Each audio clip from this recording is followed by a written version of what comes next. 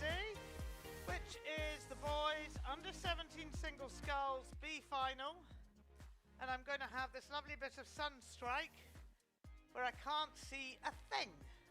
So you're going to go, well, there's only one way for this commentating woman. It's up, because it'll be appalling in the last few bits as they come down the last few meters. But we've got New Plymouth Boys High School, Brodie Lester in lane 1, and he's travelling incredibly well in lane 1. Isn't it ethereal, all the steam and just rising up off the water. T.O. Amutu College, Hunter Coleman in lane 2. Sacred Heart Auckland, William Smith in lane 3, leading the charge-ish. There's Gisborne Boys High School, Carlos Bramwell.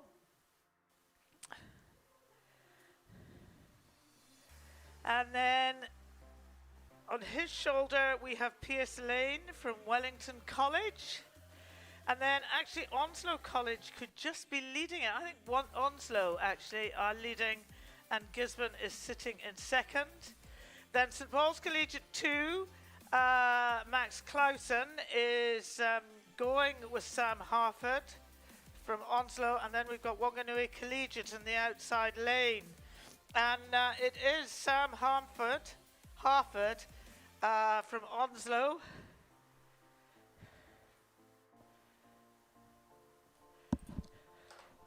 Please let me just check all of that before you get in the sunstrikey bit. I can't even see his colours. Crikey dick. Yeah. Well, if you've changed lanes, I've completely stuffed it up, and I apologise, Sam. But it looks like Sam Harford from Onslow College.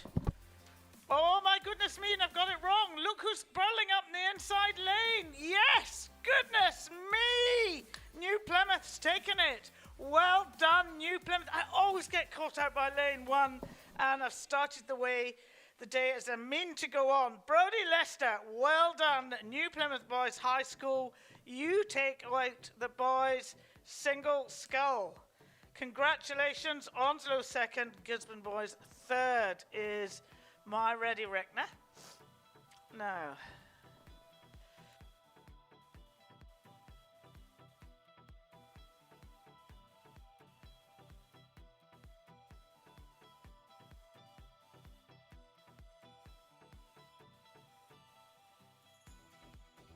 we're in for a goodie now. This is the A final of the boys under 17 single sculls. And gosh, they're going to be emerging out of the steam and the tendrils at some point in the near future, one hopes, because I can't see a thing down there. Ah, here they come. Here they come. Goodness, you could make a movie out of this. Somebody got a camera rolling and then we could put some dialogue in behind it. Right, race 248 in your program, boys under 17 single sculls. This will be a humdinger of a race. Lane 1, Lindisfarne College, Ashton Clark. Lane 2, Wellington College 1, Harry Kavanagh. Lane 3, Tauranga Boys. Aren't you wonderful? You going to stand there all day, Andrew? You're going to try so I can get some screen work. Oh, brilliant. Well, lane 5, according to the Ready Reckner on the camera, on the screen, St Paul's Collegiate, George Benjamin is going really well here. I reckon Arthur Crimmins from Otamotai College might give him a run for his money. But let's continue to just discuss who's on the water here. So in lane 3, Tauranga Boys College, Tyler Nelson. Lane 4, we've got Hauraki Plains, Cameron Churchill, St Paul's Collegiate, who's leading at home in a very convincing fashion. It normally actually tells me at the top of the screen. Yes, it does, so I really can't muck it up. George Benjamin going well here. Arthur Crimmins in lane 6, Otamotai College. Lane 7, we've got Wanganui High School, Bryn Morgan. And in lane 8, Francis Douglas College, Hamish Perry. And they are spread out a bit just coming down here at the moment. They've been racing hard all weekend, these guys. And what is it they say? The wheat from the chaff, the Men from the boys, well, we are going to certainly see it coming down the lake here. And it is lane 5. It's George Benjamin from St Paul's Collegiate. And on his shoulder, we have Arthur Grimmons from Otamotai College. So we're looking here at gold and silver. Who am I looking at for bronze? Well, we've got one or two we could pick up from here. We've got Wellington College in lane 2 travelling well. And then also in lane 4, we've got Hauraki Plains. And then out in the far lane, Francis Douglas. So bronze at the moment is open to anyone. Well, the whole race is not over yet. But, and they're not immune to tipping out and having some thrills and spills, which I hope they don't. But what I am interested in seeing is that Arthur Grimmons is really beginning to push George Benjamin from St Paul's Collegiate. St Paul's Collegiate's not having it all of his own way. Goodness me, it's getting tighter here. And they are coming up to their last 150. St Paul's has still got the mark on Otamotai. Otamotai just picking up their rating. St Paul's corresponding. St Paul's still got it. Has Otamotai got anything left in the tank? And then just watch lane 2. Lane 2 is Wellington College. Lane 2 is giving a spurt here just when they go into my dark area. It is St Paul's Collegiate really just pulling ahead of Otamotai. St Paul's Collegiate all the way, Otamotai, and then, ladies and gents, we've got a real humdinger going for 3rd place.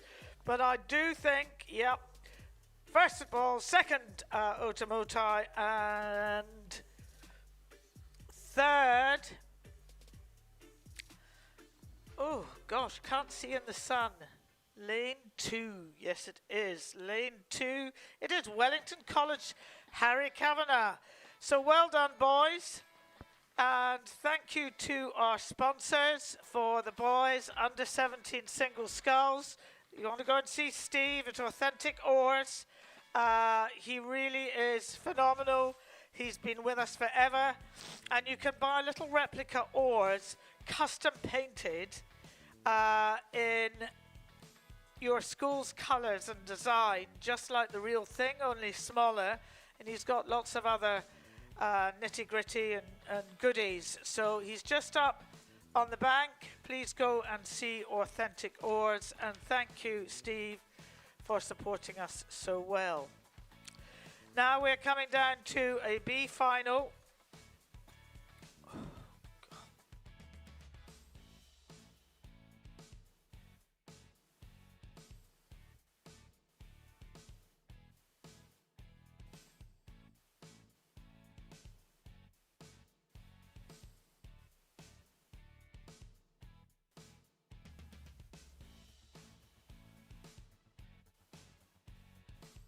On the water now, we have the B final of the girls under 17 Coxed 4.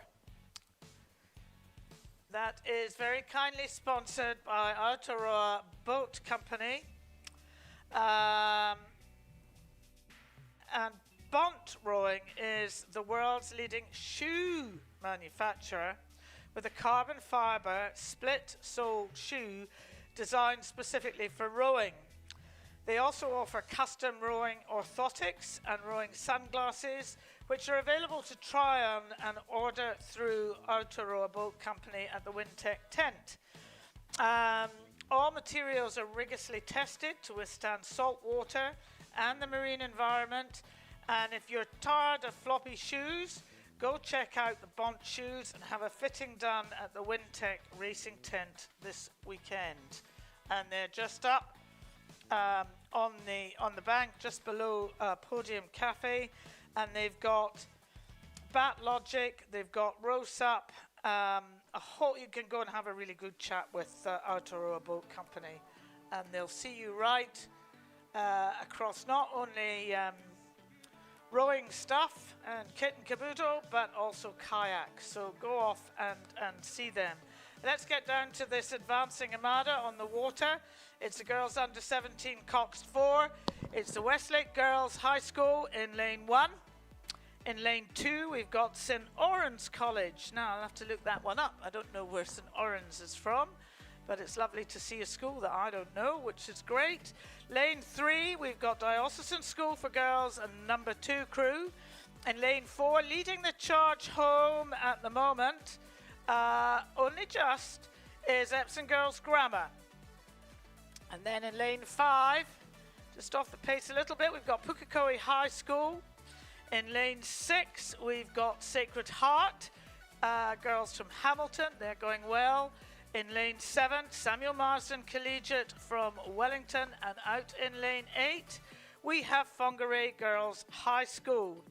And no sooner than this race is on the water, then keep your eyes peeled, because they'll have the A final starting fairly soon.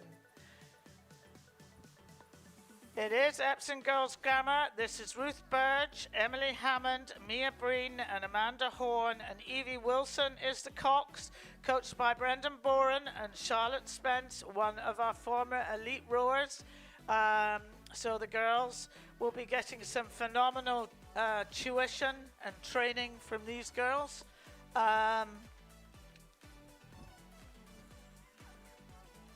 Thank you. I've also got a cold brewing, or I can't stop sneezing. I'm now loaded down with loo paper and tissues. It's fantastic. Thank you very much for looking after me. So Epsom Girls Grammar just burling down here, and they're going to come into the area of darkness. Sunstrike, well, we all know what that's like. But I don't actually think anything's going to change in taking out the B final here. They have owned it from the start.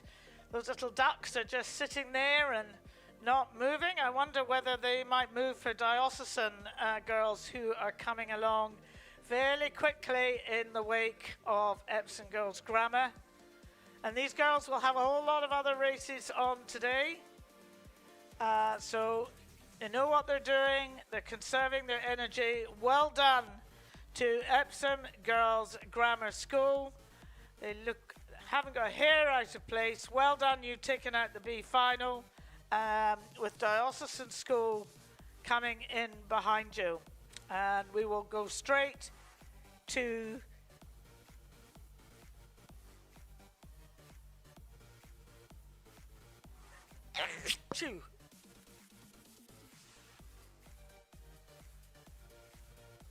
We'll go straight to the girls under 17 Coxed 4 A final, very kindly sponsored by Aotearoa Boat Company, and it's race 250 on your program.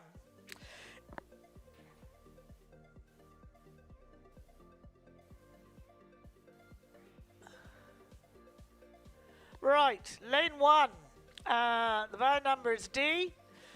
Lane 1, Wellington Girls College 2, Mia Barr, Holly Martin, Gabrielle Saunders, Isla Law and Phoebe Wall is the Cox, coached by Seth Peake. In lane 2, we've got Waikato Diocesan School 2, Sasha Worth, Matta Daniel, Mia Nellis, Victoria Melville and Rosie Savage is the Cox, coached by Alice Denya. In lane 3, lane 3's got their nose out. Lane 3 going well, just coming through the mist here. Waikato Diocesan School number 1, Kate Slyfield, Alexandra Hull, Georgia Trebaleko, McLean Stewart and Kiri Ormsby, coached by Alice Denya. In lane 4,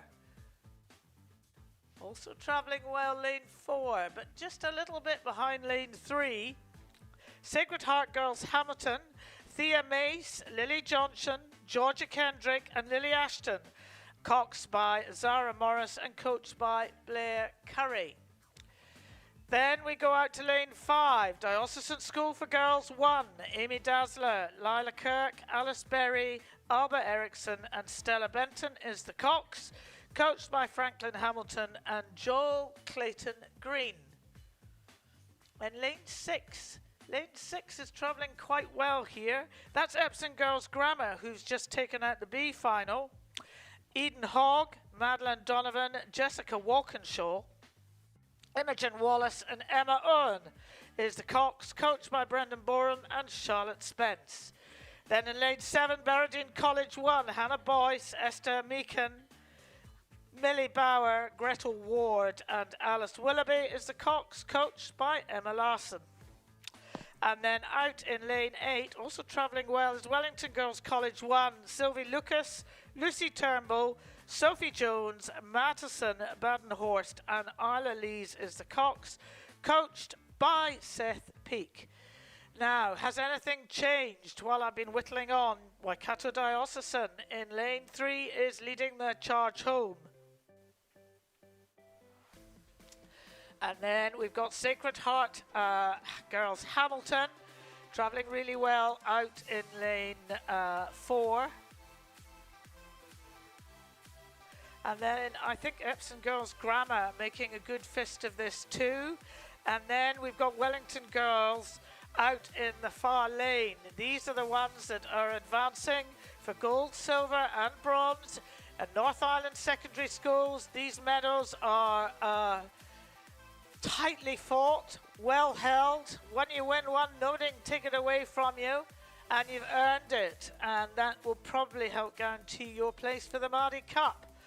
And Waikato Diocesan, this coxswain, Kiri Ormsby, she's working it, she's working her crew. And we've got Sacred Heart really trying to work that too, along with Epsom Girls, as Epsom Girls got more in their tank. They seem to be moving a little bit quicker on the water at the moment. And Wellington Girls College trying valiantly to stay here. But it's Waikato Diocesan. They've picked up the pace. They know they've been under threat. They've just picked that pace up. Sacred Heart, is Sacred Heart under threat from Epsom Girls? I don't think so. I think the lineup is as you see it, ladies and gentlemen. Waikato Diocesan, they will take gold. Well done, girls. And then we go to Sacred Heart Hamilton and out to Epsom Girls Grammar for bronze. There'll be some fist popping and some whoop-whoing, and congratulations to all the athletes who've made the A final for the girls under 17 Coxed 4. It takes 8 boats to make a final.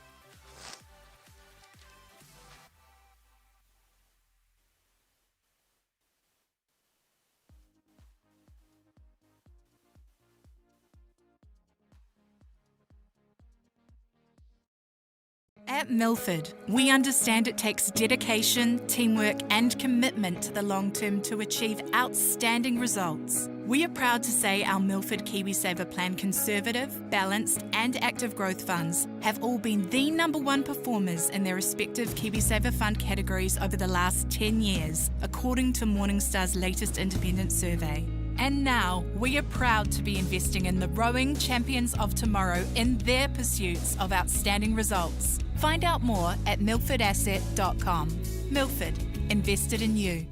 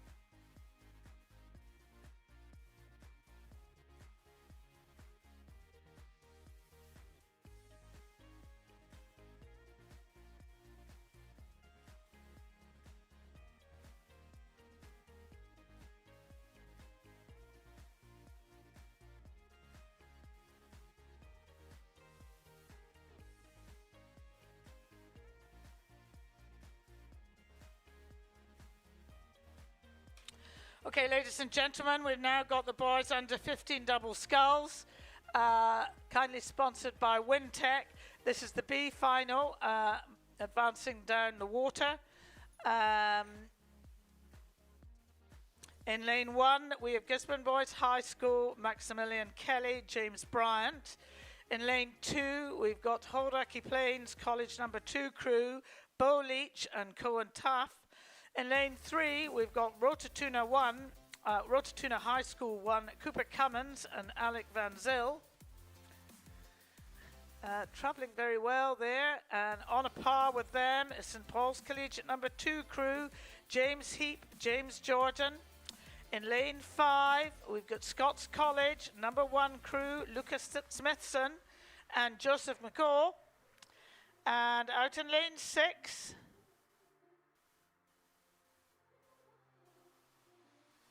who I think are possibly leading this charge home. I seem to have lost a boat.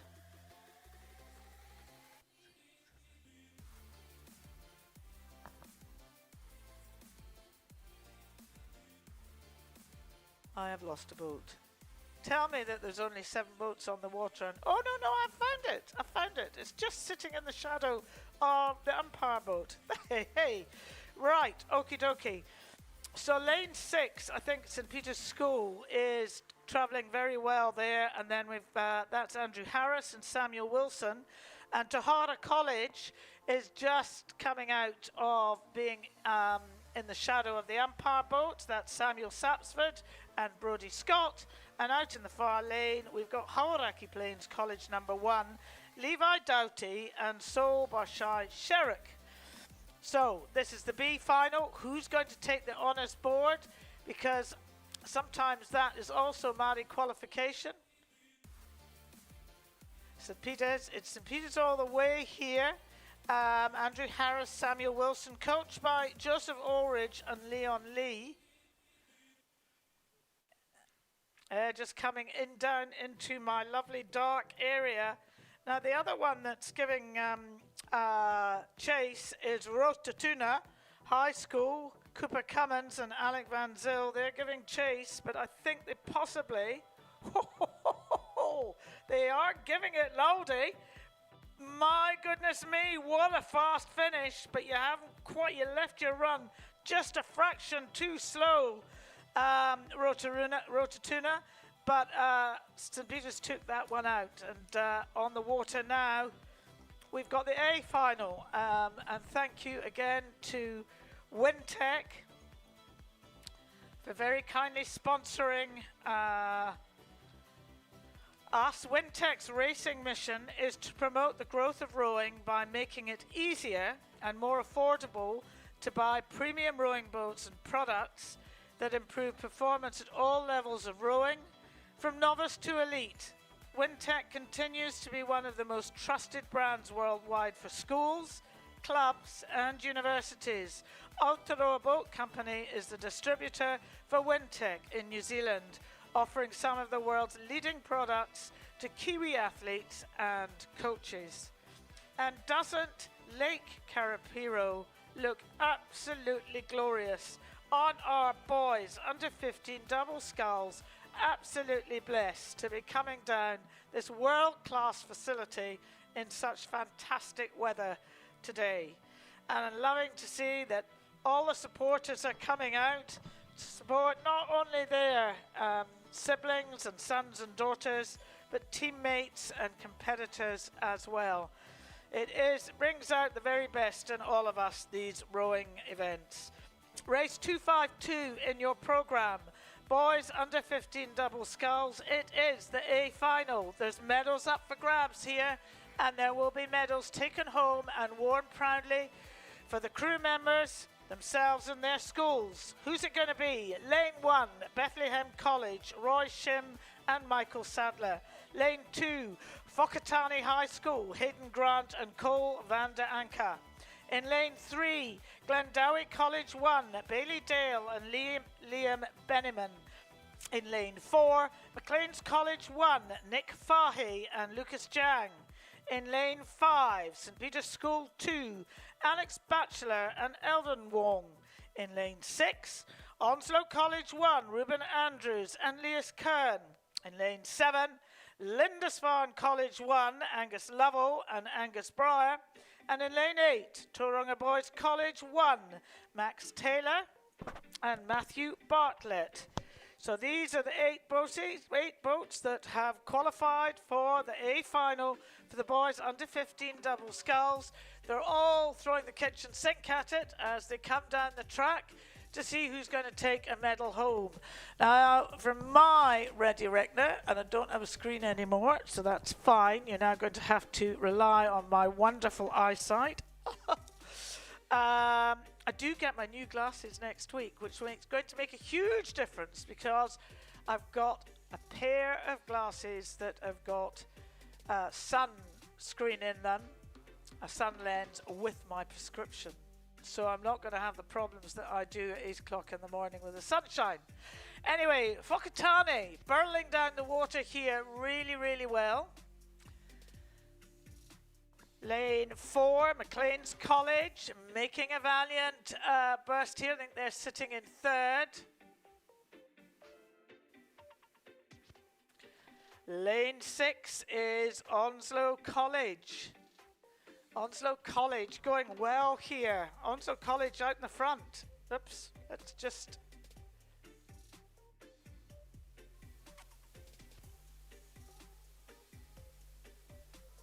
Yep, colours of Onslow. So we're going to have a battle between Onslow and Whakatane, and McLean's College bringing up 3rd for these medals. Whakatane is going to have to put a tiger in their tank, I think, if they want to catch Onslow. McLean's College going to have to pick up the pace, but there's nobody to touch these front three on this occasion in this race. And to be candid, nobody's going to catch Ruben and Leas unless they make a mistake, I think. They're going phenomenally well. They're in my Sea of Darkness now. Yep, they've come out the Sea of Darkness. They're going well. It's Onslow all the way. Onslow, oh my goodness me. But Whakatane making a good barrel for it. But it's Onslow. Onslow take it. Gold to Onslow, silver to Whakatane, and bronze to McLean's College. They will take the bronze medal in the boys under 15 double sculls.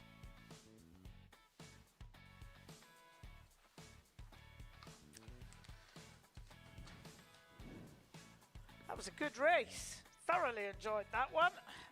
And the sun is moving, so we're visibility is getting a little better. Who would say the sun is a problem? Bit of a princess, I think. Anywho, now on the water now, we've got the girls under 15 Coxed quadruple sculls. And this is very kindly sponsored by Goldsmiths Gallery Jewelers. Now, they've got a lovely stand in the tower on the ground floor here. They've got everything from rings to cufflinks to necklaces to earrings. I am a walking advert for Goldsmiths Gallery Jewelers. I've had some stuff for many years. I really highly recommend it. It's lovely as a momentum. Give it to your mum, give it to your dad and cufflinks, give it to anybody you want, anybody who's helped you on your journey or anybody you really quite like. Anyway, on the water, girls under 15 Coxed quadruple sculls, the B final. Gosh, don't we love it when they're all burling along here with their life depending on it. Right, we've had a couple of scratches. Westlake girls have come out. And Takapuna Grammar, that means that they're saving themselves for something bigger and better later on, I would imagine, unless something else has happened which you don't know about and it's none of our business. Okay, Gisborne Girls High School, Georgia Forsyth, Mela Cousins, Olivia Brown, Alexa Mackay, Hayley Richardson is the Cox, coached by Luke McKenzie. That's Gisborne Girls High School in lane 1. In lane 2, we've got John Paul College 1, Grace Fowler, Olivia Ward, Annabelle Shaw, Freya Mar John, and Greer Sanford is the Cox, coached by Alistair Riddle and Barbara Neal. In lane 3, we've got Hillcrest High School 1, Lily Larson, Madison Kennedy, Antonia Shaw, Elena Newman-Jacobs, and M. Haggard is the Cox, coached by Georgia Allen and Bria Duncan. In lane 4, we've got St Kentigern's College 1, Caitlin Mackay, Jenna Robinson, Ava Clark, Amelia Hughes and Ava Pistorius as the Cox, coached by Maddie Donnelly and Hannah Morgan. In lane 5, we've got Otamotai College 1, Abby Muspratt, Paige Van Dyck, Kea Burney and Evelyn Hawke. Olivia Shefford is the Cox, coached by Kirsty Edhouse and Jeff Johnson. And then Pukekohe High School's out in lane 7, Isla Body, Naomi Luvick, Mela Ofa Isili Fo'u, and Tiffany Robinson and Patrick Nota is the Cox, coached by Jim Matchett and Rob Holmes. So just a slightly reduced field. They'll have their reasons to withdraw a couple of the boats. Who's going to take the B final out of the girls under 15 Cox Quadruple Sculls? It is a boat class I absolutely love watching. I'd say lane 3 and lane 5. Lane 5, Otamotai College. Otamotai College just have had some really good performances over the weekend. And they just seem to have got their nose out ahead of Hillcrest. But these boats move fast, as many of you will know. So things can change. They're also young. Things can go wrong. You can catch a crab at any rate, any age. But it is Otamotai College. Kirsty Edhouse, Jeff Johnson are the coaches of this young crew. And hopefully this young crew will stay together and we'll get to see them beyond Māori into many, many more seasons down here at Lake Karapiro and over at Ruataniwha and in between. It is such a great sport, rowing, and if we can get them at a young age, then it just sets them up well for life. This is a sermon, according to Vicky McLean. You'll be going, God, and it's Sunday morning, crikey. Look at this crew though, Otamotai, well done, Abby Muspratt, Paige Van Dyck, Kea Burney, Evelyn Hawke and Olivia Shefford. Just giving us textbook. They're into my dark area now. They're a lovely cutout, a silhouette. They're out the other side. That is good. Well done. Otamotai is going to take out the B final. Congratulations, girls. And Hillcrest will be second in the B final, and I hope that's enough to guarantee your places at the Māori Cup. On the water, advancing. Race 254 in your programme. The girls under 15 Cox Quadruple Sculls. It is the A final. You have medals up for grabs here. In lane 1.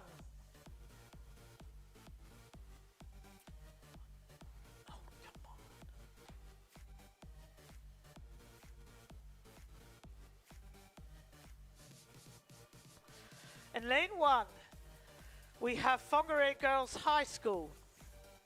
Molly Dennis, Billy McCasey, Tia Cook, Sophie Candy, Sophia Candy, and Tiana Young is the Cox. And coached by Chris Williams. Gosh, this water is just majestic. Diocesan School for Girls 1, Sophia Glass, Emily Dick, Lucinda Day, Pippa Foreman, and Kate Miller is the Cox, coached by Ivana Main and Casper Hammond. They are sitting in lane 2 and travelling well. Lane 3, Glendowie College 1, Maren Sapper, Katie Jones, Isabella, Taylor Campbell, Julia Storty, and Isla Susay, coached by Denzel Christian and Kieran Smith. But you could throw a blanket over these at the moment. Lane 4, Hamilton Girls High School, Tiana Hill-Brown, Bianca Emery, Georgia Opie and Miller Williams, and Indy Ross is the Cox, coached by Georgia King and Ben Kersop. Just seeing lane 2 seems to be inching forward here. This is Diocesan School for Girls. Going well. Trying to get the momentum here. Queen Margaret College sitting in lane 5.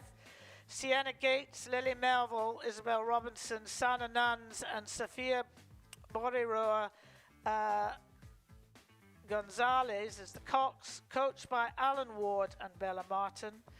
In lane 6, sitting back actually, is St. Peter's School, Kate Henry, Gemma Burke, Molly Scott, Meg Cannon and Jade Noonan, coached by Chrissy Frood and Dylan Swain. Lane 7, making a fist, trying to get out there, is Wanganui High School 1, Millie Richardson, Sophia Sua, Bailey Barnett, Dempsey Schicker and Misha Young, coached by Adrian Van Bussel and Tom Monaghan. And out in lane 8, we've got Fongaree Girls High School, Sienna Southall, Arabella Monteith, Pippa Ryder, Camera Collinson and Georgia Curran, coached by Chris Williams. They're through the 1750 mark, and you know, between some of those boats, there's not an awful lot to pick it. Diocesan School for Girls still travelling well in lane 2. On their shoulder, you've got Glendowie really working hard there. Hamilton Girls is also working hard, but Queen Margaret College making a bid for home. And then St. Peter's is still in, but they're going to have to do something. And Wanganui High School, they've just got their noses out in front. But it is Queen Margaret at the moment that I think just maybe have the edge over Diocesan School for Girls. But this is when they throw the kitchen sink at it. They really throw everything they've got. You know, this hardware means a lot to the girls, to the school, to the sport, to mums and dads. But it's Queen Margaret is pulling away here. And I actually quite like the work that Glendowie is doing. Glendowie's working hard there. They've lifted their rating. Are they going a bit faster? As Dio slowing down, Dio needs to pick their rating up, but it's Queen Margaret. Queen Margaret in my book that have just got it. Wanganui High School still going, looking at them all. They're all putting their foot on the accelerator coming down here. So's Dio. Dio's picked up their pace here, but it looks still to me as if it could be Queen Margaret. I think it's going to be Queen Margaret, but where I might not get right is my third. Queen Margaret over Dio, and third, what a great race from Glendowie. Glendowie, what a great race. You just put down the pedal to the metal there. Well done, girls. And you squeezed in a bronze medal. Fantastic. Whoopie-doo. This is what we like. And now we're on to the pairs, the big boys. Boys under 18, Cox's pair oars. Who is sponsoring this? I've lost my ready reckoner. Oh ho, it is 776, and I've got Billy Doo to tell you about 776 because you've got to pre-order your kit and caboodle for the Mardi Cup. As we count down to the 2025 Mardi Regatta, a quick reminder for those looking to commemorate the event. The limited edition 77.6 BC Mardi collection is now available for pre-order. The design brings together symbols of water, protection, and the sharing of knowledge, celebrating the spirit of the next generation of rowers. Pre-order now at 776bc.com, 776bc.com to secure yours ahead of the regatta.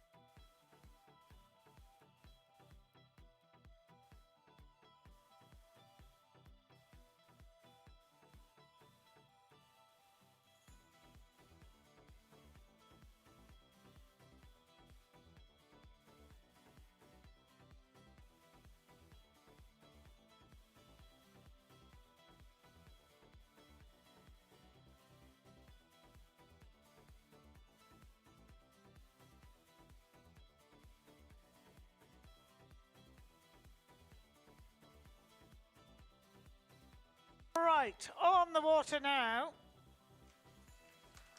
Oh, I don't have a B final. I'm just going straight to an A final for the boys under 18 pair.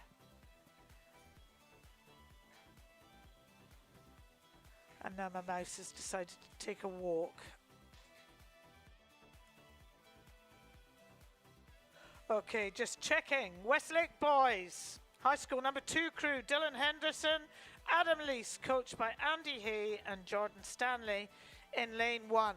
In lane 2, St Kentigern's College 1, Angus Forrest and James Nottenbelt, coached by Rob Ryan. Lane 3, Auckland Grammar 2, Connor Stewart and Matthew Goodall, coached by Bradley Layden. Lane 4, Westlake Boys High School number 1 crew, Jack Buckley and George Langley, coached by Andy Hay and Jordan Stanley. And lane 5, Sacred Heart Auckland 1, George Marshall and Blake Cooper, coached by Mike O'Brien and Terry Dolan. In lane 6, Westlake Boys High School 3, crikey dick, 3 boats in the men's under 18 Coxed pair oars, Samuel Bird and Donovan Pivac, coached by Andy Hay and Jordan Stanley. In lane 7, we have Wanganui Collegiate, Benjamin Poulton and Charlie Price, coached by Tyler Scott and Dan McSweeney. And in lane 8, Gisborne Boys High School 1, Alexander Dinkle and Louis Wiley, coached by Joshua Kelly and Esty DeWett. So, who have we got on this piece of glass called Lake Carapiro? Well, as we know, we often get caught out by the speed of lane 1, and lane 1, Westlake Boys High School is tracking well. St Kentigern's College going well, just dipping back a little bit there. These boats can move, as we've got Auckland Grammar 2. With our nose out in the front, we've got Westlake Boys High School number 1 crew. And hot on their tail, we've got Sacred Heart Auckland. The angle that I'm picking, there is a decent gap, but I could be wrong. And then Westlake Boys 3 is hot on the heel of Sacred Heart, but that boat, St Kentigern's College, is making some good inroads in lane 2, just coming up the field at the moment. Wanganui Collegiate out in lane 7, also pushing forward here. And as I said that, Westlake Boys High School making a real move there on the water. Goodness me, I think, ladies and gents, we've got one heck of a final here. We've got Westlake Boys still in lane 4 with their nose out in front, but nobody's going to make it easy for them. Westlake out in front, Sacred Heart hot on their heels. Westlake Boys 3 also hot on their heels. St Kentigern's working hard there in lane 2, but I think they're going to have to do a lot more work to be in medal contention. Pulling away is Westlake Boys High School. The Ducks getting out the road. They're on a scurry. Well, I wouldn't head that direction because you're just going to get your flight pattern upheaved. Westlake Boys, Jack and George, burling away here. That'll be pleasing for Andy Hay and Jordan Stanley. They're going really well. Lovely puddles there. Beautiful stroke coming down. Sacred Heart just following on in their wake, and then Westlake again. Going well. Well done to Westlake. Gosh, you will be pleased with that, boys. Congratulations, that's a gold medal. Sacred Heart, that's a silver medal. Westlake, that is a bronze medal. St Kent's, you come in 4th. It's a horrible number, I know, but you should be jolly proud of it. And I'll keep saying it, anybody who's in an A final, it takes 8 boats to make a final. Congratulations to you all.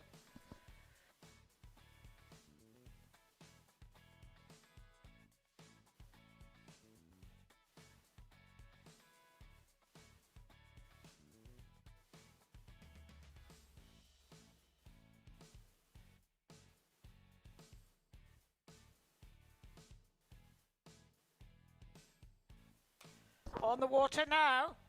Ooh, is the girls under 18 double sculls. This is a B final. And then we'll have an A final.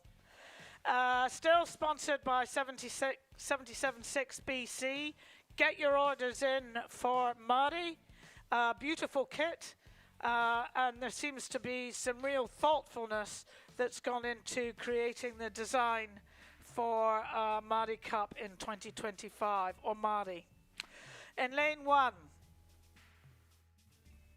in this B final, I've got an iron mouse again.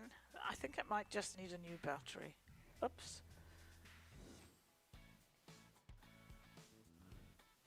Lane 1, Iona College, Aisling White and Sarah Ritchie, coached by Michael Harrison. Lane 2, Wellington East Girls College 1, Olive Squire and Eve Williams, coached by Stacey Tamlin and Nathan Wallace.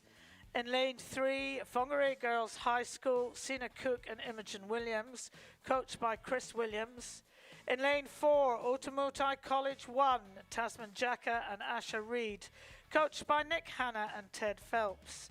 In lane 5, Whangarei Girls High School 2, George Candy and Grace Lazenby, coached by Chris Williams. In lane 6, Te Awamutu College 1, Tessa Chappell and Mayara Moi Moi, coached by Ayla Mexted and David Potts.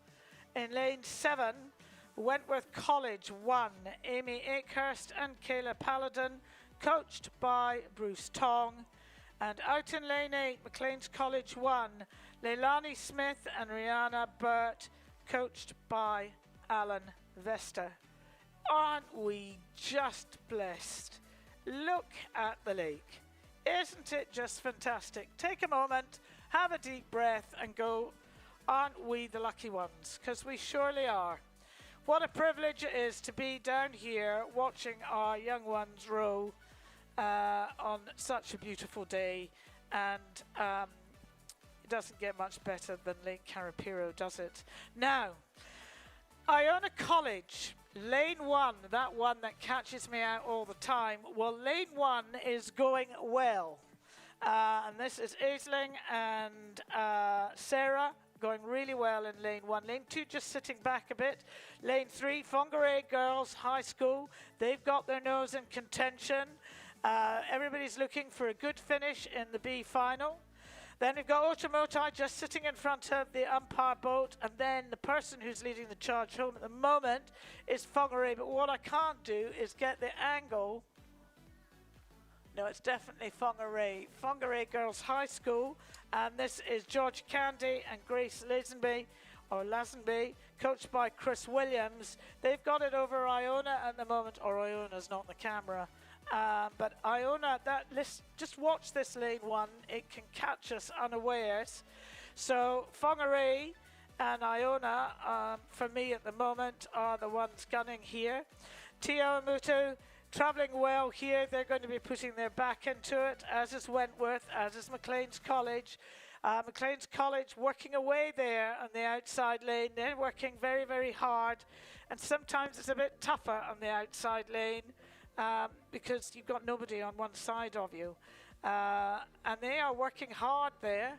But it is, the leader is still Whangarei Girls High School. But I am quite impressed with how Iona is going in the inside lane. Whangarei Girls, this is Georgia Candy and Grace Lazenby. This is the B final, and the A final is now on the water. Those ducks have got a kamikaze life expectancy. With all these boats, they don't seem to move very fast, do they? Right, now just look at Whangarei. Whangarei just moving away. Iona, if they want to be in with contention of winning this final, this B final, they're going to have to get a wriggle on. But I think it is the girls from Whangarei all of the way here. McLean's College going well on the outside lane. Otamotai just trying to move up there. And Whangarei Girls High School trying to follow them. But it is Whangarei Girls High School 2 crew having it all their own way. Iona, are they still, or is Iona maybe drop back a little bit, but they do come up really fast on the inside lane. But it is Whangarei. Whangarei, by the looks of it, is going to take out this B final. Whangarei, Otamotai travelling well. Iona still coming up here quickly. But it is Whangarei, girls, high school, number 2 crew is going to take this out. Then we've got Otamotai. Otamotai is second, and I'm not going to call third. I'm a coward at heart. There you go. I don't want to be upsetting anybody there, that's for sure. Right, on the water now. We've got the grand final for the girls under 18 double sculls.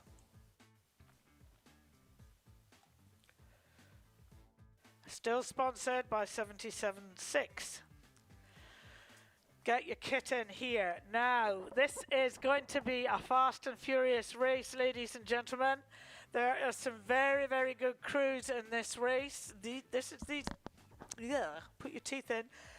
This is these girls' final year in rowing. This is the last time that, well, many of them will compete in the North Island Secondary School.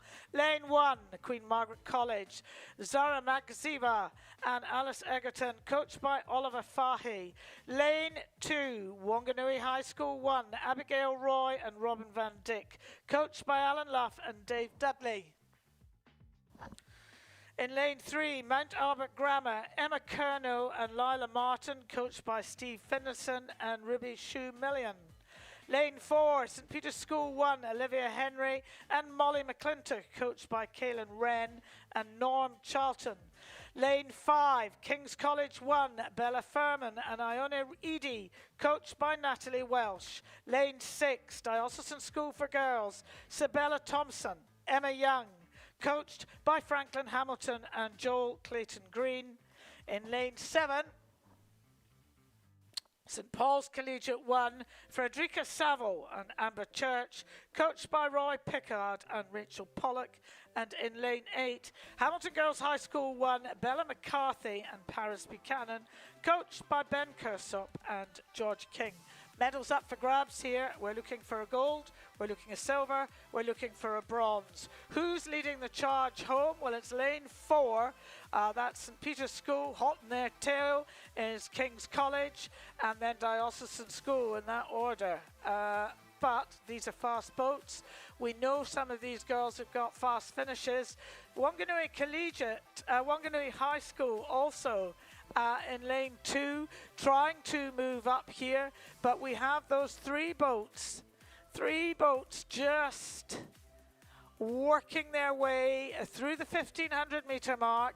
It's St. Peter's. Olivia and Molly have just got the march over King's College, Bella and Iona Eady, and then Diocesan School for Girls putting the King's College crew under pressure, and then you come back to Wanganui High School. They're no slouch on the water either. So who is it going to be? Well, at the moment my money's on St. Peter's School. King's College working hard here. Are they going to be one of the fastest boats on the water at the moment? No. Their steering's gone cockeyed. They need to straighten that up, and then they'll get the gains that they're looking for. And I hope they've got the message, because it looks like their steering is straightening up. And now they're going to press the accelerator. Is St. Peter's going to be able to keep that march, that position of first at the moment? It's going to come under pressure from King's College. Diocesan School for Girls, are they going to put King's under pressure? They're all putting each other under pressure. Wanganui's just getting on with it out in lane 2. St. Peter's really got their act together, head in the right place. I think King's College will find it a hard act to catch them. I'm not so sure Diocesan is going to catch King's College, but they're trying their might. They're trying their very best here. Nobody can relax for a minute here. It's St. Peter's coming down here. Olivia Henry, Molly McClintock. They're wanting gold for themselves, gold for their school, gold for the sport. Silver medals looking to go to King's College here, and the bronze to Diocesan. Goodness me, what a race. What a privilege to watch these girls under 18 double sculls. St. Peter's going to take it out. Gold to St. Peter's. Silver to King's College. And bronze to Diocesan. And a very good fourth for Wanganui High School. Congratulations to all the boats that made the A final. That is exciting and high-class rowing, and just a privilege for us all to watch. Now on the water now, race 258 in your programme. We've got the boys under 16 Coxed quadruple sculls. Now, this is kindly sponsored by a relatively new sponsor, Accommodation Rental Solutions. Accommodation Rental Solutions is a locally owned and managed properties in the Cambridge, Hamilton, Morrinsville and wider Waikato area with collectively 50 years experience and knowledge in the industry. Give them a call for your investment needs. That's Accommodation Rental Solutions. Advancing down the water now is the boys under 16 Coxed quadruple sculls. Just lovely looking down and watching these youngsters get their medals. Some of them, it'll be the first time they get a medal. And so it's lovely to see and great to see so many people out there supporting them early in the day. Okie dokie, boys, under 16 Coxed quadruple sculls. This is the B final.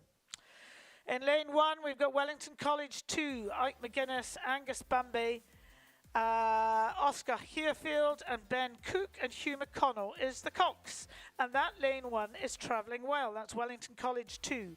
In lane 2, we've got Takapuna Grammar 1, Jim Simpson, Ariston Touchard, Edward DeCana, Luke Hollingsworth, and Ashley Bork is the Cox.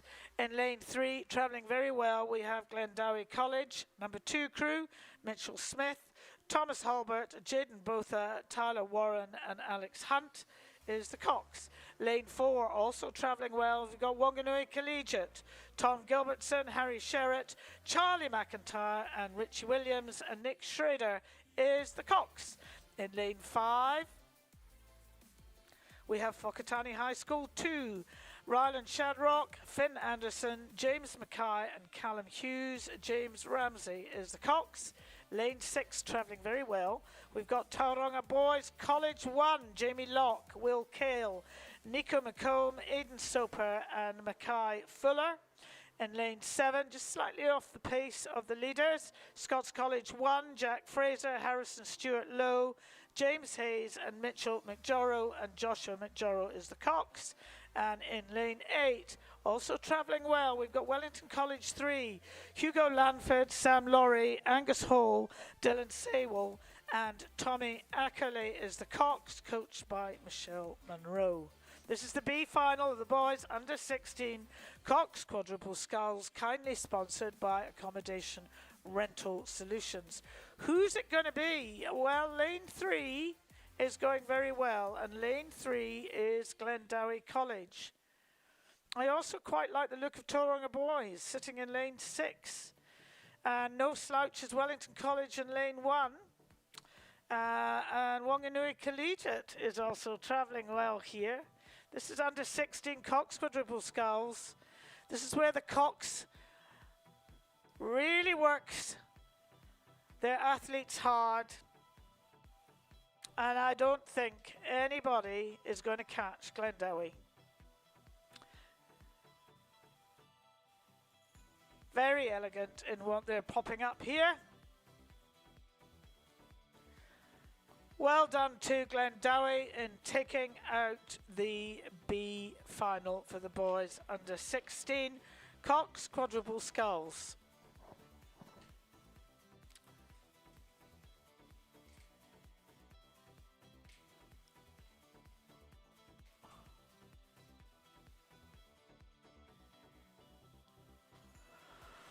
Okay, on the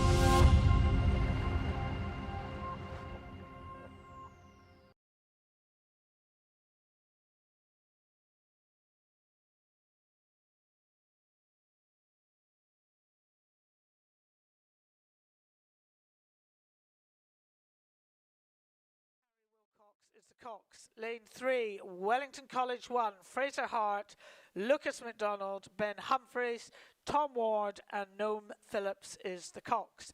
In lane 4, Auckland Grammar 1, Lewis Cameron, Barney Cameron, Max Deracourt Huxford and Richie Maybe and Benji Sun is the Cox. In lane 5, Whakatane High School 1, Cole van der Anker, Luca Hager, Sam Napton, Adam Albert May and Arthur Boyce is the Cox. In lane 6, St Kentigern's College 1, Sebastian Wallace, Oscar Lowe, Hugo Jantz, Liam Dowling and Harish Dulip Kumar is the Cox. In lane 7, St Paul's Collegiate 1, Josh Cashin, Quinn McLean Black, Charlie Barlow, Alfred Desbonnet and Angus MacLeod is the Cox. And in lane 8, Napier Boys High School 1, Tom McCarty, Kazuka Bocock, Felix de Groot, Carlon Johnson and Finn Ballantyne Woolley is the coxswain. 8 boats on the water, 8 boats vying for medals in the boys under 16 Cox Quadruple Sculls, sponsored by Accommodation Rental Solutions. Now that lane 1 is travelling incredibly well.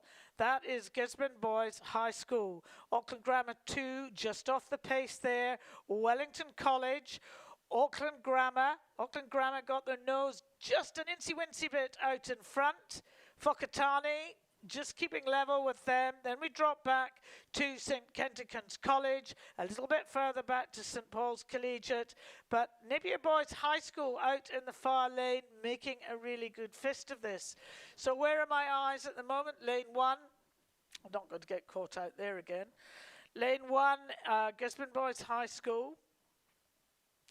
Wellington College, I quite like the look of what they're doing.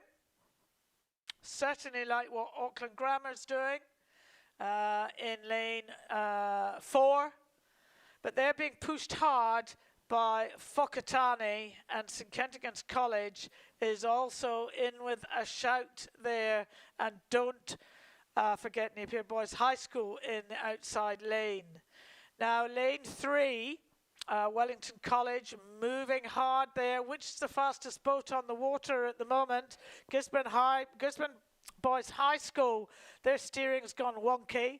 But if they straighten up, they are going incredibly fast. Remember, it is lane 1. Auckland Grammar sitting pretty out there, but actually I think they've got to get a bit of a move on. Who says? Well, my screen says Auckland Grammar is winning, and I think Auckland Grammar is winning, but you just can't underestimate the speed of lane 1.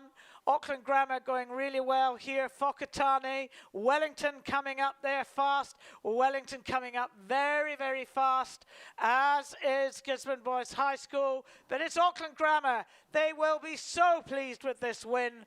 Auckland Grammar all the way. They've led from the front. And isn't this exciting? And my life is just about to be made hell. So Auckland Grammar first, Gisborne second, and I will put Wellington at third. I hope I'm right. Thank you again to all the boys in the boats there, making up the A final. That was a great race. That will be very, very pleasing for Auckland Grammar. A great result in the boys under 16 Cox Quadruple Sculls.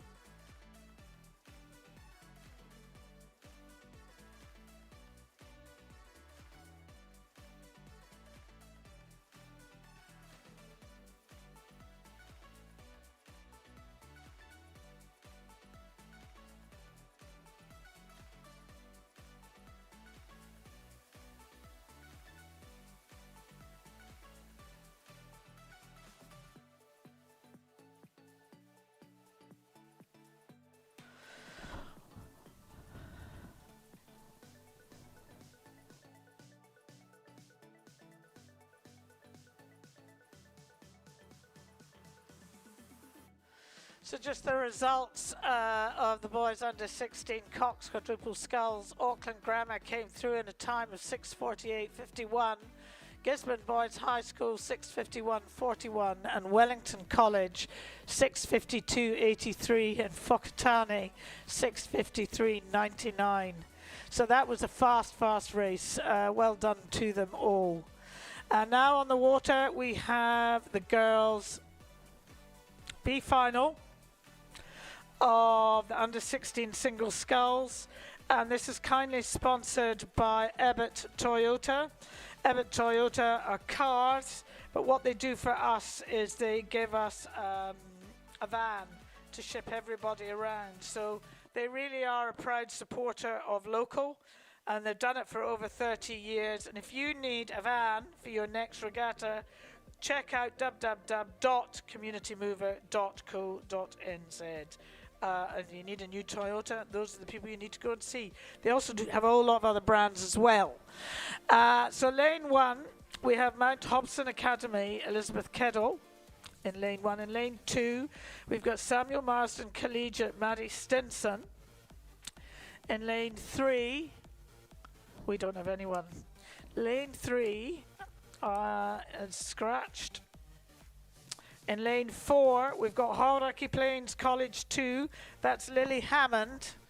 In lane 5, we've got Chilton St James School, Alma Steinfield.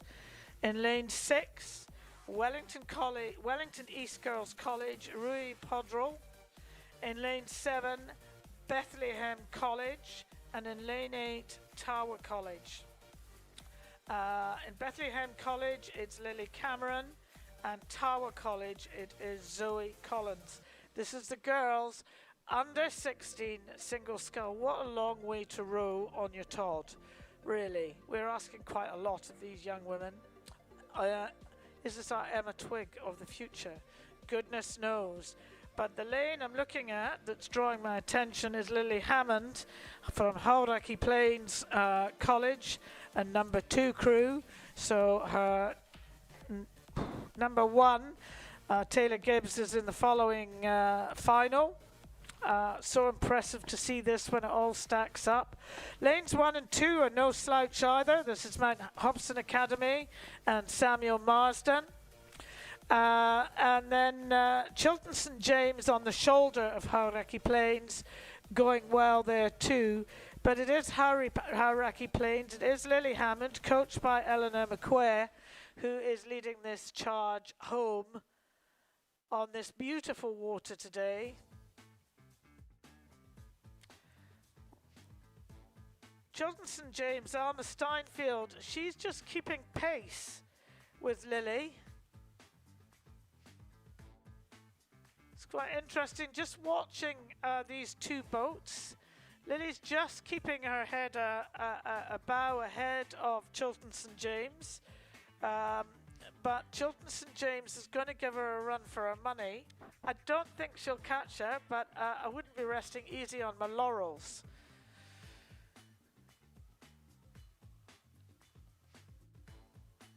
And actually she's just sailing away there.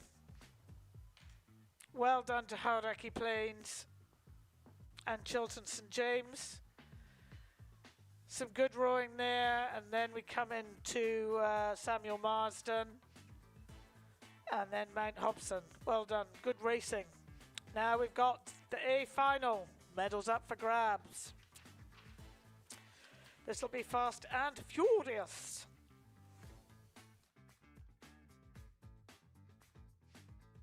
Champions of Tomorrow. Official live stream partner to Rowing New Zealand.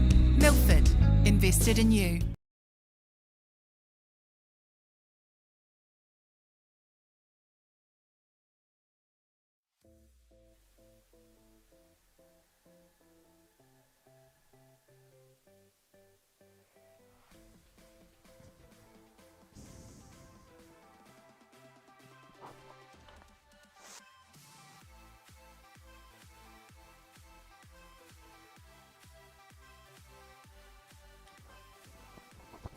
And don't they look elegant coming down the water here? In lane 1, ACG Tauranga, Tallulah Kubasi Gallagher, coached by Nick Hanna.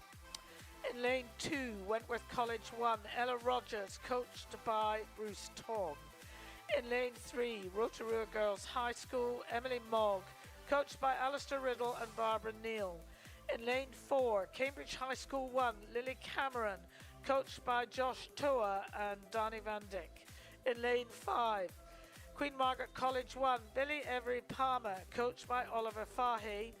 In lane 6, Huanui College 2, Dovie Maybe, coached by Chris Williams. In lane 7, Hauraki Plains College number 1, Taylor Gibbs, coached by Maggie Morrison. And in lane 8, Huanui College 1, Anna Baradell, coached by Chris Williams. Very good for Huanui to have 2 boats in the A final of the girls under 16 single sculls. Very kindly sponsored by Ebbett Toyota. There are medals up for grabs here, and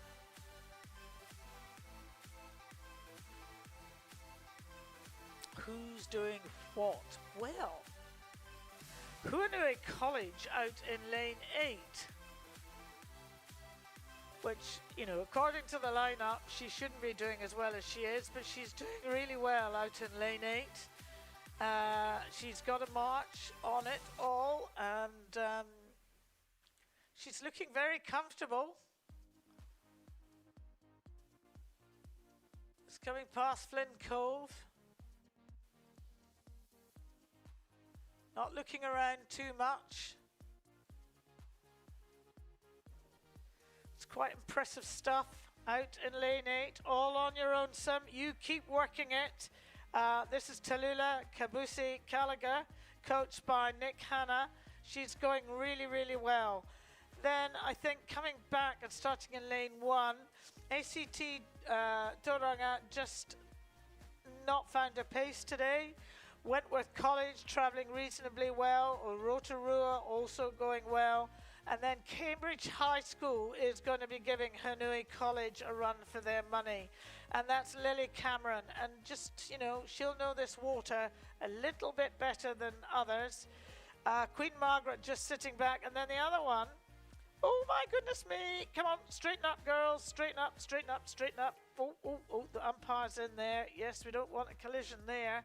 That is not supposed to happen, but Huanui College number 2 crew just, they were just about to have a little clash there, and she's now got to get her stride sorted out again. Her stroke, not her stride, she's not running.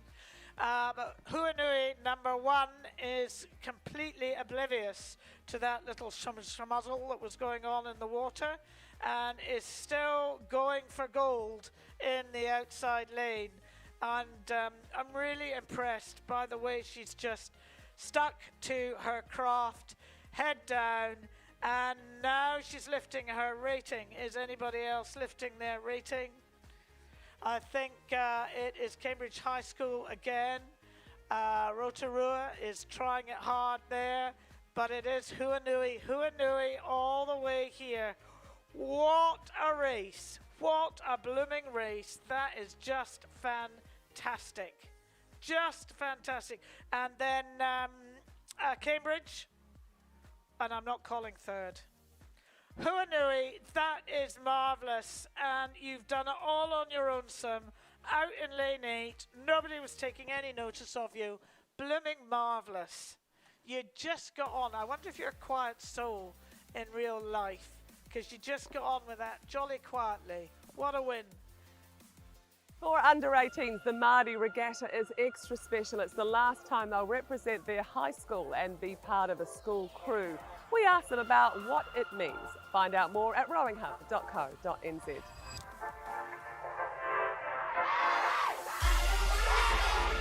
For us, going to Māori is like a senior privilege, so I don't know, it just feels weird that that's kind of like my last one, especially with these girls, yeah. Eve, your last Māori Cup. What do you think about that? It's kind of weird, it's the end of an era, but it's so exciting to finish it off, hopefully finishing on a high as well. Yeah, it's a bit sad to be honest. Just a lot of great memories there over the past couple of years. I love Māori because it's an opportunity to see other places, row other places and meet new people. I like Māori Cup because it's somewhere you can show your skill in front of the country, and I love the teamwork and camaraderie amongst the teammates. What do you think you've learned over the last few years? I guess how to work as a team, enjoying even like the little moments. Just to like get out there and give it a go, like even if you're a bit unsure of how the race is going to go, you just give it your everything. You learn a lot about never giving up and just going for it no matter where you are. Rolling with your mates, it's a pretty tough and lovely sport. Māori Cup's like such a special event. It's so cool to be a part of, and I think there's like so many highlights you can always take away, no matter the result. Like it's all about like making fast boats and just like having a good time. Is it going to be a bit emotional? Yeah, probably. Last Māori Cup, how badly are you going to miss this team? Really, really badly.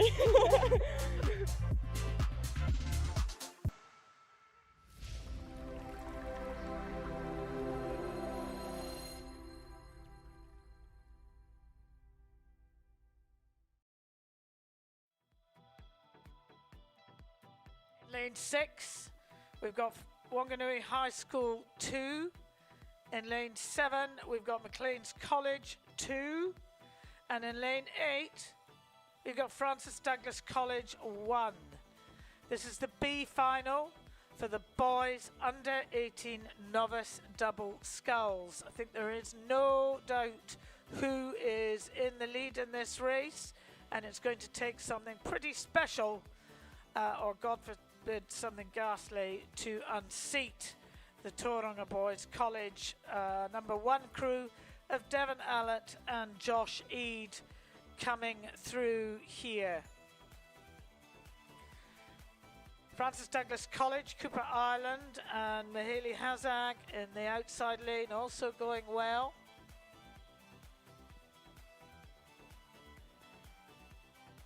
It is Tauranga Boys all the way here. Interesting to have a look at the time and then look at the time.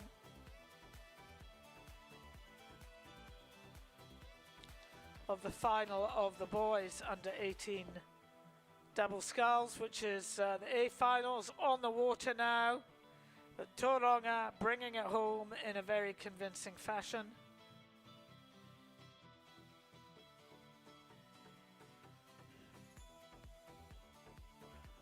Well done, Tauranga. Well done. Francis Douglas going well in the outside lane too. And Onslow in lane 4. Some great racing there. Now let's get down to our final. Boys under 18, novice double sculls. Very kindly sponsored by Top Notch Calves. I love the name, Top Notch Calves. As one of the largest calf rearers in the Waikato, Top Notch Calves needs your surplus milk all year round. Prompt collection and payment is guaranteed. Visit topnotchcalves.co.nz for details. They've been supporting us for a long time, and for that we are very grateful. Now, get your loins. This will be a fast final. Boys under 18 novice double sculls, lane 1. We have St Paul's Collegiate 2, Bruno Cropper, Thomas Luxton, coached by Thomas Davenport Jones and Charlie Percy. Lane 2, Lindisfarne College 1, Ashton Bell, Noah Layton, coached by Sam Cropper and Alex McCarty. Lane 3, St Peter's School 2, Brady Vanderbilge and Matthias Everett, coached by Joseph Ulrich and Dylan Swain. Lane 4, goodness me, and lane 4, out in the charge is St Peter's School 1, Matt Carey and Josh Garrett, coached by Dylan Swain and Joseph Ulrich. In lane 5, we've got Maclean's College 1, Bruce Botha and Rikas Botha, coached by Tony Gallagher. In lane 6, St Patrick's College 1, Aidan Rook and Connor Rook, coached by Rex Jones. In lane 7, Wanganui High School number 1, Adam Frieslar and Los Lanata, coached by Adrian Van Bussel and Tom Monaghan. And out in lane 8 Gisborne Boys High School 1, Flynn Morrissey and Yannick Coombe, coached by Luke McKenzie and Joshua Kelly.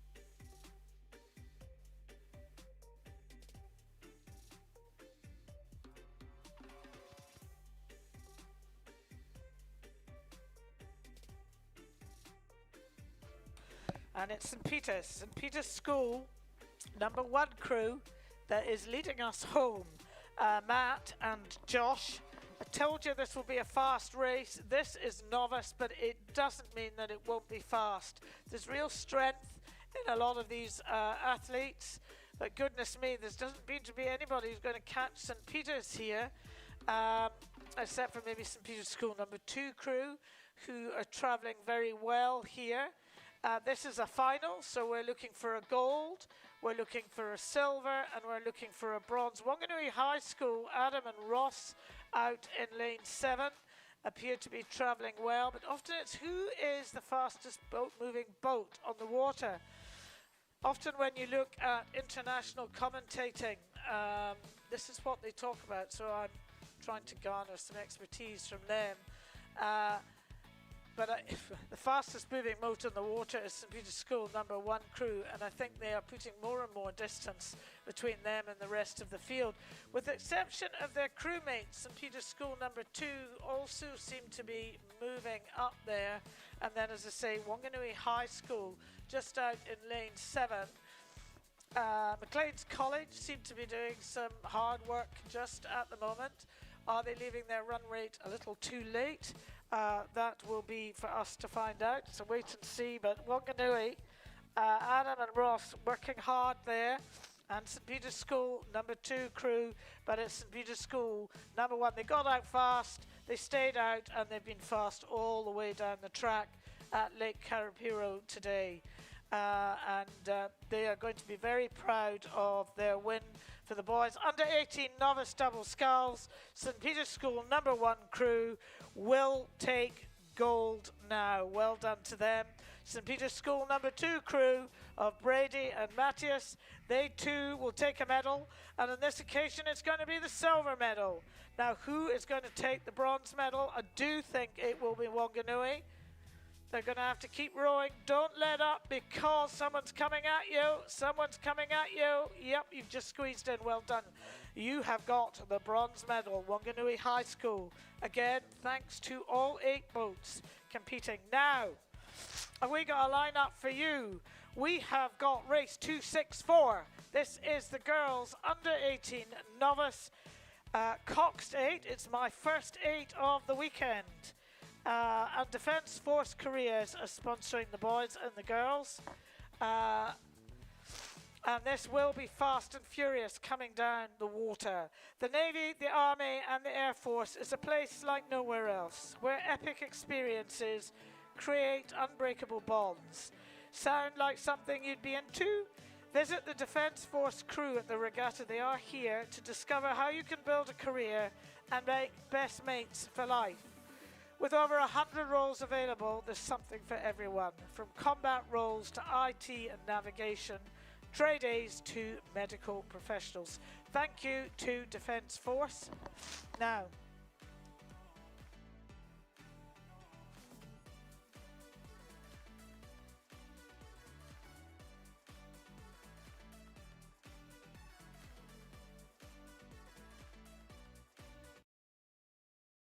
where are we, Ella? In Twizel at Nationals, we're promoting 776 and Rowing New Zealand's collab. The collection features row suits, base layers, hoodies and headwear. If you enter by March 12th, you'll get your name on the back of the hoodie with all the other entrants. Pre-order online for pick-up at the Regatta. Coxed 8 final. It's lovely to see the Diocesan School for Girls have got 2 crews in. Queen Margaret are in there, St Cuthbert's College, Waikato Diocesan School, St Peter's, Sacred Heart and Epsom Girls. They're all in an A final, all one. And welcome here. We are just lining up for the girls under 18 novice Coxed 8. So yes, lane 1 we have Auckland Dio number 2, lane 2 Queen Margaret, lane 3 Auckland Dio number 1, lane 4 St Cuthbert's, Lane 5, Waikato Dio, Lane 6, St Peter's, Lane 7, Sacred Heart Hamilton, and Lane 8, Epsom Girls Grammar, and they're off. As we can see here, it is quite a fast start from these novice 8s, all in their first year of rowing. And who is going to take the early lead as the umpire boat just whips in behind. It does look like the crews on the outside there are getting a good fast start. Certainly that crew from Sacred Heart Hamilton out in 7, just getting their bow wall just ahead. As we start to see the crews in 5 and 3, that is Waikato Dio and Auckland Diocesan School for Girls, just going with them, so making sure they're part of the race. Because an 8's race comes at us thick and fast, so we certainly don't want to be left off the back too much. So as we come through the 250 marker, it is very close. It is those boats in 3, 5 and 7 that are leading the way, as our lovely drone footage just gets down there nice and close. So at the moment, though, it is the 2 Dios, the Auckland and Waikato Dio, that just have their bows just ahead. And in between them is St Cuthbert's, and they are certainly moving with them. St Cuthbert's a very fast, very strong novice program there, so they will be just executing their race beautifully. No doubt their coxswain there, Amelia Mitchell, will be making some fantastic calls to make sure her boat stays in the race. But at the moment, it is the coxswain of Florence Struthers from Diocesan School for Girls who is really driving her crew to just get the early lead as we move through the 500. So there is Diocesan School for Girls there, and St Cuthbert's and Waikato Dio coming through together in second place. Of course, this is an A final, so we are going for medals here. We are trying to get gold, silver and bronze. As we move into the second 500 metre of the race, you'll just see the Waikato Dio girls there doing another push. So that would be a fantastic call from their coxswain, Amelia Settle, who doesn't settle. She pushes hard. She pushes them on as they go with Auckland Dio. Auckland Dio is stretching out to maybe about a third of a boat length lead at the moment, but they are certainly taking Cuthbert's and Waikato Diocesan with them. And at the moment, it's a fantastic battle for 4th as well. Goodness me. Queen Margaret and St Peter's School there are really pushing up their 2 boats into 4th position, and as well Epsom Girls. So quite the race in this field. And let's just go get a closer look at the leaders as we move through the 750 metre marker. So there is Waikato Diocesan right in the front of the screen there in the green and white. Local school just training on the Waikato River just further downstream. But we've got St Cuth's there, another green and white school, but it's Auckland Dio, the red hats, the unmistakable red hats of Auckland Dio that are leading this race in lane 3. They've got a fantastic half a boat length lead as we approach the 1,000 metre market. Now, most crews will do a move through the 1K. Some will go just before, some will go just after. So we will see what will happen as we move through the middle of the race with these top 3 crews. They're certainly asserting themselves as the crews that want to be up on the podium, but we will see in what order they end up. It does look like that Waikato Dio crew in lane 5 is doing a bit of a push, and I believe they do normally go at the 900 gone. So that is a great call there. That move certainly worked, and St Cuthbert's is going with them. So these 3 crews out the front here really pushing strong. As we see here, Epsom Girls Grammar making a real good push to try to move up on Queen Margaret down there in 2 to try to take that 4th position. But let's head back to go look at the winners. And fantastic move from Diocesan School for Girls. They saw that move from Waikato Dio and they responded well. So they've still managed to keep their boat about a half a boat length up. As we go to check out the rower's view, if you were sitting in a boat right now in Auckland Dio's crew, you would be able to see just a little flick to your left. You've got St Cuth's there, a little flick to your right, and you've easily got Queen Margaret there. So this is what the rowers see, so they can tell that they're ahead as well as the coxswain telling them, so they can keep their head in the boat, as we say. We want to just focus on how we can row better, because the only crew you can affect on the course is your own. So if you can really drive your crew, make sure you are working hard in it. Oh, and as we come out, it looks like that Waikato Dio crew has pushed up a little bit. It's certainly now a bit more bow ball for bow ball between the 2 Dios, but St Cuthbert's sitting right there. they've certainly got a good sprint on them, does St Cuthbert. So as we get down into this last 500, it is going to be all to play for and all exciting in this girls under 18 novice 8.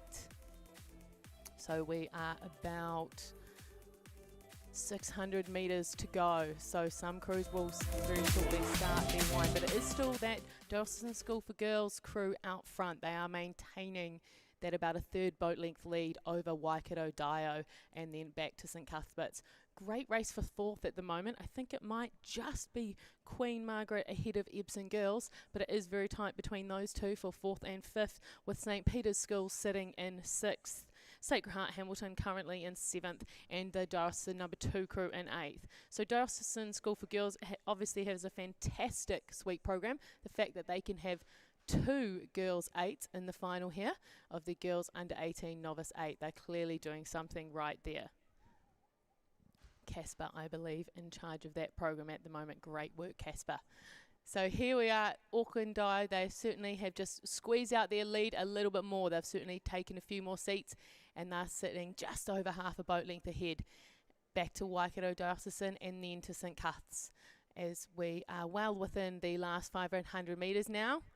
And you can see that Auckland Diocesan crew has just lifted their rate a bit, because they're saying, hang on, we've led this race the most of the way, we would like to maintain this. But certainly good fights coming from Waikato Dio and from St Cuth's as we just move into the last 250 metres of this race. All these crews rowing really well for people within their first year of the sport. And it's great that we do have this event, the Novice 8s, because it means we're getting plenty of new people into the sport, making it an awesome community, which is what we're all about. And let's just check back in with these leaders. And yeah, Auckland Dio girls, they're sitting up beautifully, getting their blades in and swinging together.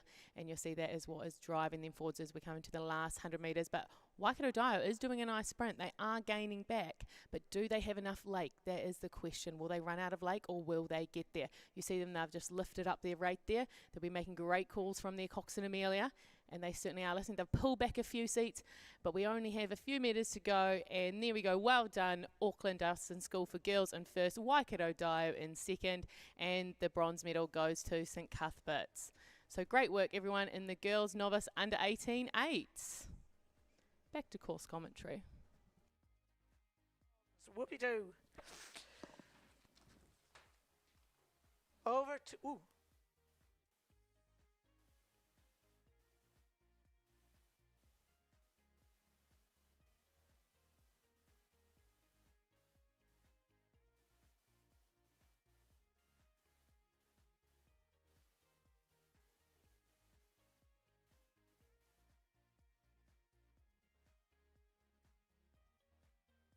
We are all in the same boat.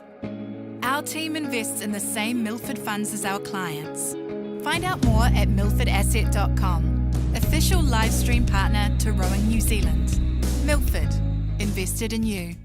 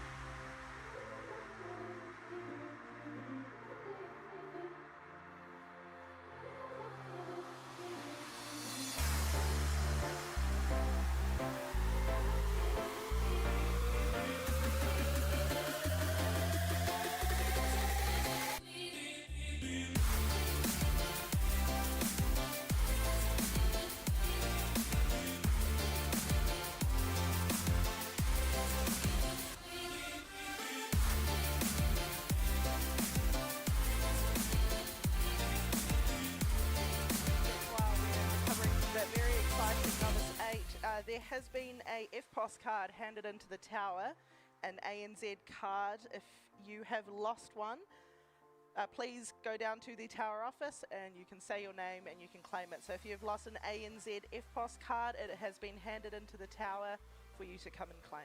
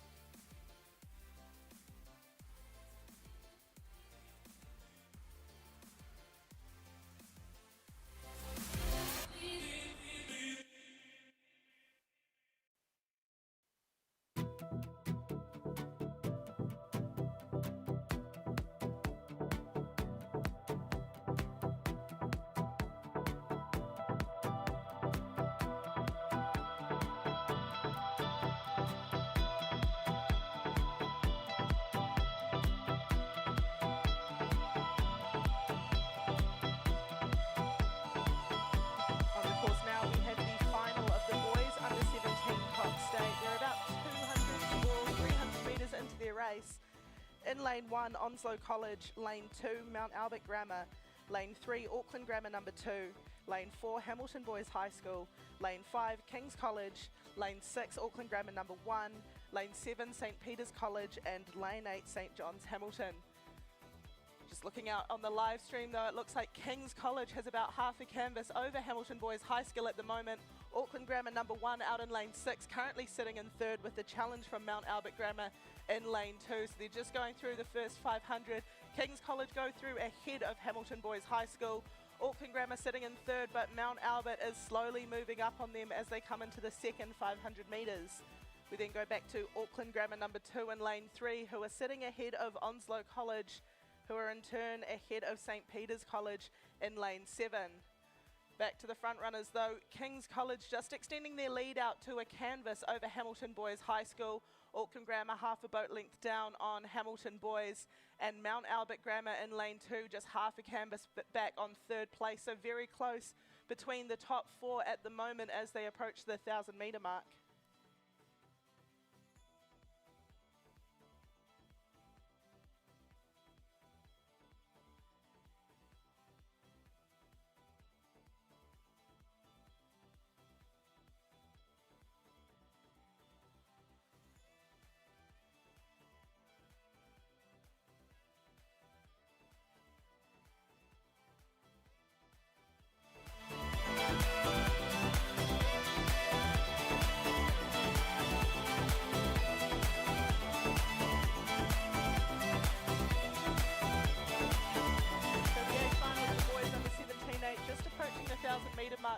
Now, King's College still in the lead. They've managed to extend 3 seats away from Hamilton Boys High School as we see them approach the 1,000 metre mark. Hamilton Boys still sitting solidly in second place ahead of Auckland Grammar number 1 out in lane 6.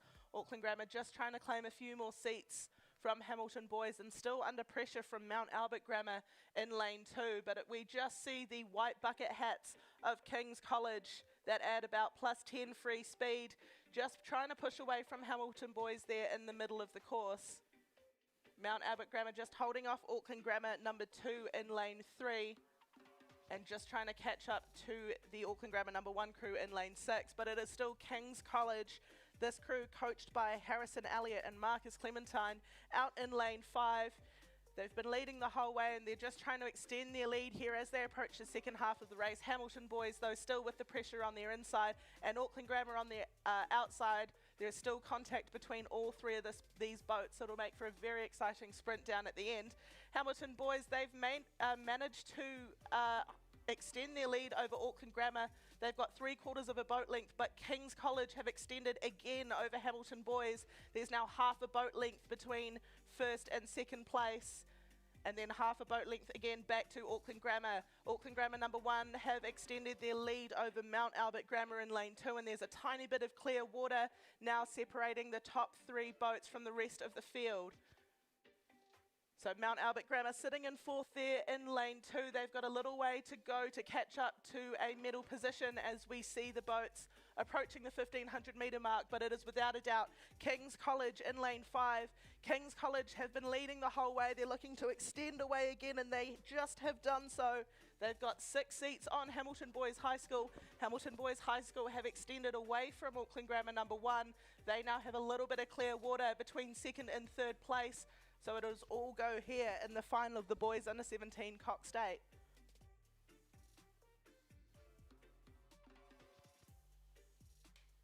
So all boats coming down towards the finish line. This is the A final of the Boys Under 17 Coxed 8. King's College just pushing away from Hamilton Boys High School as we see them approach the final 250.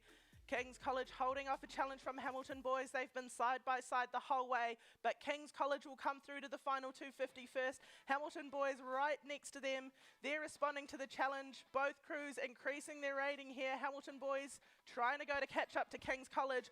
Auckland Grammar and Mount Albert Grammar sitting in 3rd and 4th place, but it's a huge sprint from the line. Mount Albert Grammar just upping their rating as well and putting a huge challenge down on Auckland Grammar. Let's see if they catch them in the end. But King's College and Hamilton Boys High School, lanes 5 and lanes 4 side by side, 100 metres to go. King's College half a boat length over Hamilton Boys, and the final of the Boys Under 17 Coxed 8. They are going stroke for stroke, half a boat length in it. But I think King's College will have it. Hamilton Boys will run out of room to catch them. 3 strokes to go, and the final of the Boys Under 17 Coxed 8 will go to King's College. Hamilton Boys High School in 2nd place, and Mount Albert Grammar. Mount Albert have edged out Auckland Grammar. Mount Albert Grammar will take 3rd place over Auckland Grammar. What a great sprint there from the boys from Auckland. Upset there for the Auckland Grammar crew as they cross over in 4th place. We then come back to St John's Hamilton. St John's Hamilton will finish then ahead of St Peter's College, Auckland Grammar number 2 and Onslow College. So congratulations to King's College. King's College take out the Boys Under 17 Coxed 8, Hamilton Boys High School in 2nd, and a massive effort from Mount Albert Grammar to claim the bronze.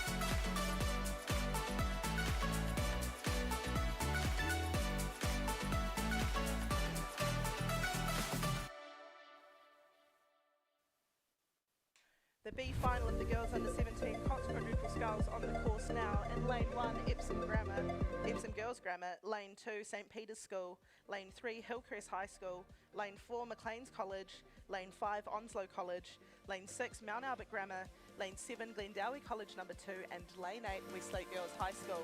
Leading at the moment though, lane 3, Hillcrest High School. Hillcrest with 3/4 of a boat length over Maclean's College in lane 4. These two with clear water over the rest of the field. We then go back to St Peter's School in lane 2, who are sitting in third, just ahead of Glendowie College out in lane 7. Sorry, that is Mount Albert Grammar in lane 6. Still Hillcrest High School sitting in the lead, though just managing to push away from Maclean's College, but Maclean's not letting them go down without a fight. Still 3/4 of a boat length between it, and Maclean's have just extended their lead over the rest of the field. A little bit more clear water showing between them and the rest of the competitors, but it is Hillcrest High School, this crew coached by Georgia Allen and Coxed by Abdu. They've extended their lead out to just a boat length here as they come into the final 750 metres. Maclean's College still sitting in second place and trying to respond and catch back up to Hillcrest High School. We then go back to St Peter's School. St Peter's School and Mount Albert Grammar sitting in third and fourth position in this, the B final of the girls under 17 Cox Quad, sponsored by the Gibbets Ferry.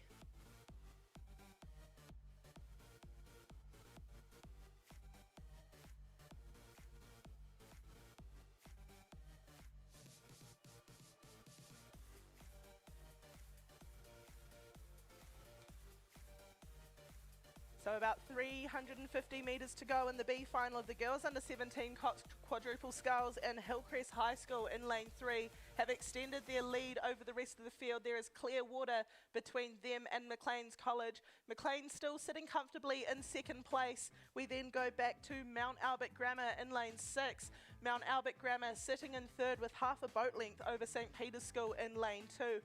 Quite a spread out field here in the B final of the girls under 17 Cox quadruple sculls. Hillcrest High School though still maintaining their lead as they come into the final 250. They're looking very comfortable out there, not too much of a challenge coming from the rest of the crew. Same with Maclean's College, they're sitting in second, but they've got about a boat length of clear water over Mount Albert Grammar School. Mount Albert Grammar still sitting in third, looking to extend away from St Peter's School in lane 2. We then go back to Onslow College in lane 5, Glendowie in lane 7, and then into Epsom Girls in lane 1 and Westlake Girls High School in lane 8.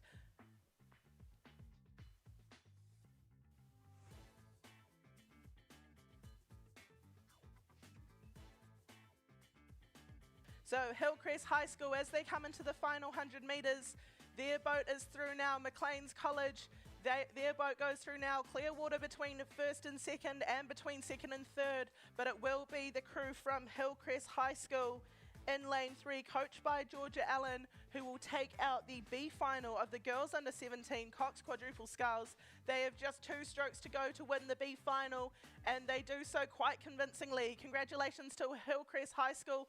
Maclean's College will cross over in second. Maclean's College coached by Alan Vester and Morgan Burt, and St Peter's School in lane 2 will row over in third place ahead of Mount Albert Grammar in lane 6. Huge sprint at the end there from the girls from St Peter's. We then come back to Onslow College, who finished just ahead of Glendowie College, out to Epsom Grammar and Westlake Girls High School to round out the B final of the girls under 17 Cox quadruple sculls.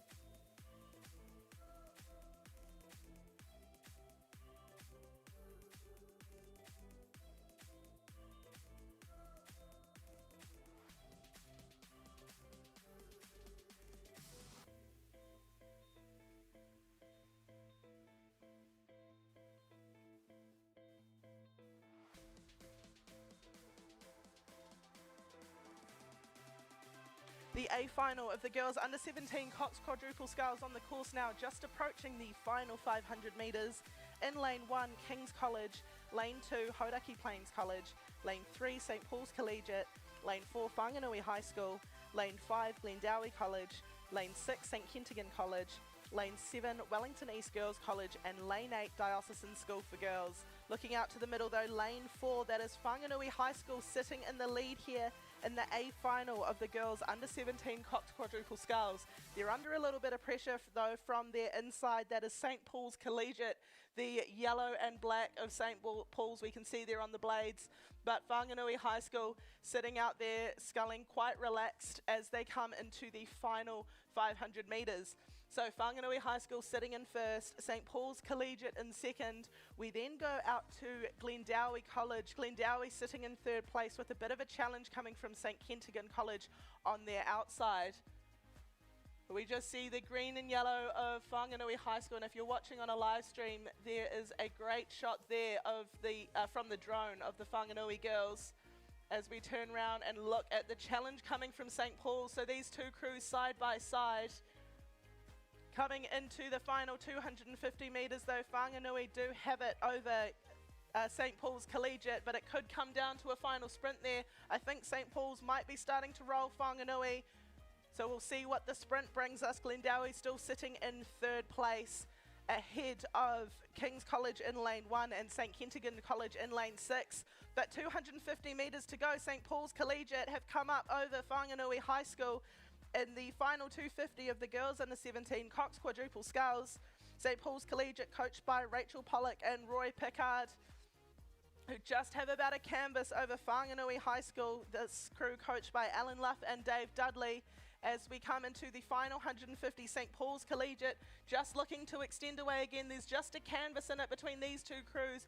Both of them have pushed convincingly away from the rest of the field.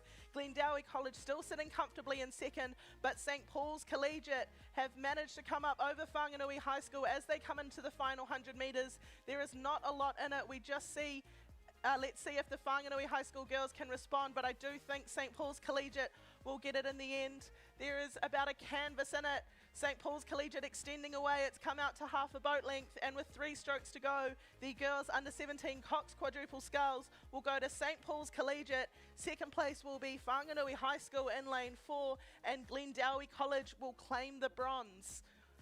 So congratulations go to St Paul's Collegiate. Arms in the air, huge celebrations there. St Paul's Collegiate take the win, Whanganui in second, Glendowie in third, St Kentigern College cross in fourth ahead of King's College. Following on behind King's College, Diocesan School for Girls out in lane 8 will finish ahead of Hauraki Plains College before we come into Wellington East Girls College.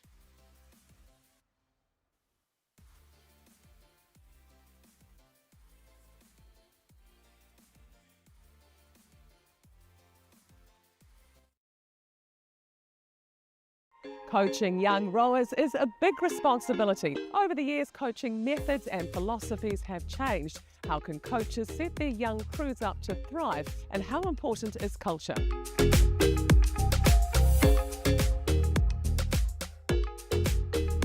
We know that parents and coaches are so influential on the participants' experience, so the more we can get people to talk, the more we can get them to connect and understand, the better we're going to be able to support that kid. So the parents are a really critical part of our team actually, so we all work together. It's not parents on one side, coaches and the athletes on the other. It's important that we're all working together to support the kids the best we can. Oh, I'd say it's a hexagon. There's teachers and there's girlfriends and there's boyfriends, and it's a big support network with people. And not one of us is good enough to take that responsibility ourselves. You need a team around you. If you're at a regatta or a camp, parents' role, I feel, is to support, cheer, give them all the encouragement that they need, but the coaching part, that comes from the coaches, so you'll be really to support. Definitely the parent helpers can make or break a regatta and a camp, so it's really nice. All of our parents are really lovely.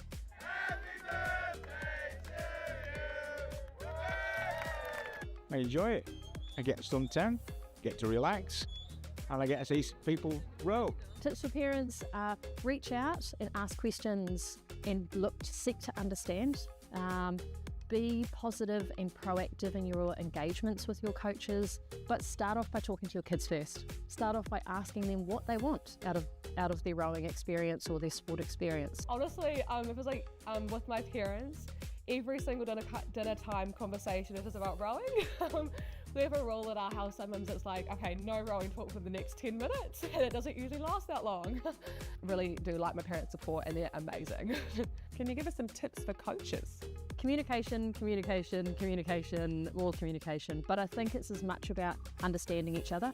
You know, we need coaches to be able to share their philosophy. You know, what is important, what are they trying to achieve, and how are they trying to help their young person be the best that they can be in their sport. The kids enjoy it. That's why we're doing so well. I mean, we've got 16 rowers entered 20 events. We're in 17 A and B finals. The girls basically just called to go out and stay out. We're stoked with my performance and we're stoked with all the boys out here today, and yeah, big thanks to Alan. Cheer. Having parents there understanding what needs to happen for the athletes and what they need, and having a supportive coach in the background, that's hugely important. We're not always going to have everything go our way, and sometimes that's hard as a parent to take because you want your kid to be successful. You know, if they miss out on a selection or something like that, you've just got to take a breath, take a moment, step back, step out of that situation. But I think you have to realise that, you know, sometimes you need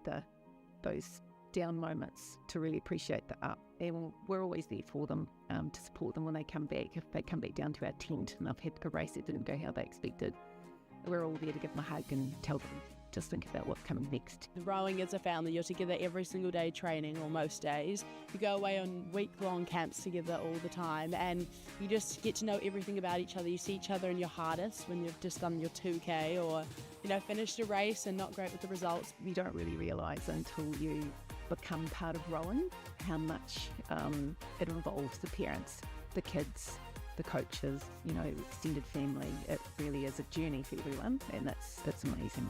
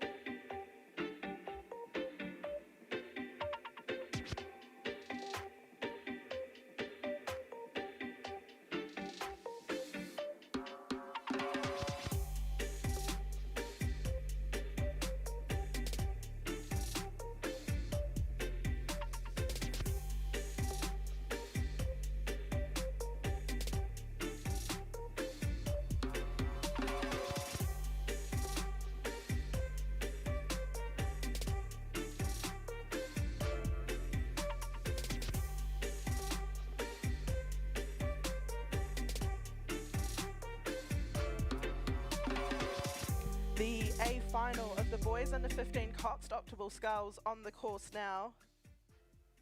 This event sponsored by Molmap. In lane 1 we have Tauranga Boys College, lane 2 Auckland Grammar number 2, lane 3 St Kentigern College, lane 4 St Peter's College number 2, lane 5 St Kentigern College number 2, lane 6 St Peter's College number 1, lane 7 St Paul's Collegiate number 1, and lane 8 Auckland Grammar number 1.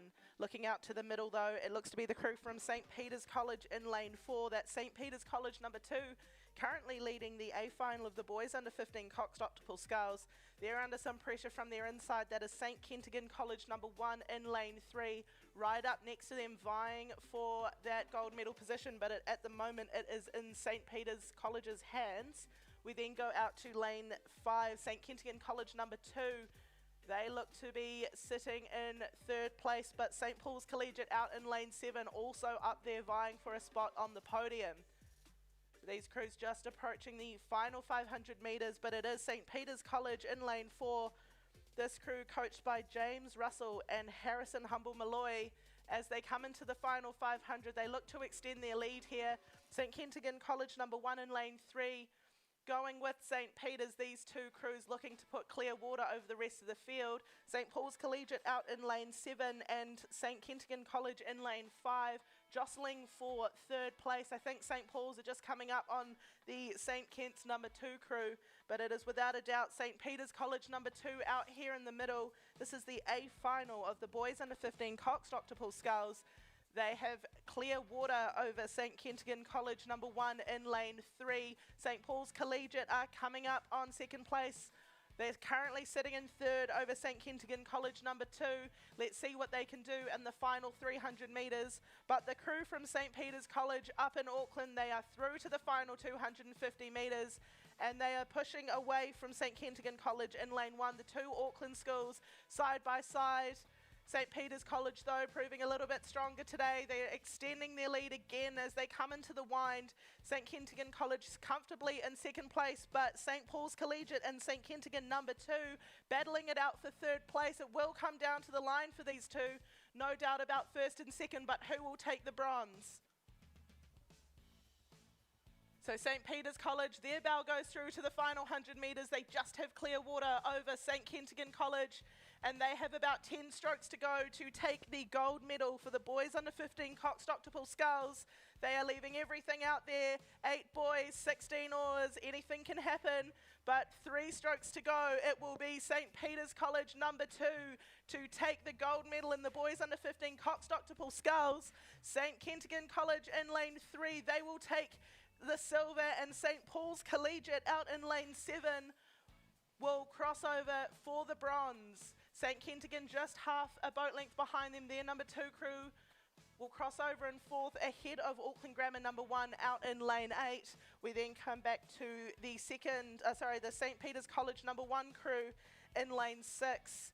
Auckland Grammar in lane 2 and Tauranga Boys College to round out the boys under 15 Coxed Sculls.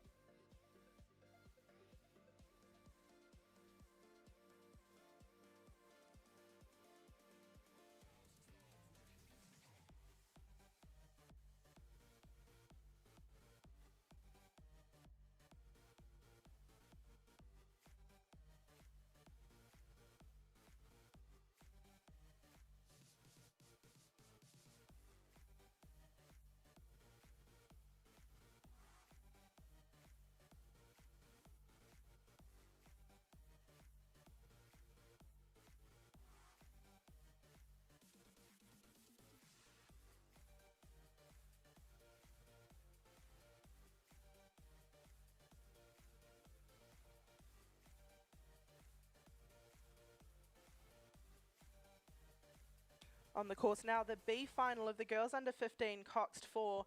In lane 1, Barradine College number 2. Lane 2, Hamilton Girls High School. Lane 3, Sacred Heart Girls Hamilton number 2. Lane 4, Waikato Diocesan School number 2. Lane 5, Takapuna Grammar number 2. Lane 6, Gisborne Girls High School number 1. Lane 7, Epsom Girls Grammar number 1. And Lane 8, Diocesan School for Girls number 2. So all boats just approaching the final 500 metres. At this stage, it does look like Hamilton Girls High School number 1 out in lane 2. They are currently leading the B final of the girls under 15 Coxed 4. We then go to their outside. That is Sacred Heart Girls Hamilton number 2 in lane 3. Before we go to some of the outside lanes, Gisborne Girls High School in lane 6 and Diocesan School for Girls out in lane 8.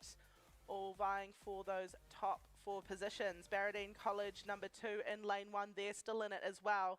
But Hamilton Girls High School have their bow in front of all of them. This crew coached by Georgia King and Ben Kersop. As we see these boats approaching the final 500, Hamilton Girls High School will cross over into their first. Quickly followed by Sacred Heart Girls Hamilton, I think out there in lane 6. Gisborne Girls High School is sitting in third.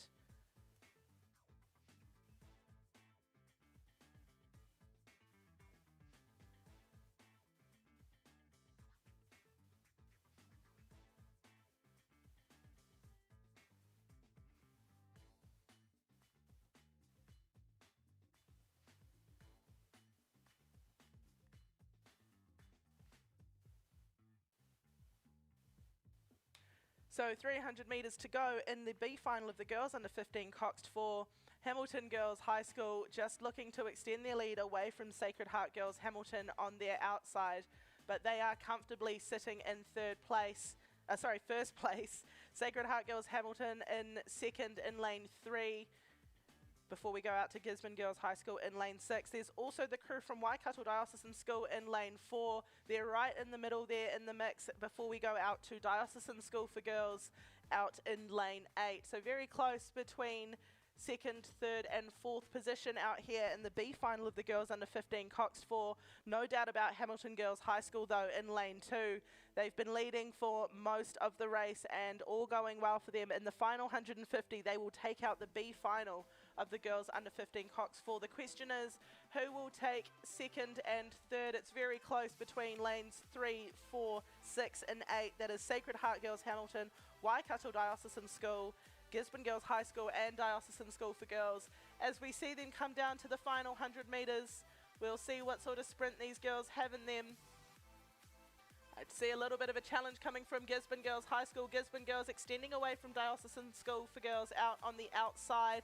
Hamilton Girls High School are through to the final 100 now though. Gisborne Girls High School and Waikato Diocesan have come up over Sacred Heart Girls Hamilton. Waikato Diocesan just sprinting for the line here in the B final of the girls under 15 Coxed 4. Gisborne Girls trying to come up on Hamilton Girls High School as well.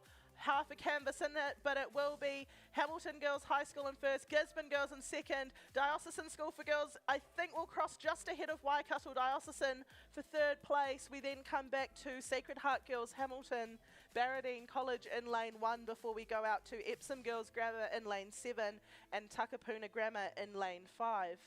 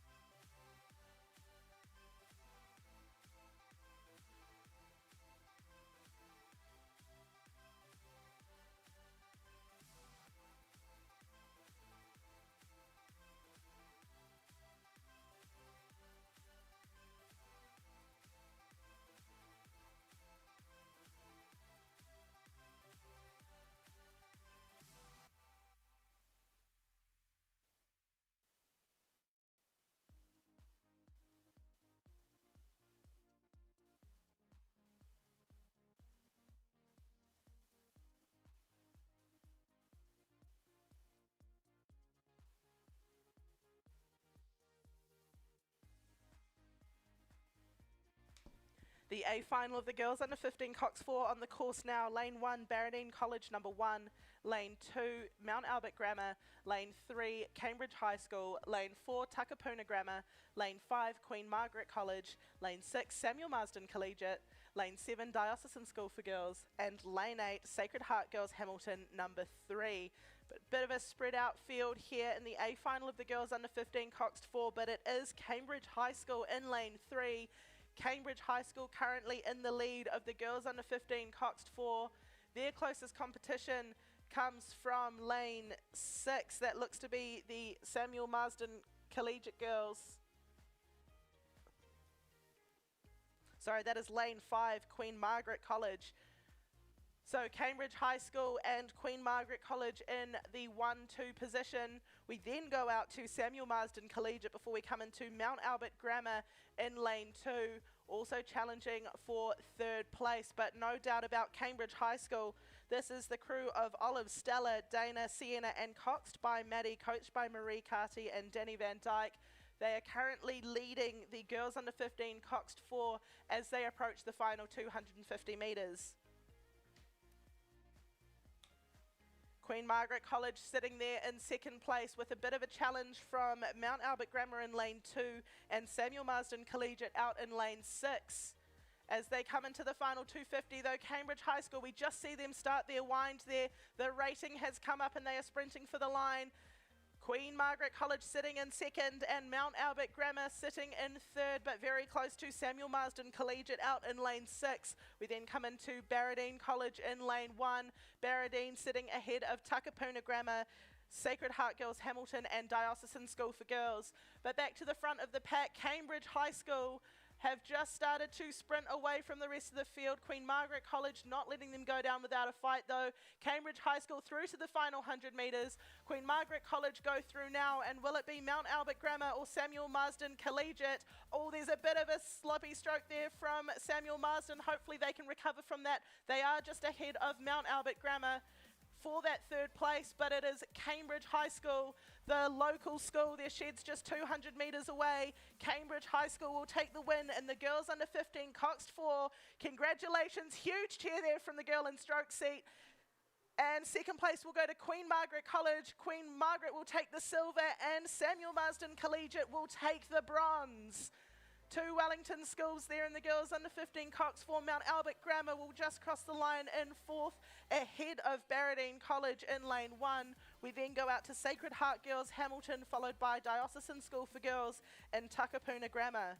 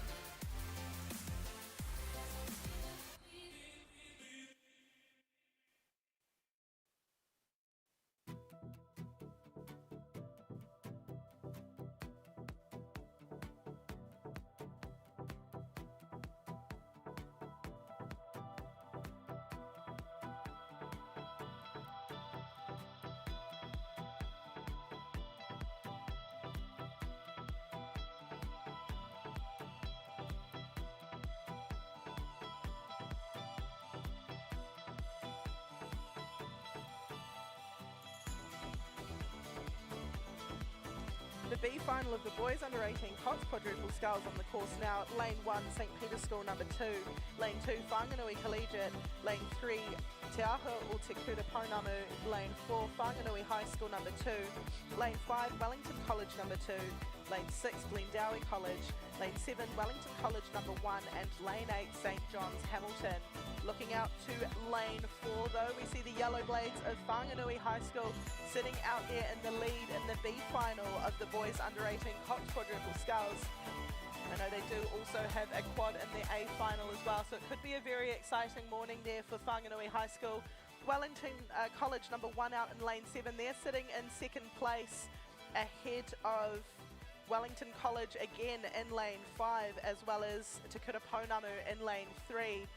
But Whanganui High School sitting out there in the lead, right in the middle there as they come into the final 300 metres of the B final of the boys under 18 Coxed quadruple sculls. Wellington College versus Wellington College for second and third place. That is Wellington College number 1 out in lane 7 and number 2 in lane 5. We also have Te Kura Pounamu challenging for third place in lane 3. Before we go out to St Peter's School in lane 1. St Peter's School though might be trying to sneak up on this inside lane for a big sprint finish here, so keep your eyes on lane 1. We then go out to Whanganui Collegiate in lane 2, Glendowie College in lane 6, and St John's Hamilton in lane 8. But with about 200 metres to go, it is the boys from Whanganui High School, coached by Caleb and Jacob, surging out to the lead here. Second place is currently Wellington College number 1 in lane 7, but Te Kura Pounamu in lane 3, putting down a big challenge against Wellington College number 2 in lane 5. St Peter's School in lane 1, also on the inside here, putting in a big sprint to the finish. Te Kura Pounamu has gone though. Wellington College number 1 has gone as well. It'll be very close on the line for second and third. No doubt about Whanganui High School in lane 4 though. They've got clear water over the rest of the field, and with 2 strokes to go, they will take out the B final of the boys under 18 Coxed quadruple sculls. Wellington College number 1 will cross over in second place, and Te Kura Pounamu will cross over in third, just a canvas in between them and Wellington College number 2. St Peter's School in lane 1 will cross over after them before we go out to Glendowie College, St John's Hamilton and Whanganui Collegiate.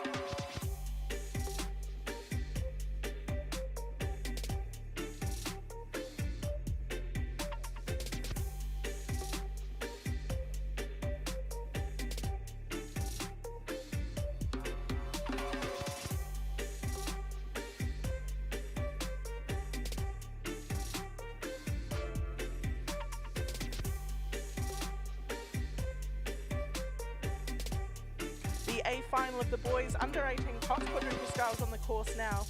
Lane 1, Pukekohe High School. Lane 2, Sacred Heart Auckland number 2. Lane 3, Whanganui High School. Lane 4, St Paul's Collegiate number 2. Lane 5, St Paul's Collegiate number 1. Lane 6, Tauranga Boys College.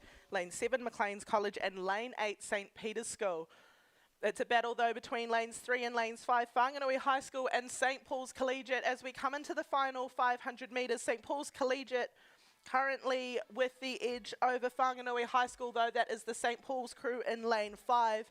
St Paul's Collegiate number 1. They are currently leading the A final of the boys under 18 Coxed quadruple sculls. Whanganui High School is sitting in second, and Maclean's College in lane 7 is currently sitting in third.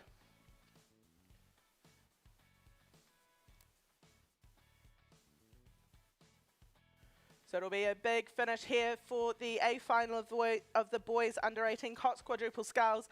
Whanganui High School will not let St Paul's Collegiate get away get ahead too far of them as they come into the final stage of the A final here. Maclean's College still sitting in second place, but they're under a little bit of a challenge from St. Paul's Collegiate number 2.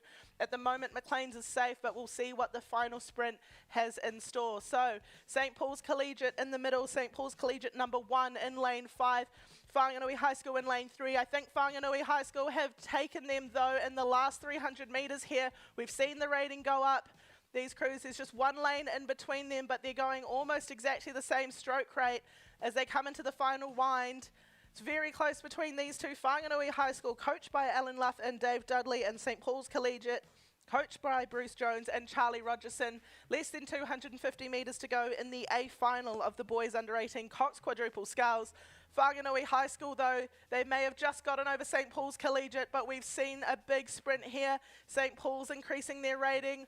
Whanganui, they're going again in lane 3. Who's going to cross into the final 100 metres first? It is St. Paul's Collegiate. St. Paul's Collegiate with half a boat length over Whanganui High School. Whanganui sitting in second. St. Paul's Collegiate, they up it again. They're going down for the finish line. They go again. They're trying to get away from Whanganui High School. Whanganui not letting them get down without a fight. But there is about 5 strokes to go here in the boys under 18 quadruple sculls, and it will go to St. Paul's Collegiate. St. Paul's Collegiate will win. Whanganui High School will come second. And in third place, we will see Maclean's College with 2 strokes to go. Maclean's College will take the bronze. Race for 4th and 5th, though, Sacred Heart and St. Paul's Collegiate. Oh, it's right on the line. I think Sacred Heart from Auckland may have just gotten in over St. Paul's Collegiate number 2. We then go out to St. Peter's School, Pukekohe High School, and Tauranga Boys College to round out the A final of the boys under 18 Coxed quadruple sculls.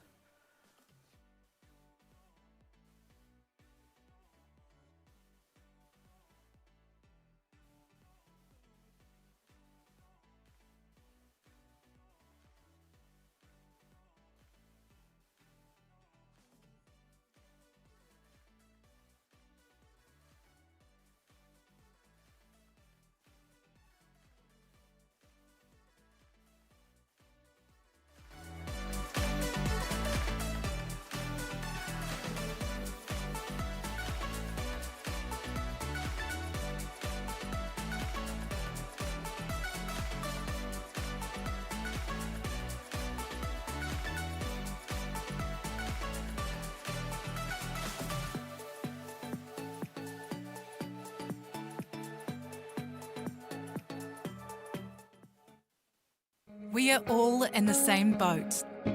Our team invests in the same Milford funds as our clients. Find out more at milfordasset.com, official livestream partner to Rowing New Zealand. Milford, invested in you. Where are we, Ella? In Twizel at Nationals, we're promoting 776 and Rowing New Zealand's collab. The collection features row suits, base layers, hoodies and headwear.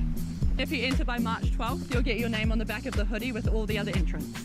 Pre-order online for pick-up at the Regatta.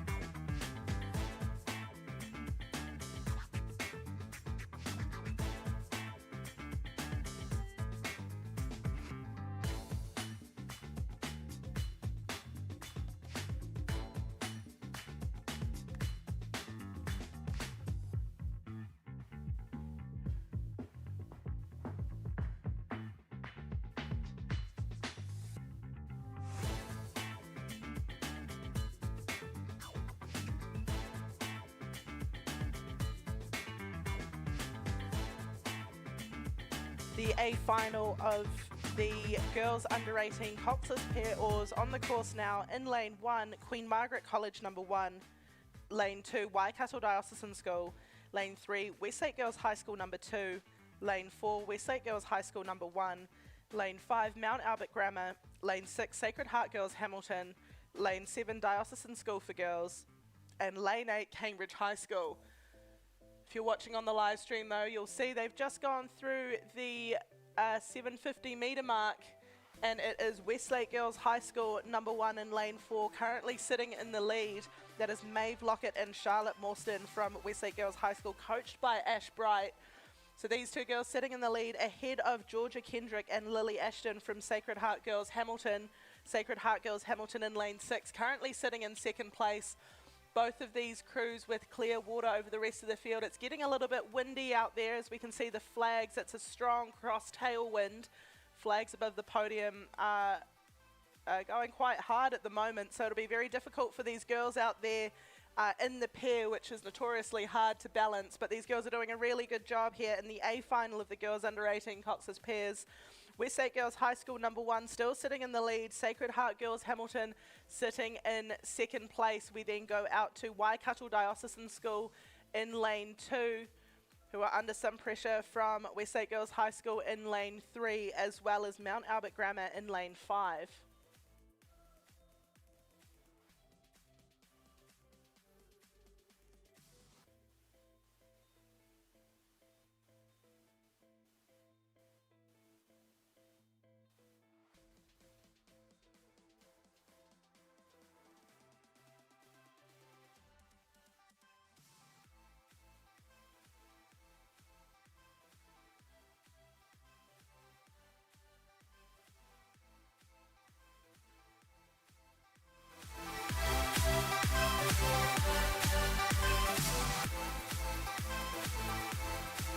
So back to the girls under 18 Cox's pairs. Westlake Girls High School in lane 4, still sitting out in the lead. That is Maeve Lockett and Charlotte Morstan. Charlotte, who is actually a national basketball champion as well.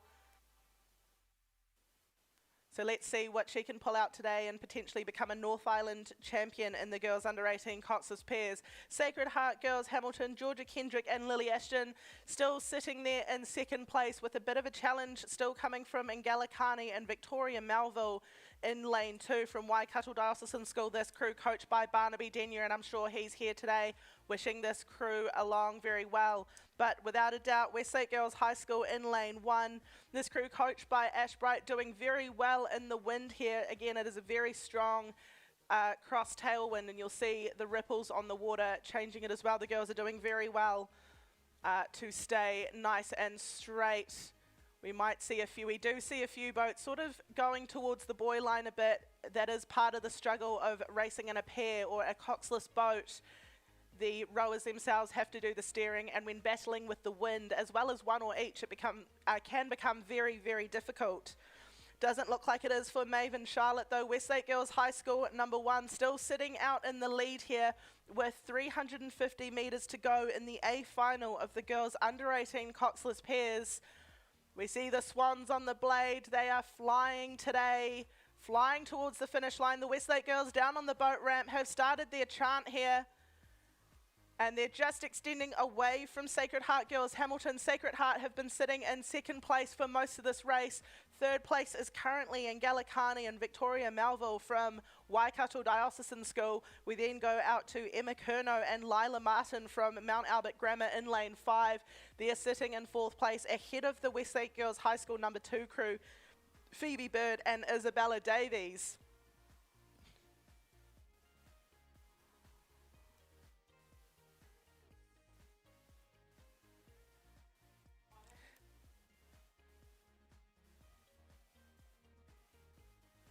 And as they approach the final 100 metres, it is Westlake Girls High School number 1 crew, Maeve Lockett and Charlotte Morstan. Both of these girls won a gold in the 15-4 2 years ago, and all going well for them. In the last 100 metres, they will claim a gold in the 18 pair. So they've put boat lengths of clear water between themselves and the rest of the field. And with 50 metres to go, Charlotte Morstan, national basketball champion, will also become a North Island champion in the under-18 Coxed pairs, joined by Maeve Lockett. Congratulations, Westlake Girls High School, winners of the girls under-18 Coxed pairs. The silver medal will go to Georgia Kendrick and Lily Ashton from Sacred Heart Girls Hamilton.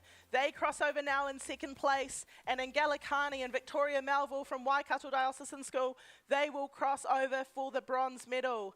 Mount Albert Grammar School cross over the line now in fourth place, followed by Westlake Girls High School number 2 in lane 3. We then go out to Cambridge High School in lane 1 before we come into Queen Margaret College and end with Diocesan School for Girls out in lane 7.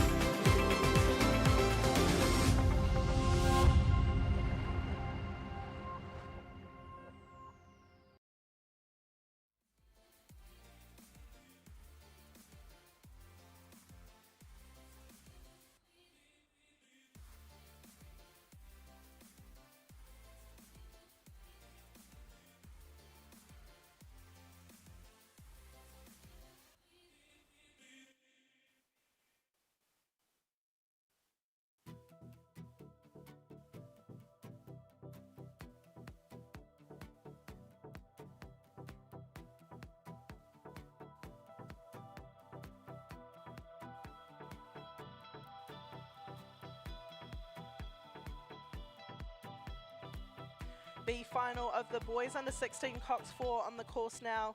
Lane 1 St Paul's Collegiate, Lane 2 Gisborne Boys High School, Lane 3 Wellington College, Lane 4 Hamilton Boys High School, Lane 5 Westlake Boys High School, Lane 6 Mount Albert Grammar, Lane 7 Whakatane High School and Lane 8 St Kentigern College. Looking out to the inside lane though, St Paul's Collegiate here in lane 1 are leading the B final of the boys under 16 Coxed 4. We then go back to the middle, Hamilton Boys High School in lane 4. They're sitting in second place before we go out to Mount Albert Grammar in lane 6, sitting in third. But St Paul's Collegiate on the inside, coached by Paul Carter, they are leading the B final of the boys under 16 Coxed 4. We can just see the wind is picking up again. A few more white caps forming on this water. A very strong tailwind. If you can see the podium and see the flags racing around in the wind. St Paul's Collegiate though, 300 metres to go. Hamilton Boys High School, their closest competition in the middle there. Mount Albert Grammar sitting in third with a bit of competition from St Kentigern College out in lane 8, as well as Wellington College in lane 3, coached by Machete Munro. But it will be St Paul's Collegiate as they approach the final 250. St Paul's Collegiate here on the inside. Hamilton Boys High School though with the big sprint here. Hamilton Boys in the middle are going for it, trying to get over St Paul's Collegiate on the inside from the middle lanes.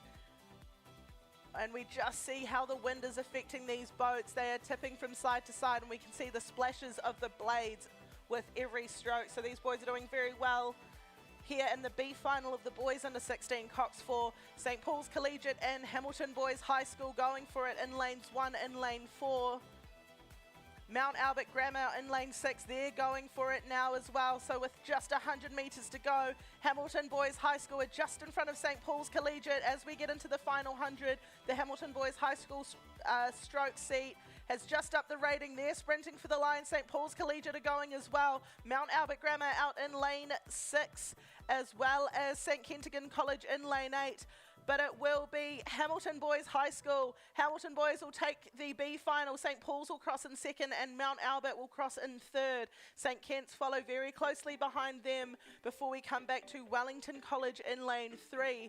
Wellington College will finish ahead of Westlake Boys High School number 2, who in turn will finish ahead of Whakatane and Gisborne Boys High School.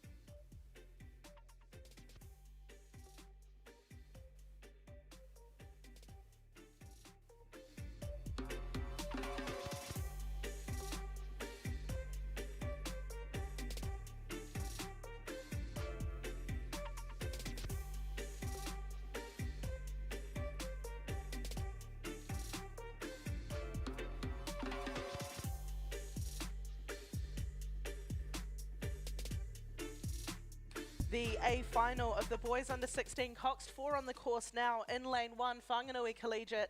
Lane 2, Auckland Grammar.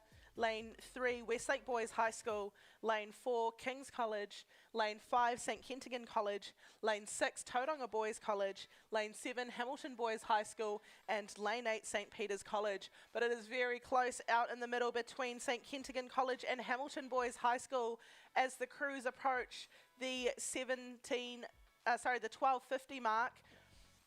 It is St Kentigern College just with the edge over Hamilton Boys, but Hamilton Boys are starting to come up over them and take over the lead in the A final of the boys under 16 Coxed 4. Sitting in third place just behind them is Westlake Boys High School with some pressure from the white bucket hats of King's College in lane 4.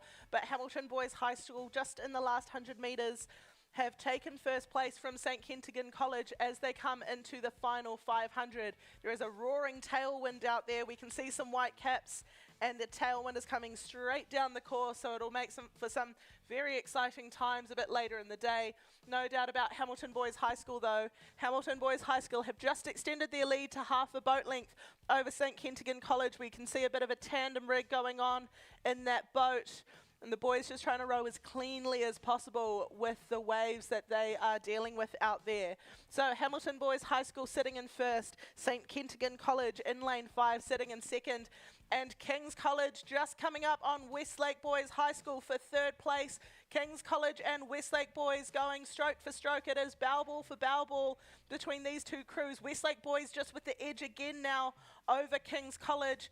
But there's about 300 metres to go, so it looks like it could come down to the line. Hamilton Boys High School and St Kentigern College battling it out for first and second, though. Hamilton Boys still with the edge over St Kentigern College, but it's also very close between these crews, so keep an eye on the finish line. First and second isn't decided yet, and neither is third and fourth. Hamilton Boys High School and St Kentigern College. Hamilton Boys is coached by Bruce Holden, St Kentigern coached by Carl Vincent. These two crews have been going at it, trying to claim the glory in the A final of the boys under 16 Coxed 4. As we see them approach the final 100 metres, who will cross over first? I think it'll be Hamilton Boys High School. Hamilton Boys High School with 3/4 of a boat length over St Kentigern College. St Kentigern safely in second place, but it is Westlake Boys High School. Westlake Boys sitting in third position over King's College, 100 metres to go. Westlake Boys High School with half a boat length over King's College. Back to the leaders though, Hamilton Boys High School. They've extended their lead over St Kentigern College, and Hamilton Boys High School will take the win in the boys under 16 Cox 4. St Kentigern College will take the silver, and Westlake Boys High School will take the bronze over King's College by 3/4 of a boat length. Congratulations to to those three crews. We then come back to Auckland Grammar in lane 2. Auckland Grammar holding off a challenge from Whanganui Collegiate. They will cross over half a boat length in front of them before we go out to St. Peter's College and Tauranga Boys College to round out the A final of the boys under 16 Coxed 4.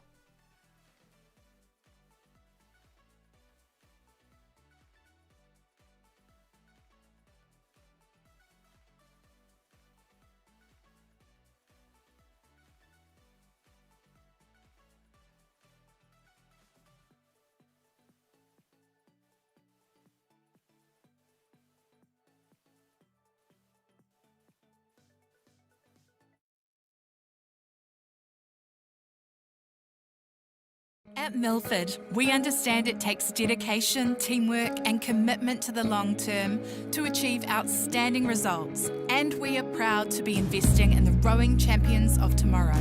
Official livestream partner to Rowing New Zealand. Milford, invested in you. Where are we, Ella? In Twizel at Nationals, we're promoting 776 and Rowing New Zealand's collab. The collection features row suits, base layers, hoodies and headwear. If you enter by March 12th, you'll get your name on the back of the hoodie with all the other entrants. Pre-order online for pick-up at the Regatta.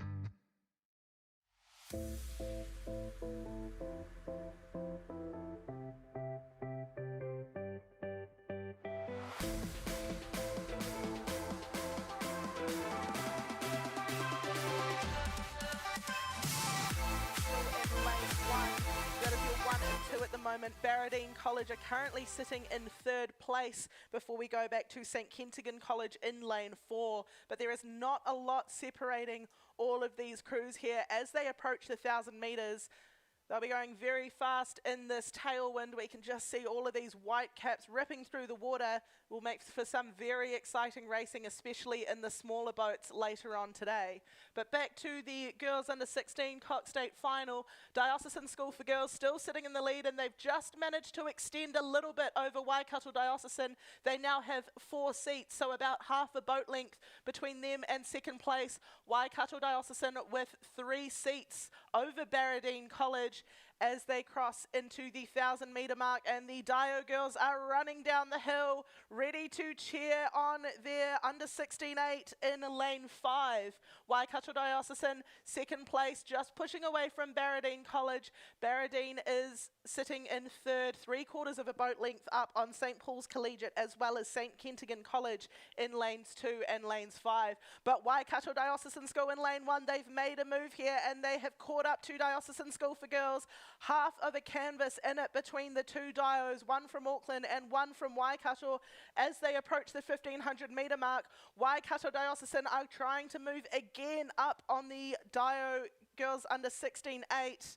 Waikato Diocesan still just sitting in second though, behind the red hats of Auckland Diocesan as they come into the final leg of the race. Barradine College still sitting very safely in 3rd place.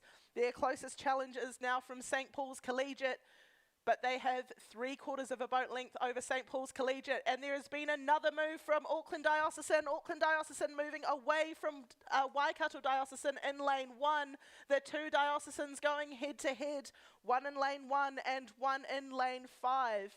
We just see the wind still picking up out there. So hopefully we'll be seeing some fast times today. But we are just seeing Auckland Diocesan extend away again from Waikato Diocesan, but Waikato not letting them go down without a fight down there in lane 1. Barradine still sitting in 3rd place, managing to hold off the pressure from St Kentigern College and Waikato Diocesan, and St Paul's Collegiate as they come into the final 500. But Waikato Diocesan in lane 1, they are going for it down here on the inside lane. Auckland Diocesan in lane 5. Where is their response? Let's hope we see it in the last 300 metres. Barradine still sitting in 3rd place. St Paul's Collegiate on their inside and St Kentigern College on their outside. But they safely have 3rd place wrapped up. Let's see what the final sprint has. So all these crews approaching the final 250 metres. Will it be the Diocesan from Waikato or will it be the Diocesan from Auckland? Let's see who goes through to the change of colour boys first. They're all approaching the final 250. Auckland Diocesan, Waikato Diocesan going for 1st and 2nd place. And I think it is Auckland Diocesan with the edge over Waikato as they come down into the final 250.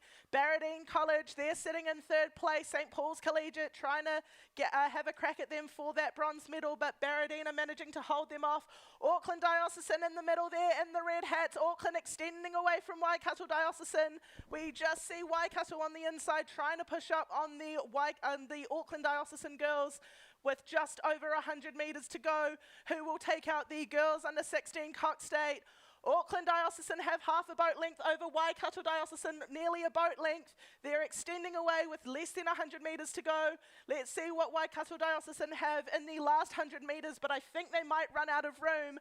Auckland Diocesan, the red hats, coached by Fiona Lewis and Casper Hammond.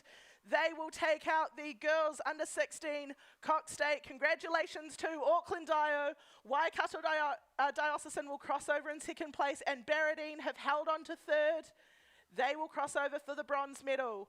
Epsom Girls Grammar in lane 6 will cross just after them, ahead of St Paul's Collegiate, before we go to St Kentigern College, Waikato Diocesan number 2, and Whanganui Collegiate. Congratulations to Diocesan School for Girls, and of course Heather McRae, who has made a special trip down here just for today.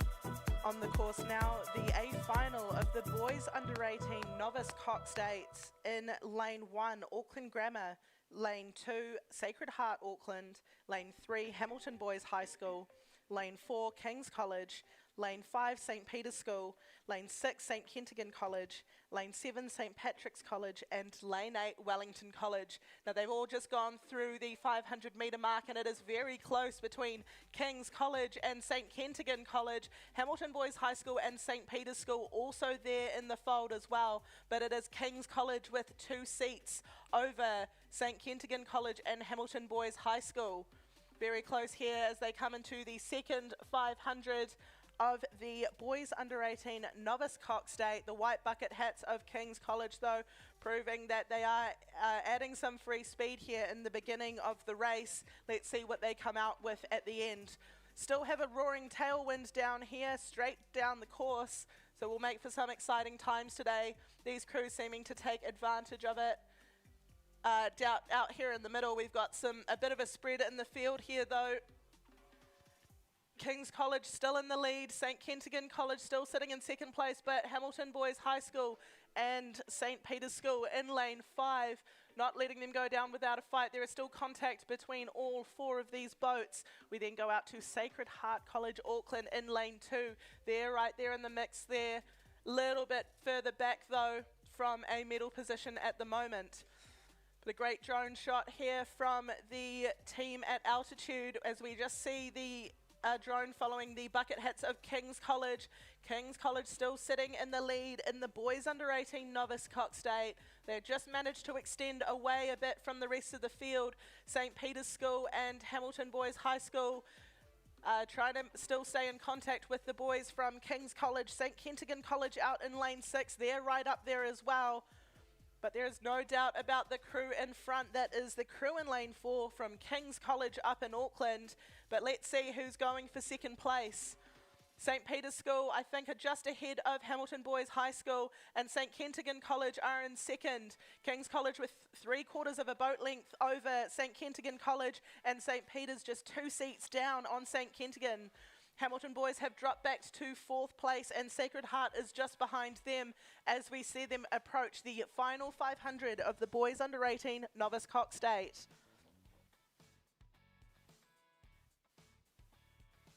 So King's College and St Kentigern, both schools rowing on the Tamaki estuary up in Auckland, just different ends of it, so they're used to seeing each other out training all the time. 3rd place is currently St Peter's School down here, the local school. This is their home stretch of water with their boat shed just 200 metres past the finish line. Hamilton Boys High School have dropped to half a boat length down on 3rd place. St Peter's School coming up for the silver medal against St Kentigern College. They are challenging for that silver. I don't know if they'll catch King's College though. King's College have clear water over the rest of the field and are extending away with every stroke. The white bucket hats of King's College, coaches Harry Lynch and Marcus Clementine will be very happy with this performance, but I'm sure they'd like to see more of a gap. So let's see what these boys can bring in the final 300 metres. St Peter's School though, they are coming up on St Kentigern College for that silver medal. St Peter's School and St Kentigern College, lanes 5 and lane 6. They are vying for that silver medal spot on the podium. Hamilton Boys High School are also trying to come up for a spot on that podium as well in lane 3. St Kent still with the edge over St Peter's School, but it is almost bow ball for bow ball between these two schools. St Kent sitting in second. St Peter's just behind them, but it is going back and forth. King's College though definitely out in front. And with 250 metres to go, let's see what kind of lead they can extend away with. St Peter's School, they've gone for it. They've come up on St Kentigern College. They're trying to roll them for the silver medal, but St Kent's are not letting them go down without a fight.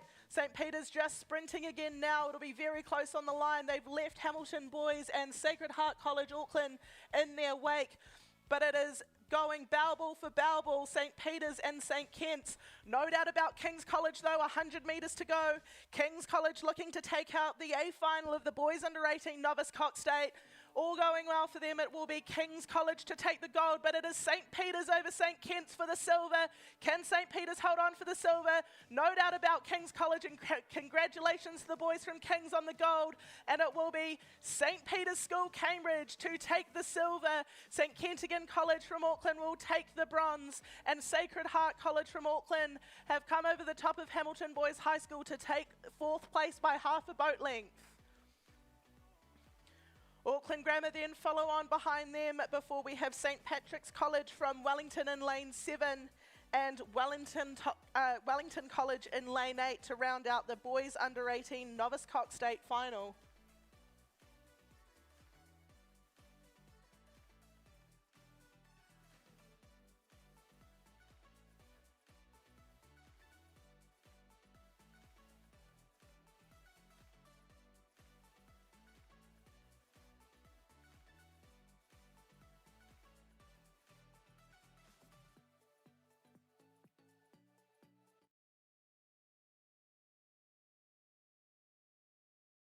At Milford, we understand it takes dedication, teamwork, and commitment to the long term to achieve outstanding results. And we are proud to be investing in the rowing champions of tomorrow. Official live stream partner to Rowing New Zealand. Milford, invested in you.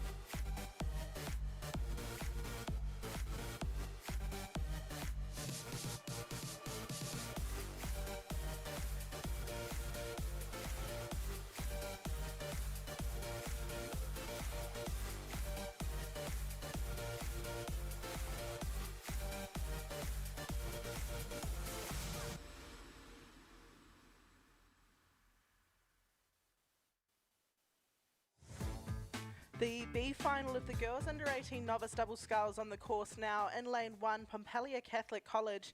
Lane 2, Cambridge High School. Lane 3, Aquinas College. Lane 4, Bethlehem College. Lane 5, Sacred Heart Girls New Plymouth number 2.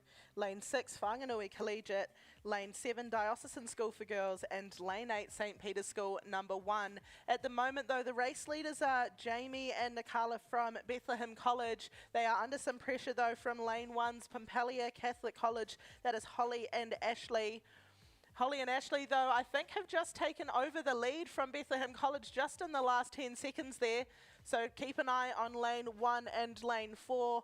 All these boats just through to the final 100 metres now, and it does look like the Sculls from Pompelia Catholic College are currently sitting in the lead of the B final of the girls under 18 novice double sculls.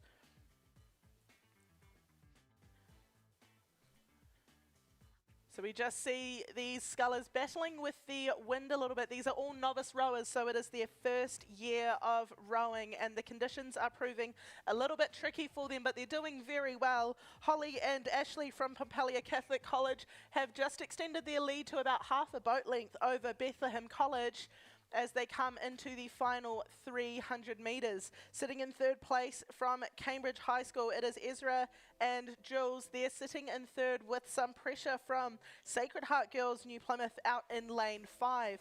We then go back to Aquinas College in lane 3, Diocesan School for Girls in lane 7, and St. Peter's School out in lane 8. But it will be the scullers from Pompelia Catholic College, coached by Chris Williams, that will be through to the final 250 metres. They're just hugging that bow side buoy line a bit, and lane 2 is hugging their stroke side.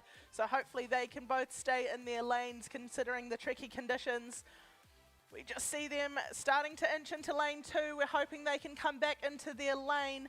Looks like they're just managing to do so now. So Holly and Ashley from Pompelia Catholic College, they are looking to take the win in the B final of the girls under 18 novice double sculls.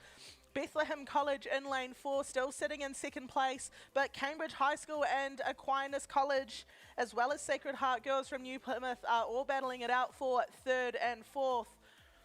A little bit of an iffy stroke there from lane 1, but they've managed to recover well with 50 metres to go. They've got clear water over the rest of the field, right on the edge of their lane there, but they don't have far to go. Only 5 strokes to go, and Holly and Ashley will take out the B final of the girls under 18 novice double sculls. Congratulations, they just finished in lane 2 there, but they finished nonetheless. Bethlehem College in lane 4, they'll cross over in second place, and third will go to Sacred Heart Girls New Plymouth. Congratulations to them. They will finish ahead of Cambridge High School in lane 2 before we go out to Diocesan School for Girls, Whanganui Collegiate, and St. Peter's School in lane 1. Following up very closely behind them, about halfway through the A final of the girls under 18 novice double sculls, and we will hand you over to the dulcet tones of Matthew Jensen.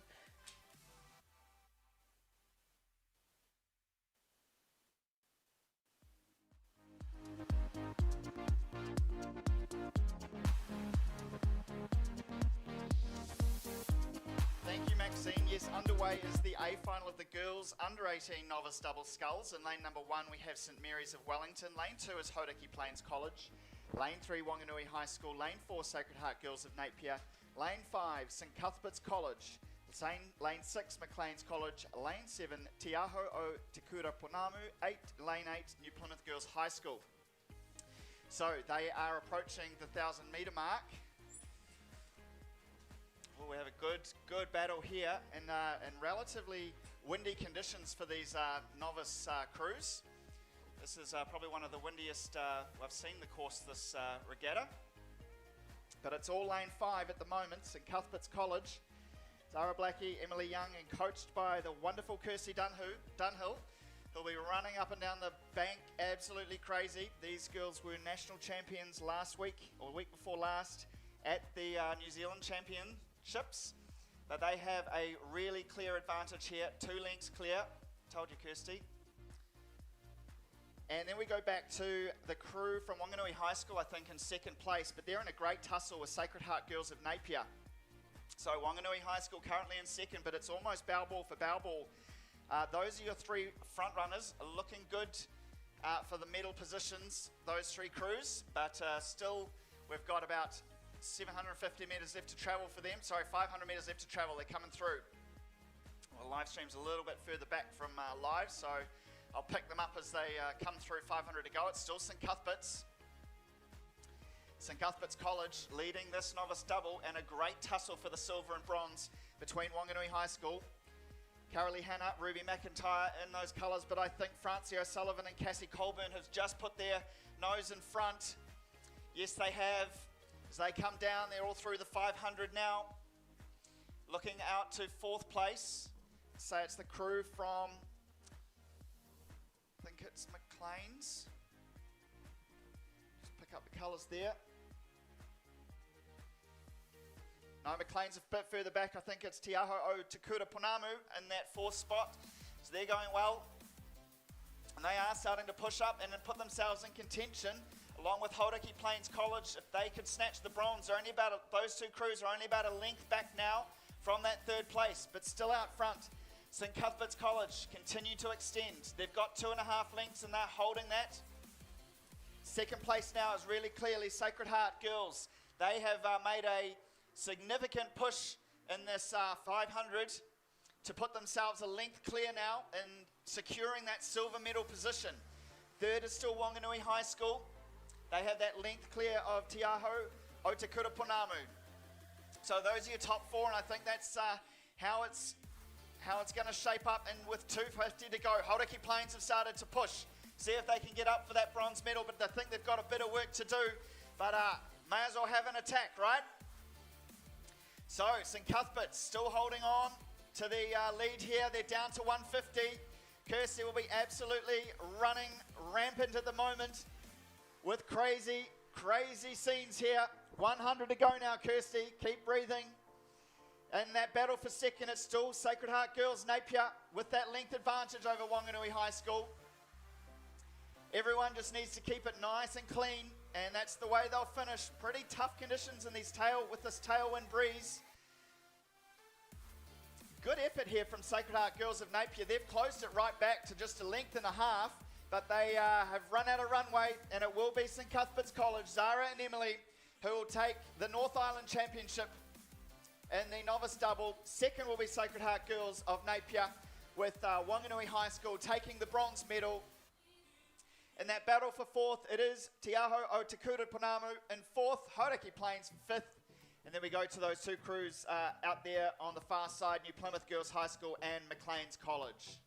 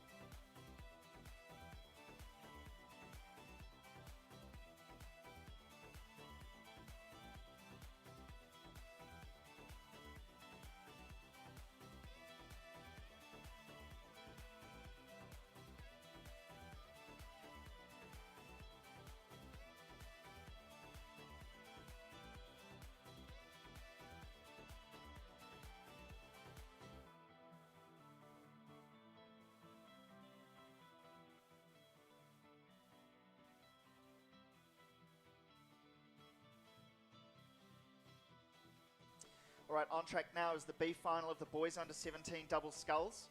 In lane 1 we have Gisborne Boys High School. Lane 2 is St Paul's Collegiate. Lane 3 Sacred Heart of Auckland. Lane 4 is Tauranga Boys College. Lane 5 St John's of Hamilton. Lane 6 Whangarei Boys High School. Wentworth College in lane 7 and lane 8 Pukekohe High School. It's lane 6 at the moment, Whangarei Boys High School. Hugh Manson and Devon Armstrong. They'll be ones out in front leading this B final. From lane number 3, Sacred Heart of Auckland will be in 2nd place. They'll be about 2 lengths back, and then in 3rd we'll go to the crew from St John's, I think it is, in the middle. Those are your top 3, but also travelling well is Wentworth College. Nathan and Noah, lane 7, they're pushing up. I think they've overtaken St John's Hamilton for that 3rd place but it's with this tailwind, I think a lot of the crews are just closing up because St Paul's Collegiate in lane 2 also not out of the mix for that third position. Whangarei Boys High School though, Hugh and Devon still out front. They've got a length and a half clear, 2 lengths over Sacred Heart College of Auckland. They're your top 2. I don't think anyone's going to catch them, but the battle is on for third. And I think Gisborne Boys High School also entering into the mix in that battle for third. So we've got Gisborne, we've got St Paul's, we've got St John's, and we've got Wentworth all battling it out for third place. A big move happening here from St Paul's Collegiate. I think it's going to be between Wentworth and St Paul's Collegiate, lane 2 and 7 in this B final. I think they've moved through Gisborne. St John's still holding on though. They're not out of it yet, but there goes Whangarei Boys High School taking out the B final of the Boys 17 double sculls. Second place will be Sacred Heart College of Auckland. I think Wentworth on the far side will put themselves across the line for third. Then we come down to a fast finishing St Paul's. If they can keep it together, they do. From St John's, bit of a bad stroke there, but they've recovered. Back to Gisborne, Tauranga Boys, and then out to Pukekohe High School. And now we're heading just back up the course for the A final of the Boys Under 17 double sculls. So in lane 1 we have Cambridge High School, the locals. In lane 2 we have Wanganui High School. In lane 3 Hauraki Plains. Lane 4 Glendowie. St Paul's in 5. New Plymouth Boys High School in 6. St Peter's School in 7 and Francis Douglas in 8. So as we catch up with the race shortly, we will just head back to course commentary. Yep, it's New Plymouth Boys High School from St Paul's Collegiate and Glendowie. So those 3 crews. Brody and Jack in the New Plymouth Boys High School colours in the Boys Under 17 double sculls A final. So they are currently leading, but with this tailwind, no one really drops too far back. Crews all moving a bit quicker with the breeze, so it tends to bunch up the pack a bit closer, lead to some exciting races. I think Glendowie just starting to move ahead of St Paul's Collegiate and Hauraki Plains in that battle for third.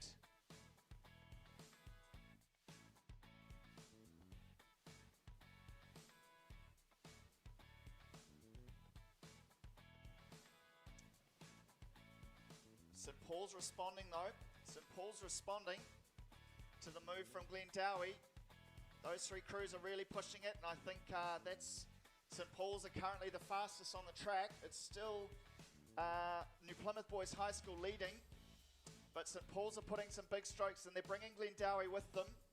These 3 crews are pushed away from the rest of the field. I think Hauraki Plains currently in 4th, not too far back, along with St Peter's School and Francis Douglas College. That's the order at the moment. We go to lane number 6. Lane number 6 in the A final here of the Boys 17 double. New Plymouth Boys High School from St Paul's. That charge from St Paul's continues to make moves in the centre lane there. And Glendowie also moving with them. Those 3 crews now starting to heat up in their battle between them, and I think Glendowie have just put themselves in front of St Paul's Collegiate, and if New Plymouth Boys High School don't respond here, they're going to be under a lot of pressure from Glendowie, and I think Glendowie now started to hit the front. Glendowie got the beat between their teeth. They've put their rating up. New Plymouth Boys High School have just responded, but they've now got half a length advantage over St Paul's, and I think they're in second. So it's Glendowie from New Plymouth, from St Paul's, from Hauraki Plains. Those are your top 3. Glendowie now, they've timed their run well in that last 500 metres, but the other 2 crews are definitely not giving up. It's only about a canvas advantage to Glendowie from New Plymouth, then back to St Paul's Collegiate. St Paul's went first, but they think now finding themselves in third, but it is so tight between these 3 crews and the Boys 17 double sculls. I think it's now down to the last 250 metres. Those will be your 3 medalists. Unless Hauraki Plains can put a real big move in here, they'll have to settle for 4th. Glendowie now out to a 3/4 of a length advantage. Glendowie currently leading. St Paul's are starting to make a move on New Plymouth Boys High School. Will they be able to get up for that silver medal? New Plymouth just holding on to that second place. Glendowie continuing to extend. Glendowie now, oh, bad stroke from Glendowie. That's allowed St Paul's and New Plymouth and Hauraki Plains to work right back up. Glendowie have gone from first to third. St Paul's have hit the front. St Paul's are in front. New Plymouth Boys High School in second. Glendowie have recovered and are really pushing it now. So, it's going to be St Paul's Collegiate out in front now as we come down to the last 50 metres. What a move from them. They've been able to capture this race. It'll be between them and New Plymouth, but it'll be St Paul's Collegiate who take the gold. New Plymouth for second, and unfortunate for Glendowie, they'll have to take third. Hauraki Plains in fourth. Then we go out to Francis Douglas College, down here to Cambridge High School, out to St Peter's School, and then Wanganui High School. Gosh, big drama there in the boys 17 double sculls, but congratulations to St Paul's Collegiate. Tyler and Gus got there in the end to take the gold medal.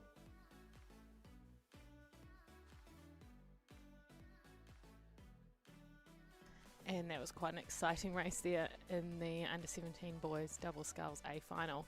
But now we're just cruising back up the lanes, ready for the under 17 girls single sculls B final. And in lane 1 we have Samuel Marsden Collegiate.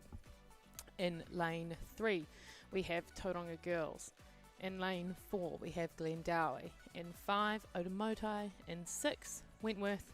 And in 7 Taupo Nuiatea College. So we've got Thea, Amy, Kiana, Anahira, Ella and Ada on the course.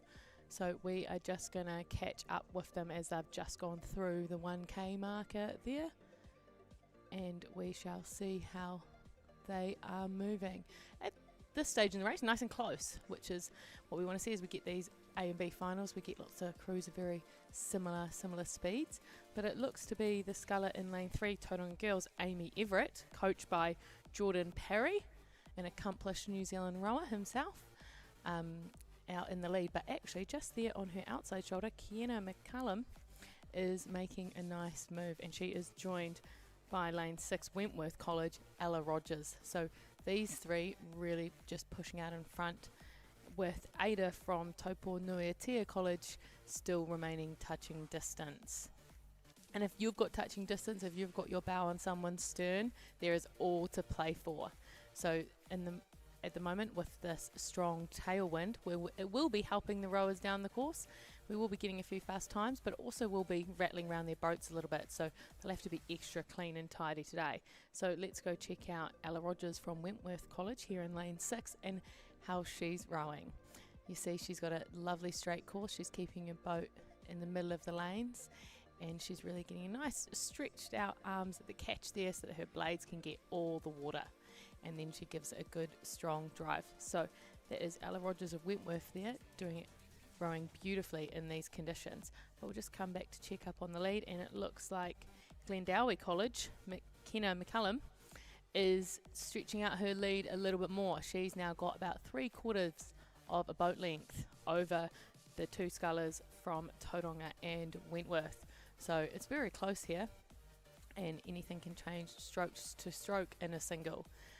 It doesn't take much to accidentally slow it down or put in a good bit of mental fortitude to bring your boat speed back up, as we just saw a fun stroke there from Ella, but she's straight back on it and straight back on her rhythm, so she didn't lose any position there.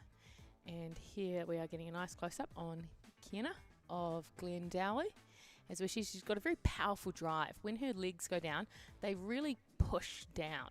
She really pushes those knees down quite quickly and accelerates open her hips. So she's really moving the boat well there, and that is why she is out in the lead. But just next to her there, Amy from Tauranga is really just lifting the rate a few. She's lifted her rate up a few pips, and that's why you see her gaining as well. So she's still in this fight, right? We are working hard for these girls, and they're not just going to let anyone roll them over. They're going to work hard to the very end of this race to see where they can position their boat. So we are now approaching the 1500. We've got about 600 metres to go in this race, and at the moment the positions are where they are, with Glendowie in first and Tauranga and Wentworth having a good battle for second and third, but also Taupo Nuatea sitting right there in fifth, because Otamotai College, Anahita Hawk, has put in a good move there the last couple of 100 metres, and she's pushed herself up into fourth. So that is how we move through the 500 to go mark. And we can see Thea from Samuel Marsden down in lane 1, still pushing strong with this tailwind. So we get a nice shot of Magatautiri there. And let's go back to the leader, and it is still Kiana from Glendowie. However, Amy from Tauranga Girls has made sure she pushes up a little bit. She's only letting her have half a boat length lead at the moment, but a lead is a lead. Kiana will be able to just sit there quite nicely and command the race.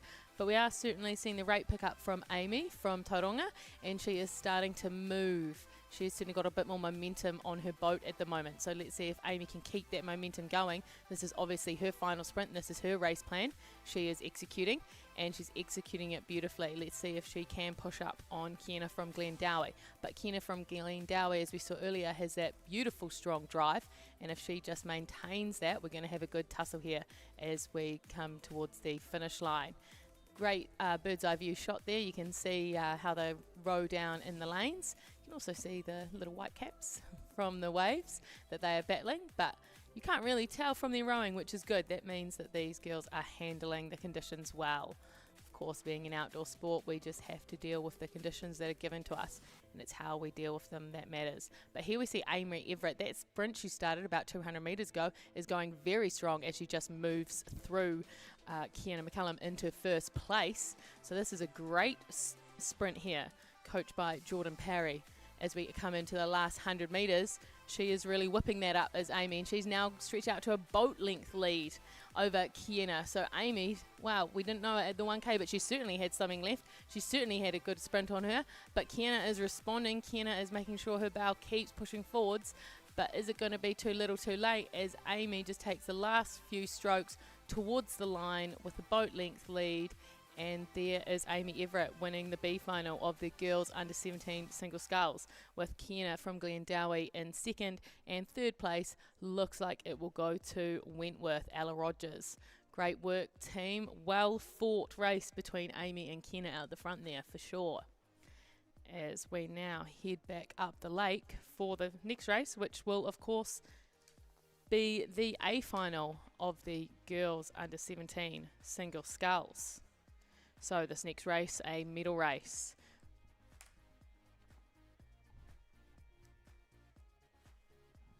And in lane 1, we have Pukekohe High School. In lane 2, Onslow College. Lane 3, King's College. Lane 4, Hauraki Plains. Lane 5, St. Paul's Collegiate. Lane 6, Gisborne Girls High School. Lane 7, Hamilton Girls High School. And lane 8, John Paul College. So that is Katie, Olivia, Ione, Paige, Zara, Claire, Ayla and Lucy. Now I do recall watching the semi-finals for this event yesterday, and it was quite some exciting racing out the front there. So there is certainly going to be some good racing in this A final. But we have certainly got 3 scullers that have pushed themselves out, and that looks to be like Ione from Kings, Paige from Hauraki and Zara from St. Paul's. Those are the 3 leading at the moment, with Kings in first, St. Paul's in second and Hauraki in third. But it is very close to between them. Anything can change in this last 750 metres here. But let's go get a closer look at those leaders. And there we have, just in the front of our screen down the bottom, we've got St. Paul's. Her and Hauraki there having a very good fight for second, and that fight for second will be pushing up Ione from Kings. It'll be keeping her honest. She's just got that boat length lead at the moment, and it's just enough to keep an eye on your competition behind you and respond to every move they make. But here we see Paige from Hauraki just lifting her rate a little bit, just to try to level up there next to the St. Paul's single sculler. And let's go have a look at Ione from Kings. And how good is the shot? We can see the King supporters down by the lake there, getting ready to cheer on their girl, cheer on the under 17 single sculler. And you see here again, just a nice outstretched arms, blades in the water, and off she goes. She's got some great rowing there, does Ione Edie from King's College. But during this time, we have also had Hauraki and St. Paul's. That would be Paige and Zara, still battling out for second. Still just a length behind Kings, but they are right up there, and they're having a good battle between themselves. And I'm very much excited to see their final sprints as we've just moved through the 500 metre marker. We've got about 400 metres left to go here. So we will see who starts lifting. Of course, in these challenging tailwind conditions, you do need to ensure you really look after the boat under you, look after that run. It can very easily be thrown off its balance. But if you stay cool, calm, collected, engaged core, we like a nice engaged core to hold the boat level under us. But Paige, she has lifted that rate a few hundred metres ago and she's maintained it, and it seems to be paying off right now. She is just moving through Zara from St. Paul's. But Ione from Kings, she has seen that challenge coming at her lead, and she says, no, I've put in the work through this whole race. There's 250 metres left to go. I'm going to keep pushing. So King's College there stretching her lead out. She's just lifted that rate nicely, and it's really worked well for her. But is Zara from St. Paul's, is she going to respond to the challenge from Paige from Hauraki? She is. It is bow ball for bow ball at the moment, stroke for stroke, as both of these very competent scullers lift the rate in the final 250. We're clapping our blades every now and then on the water, but that's just the water, and we're moving right through it. Everything else they're both doing is really good, and it's just driving their boats forwards. But now, yes, Zara has responded well, and she is managing to just push her bow ball ahead. We have 100 metres to go. It is King's College in the lead. King's College maintaining that lead. The sculler here is rowing well. It is a good battle for second. At the moment, it's Zara from St. Paul's, but with about 50 metres to go, we will see what happens as we cross the line. And here comes King's College. King's College to take the win in the girls under 17 single, with a good second from St. Paul's Collegiate and third to Hauraki Plains. So those are the medals there. But what a race from those three scullers. Quite exciting.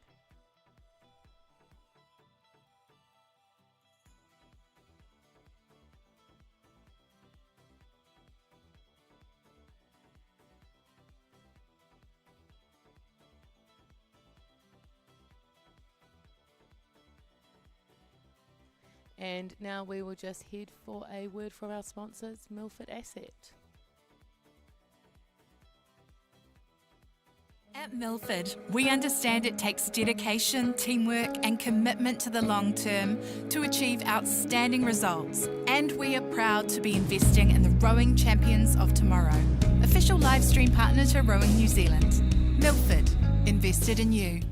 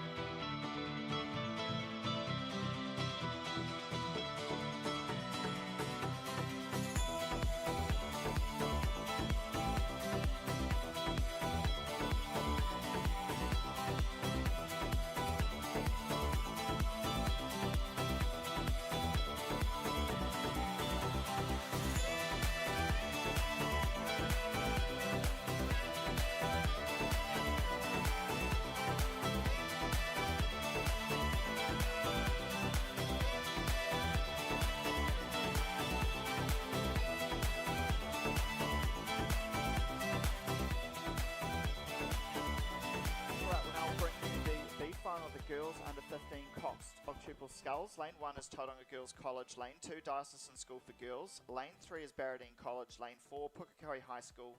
Lane 5 is Otamotai College. Lane 6 Takapuna Grammar. Lane 7 is Wellington East Girls College. And Lane 8 St Kentigern College. They've got about 600 metres left to travel. It's Lane 5. Otamotai College currently leading from Pukekohe High School. Then we go back to Diocesan School for Girls 2. Those are your top 3 at the moment in the girls 15 octuple. Then we'd go back to Barradine College just behind them, currently in 4th.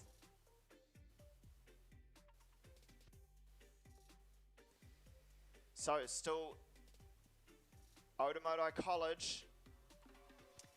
They would have, I think it's a length advantage over Pukekohe High School. Pukekohe taking their rating up though, and they're really trying to put themselves back up to take out this B final. They've got a lot of momentum there, so it's Otamoto College still with the advantage, but Pukekohe High School have absolutely put a blistering move in. In second, they're bringing Diocesan School for Girls in lane 2 with them in that battle for first, second and third. I think these 3 crews now, I think Pukekohe High School making very good inroads. They're now down to at least less than the canvas. I think they might be about to hit the front of this. Diocesan also moving really well, and they're pushing away from Barradine, so they're clear in third now. But they're pushing up, and I think Otamoto might be coming under a little bit of pressure from Diocesan School for Girls as well, who are now trying to push up for the lead of this race. So Otamoto, Pukekohe and Diocesan in this B final. 250 left to travel for these 3 crews, and at this point it's anyone's game. Boy oh boy, good stuff happening here with these girls under 15 octuple sculls. Diocesan absolutely flying. I think they might now have their nose in front of Pukekohe High School. It's Diocesan, but here come back Otamoto College. Otamoto are moving again. Otamoto have put themselves in front of Pukekohe. Otamoto absolutely moving. They're the first to hit 100 to go, followed closely by Pukekohe, followed by Auckland Diocesan. And not too far back from them is Barradine, who have also started to put themselves back up, but still currently in 4th. So Otamoto College back out in front, and they're absolutely going for it. Last 50 metres now, Otamoto College have got that back up half a length over Pukekohe. They will be taking out this B final. Pukekohe in second. Diocesan School for Girls will have to settle for third, ahead of Barradine. Then we go out to St Kentigern College, Wellington East Girls College, down here to Tauranga, followed by Takapuna Grammar School, rounding out the B final of the girls under 15 Coxed octuple sculls. We now look to the A final, which is at about the 800 metre mark. Lane 1 we have Queen Margaret College. Lane 2 is St Peter's School. Lane 3 Wanganui High School. Lane 4 is Whangarei Girls High School. Lane 5 is St Peter's School. Lane 6 Diocesan School for Girls. Lane 7 Wellington Girls College, and Lane 8 Waikato Diocesan School.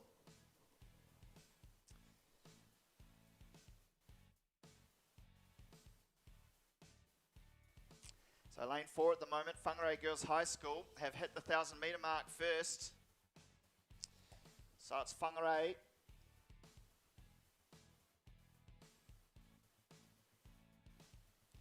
And the 2 crews on the far side travelling well. So Waikato Diocesan and Wellington Girls College. Also Diocesan School for Girls number 1. So it's those far crews along with St Peter's School. They will be in behind Whangarei Girls High School, who are leading this race. 3 inside crews of Queen Margaret, St Peter's School 2 and Wanganui High School, just a little bit further back.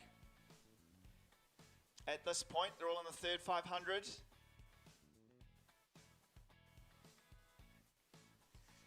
Great stuff happening from Waikato Diocesan out there in lane number 8.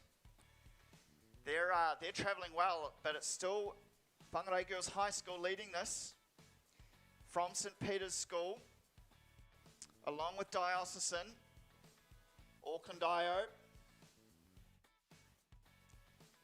Waikato Dio, and Wellington Girls College. That's the order at the moment. So they approach 7:50 to go. Whangarei, the light blue colours.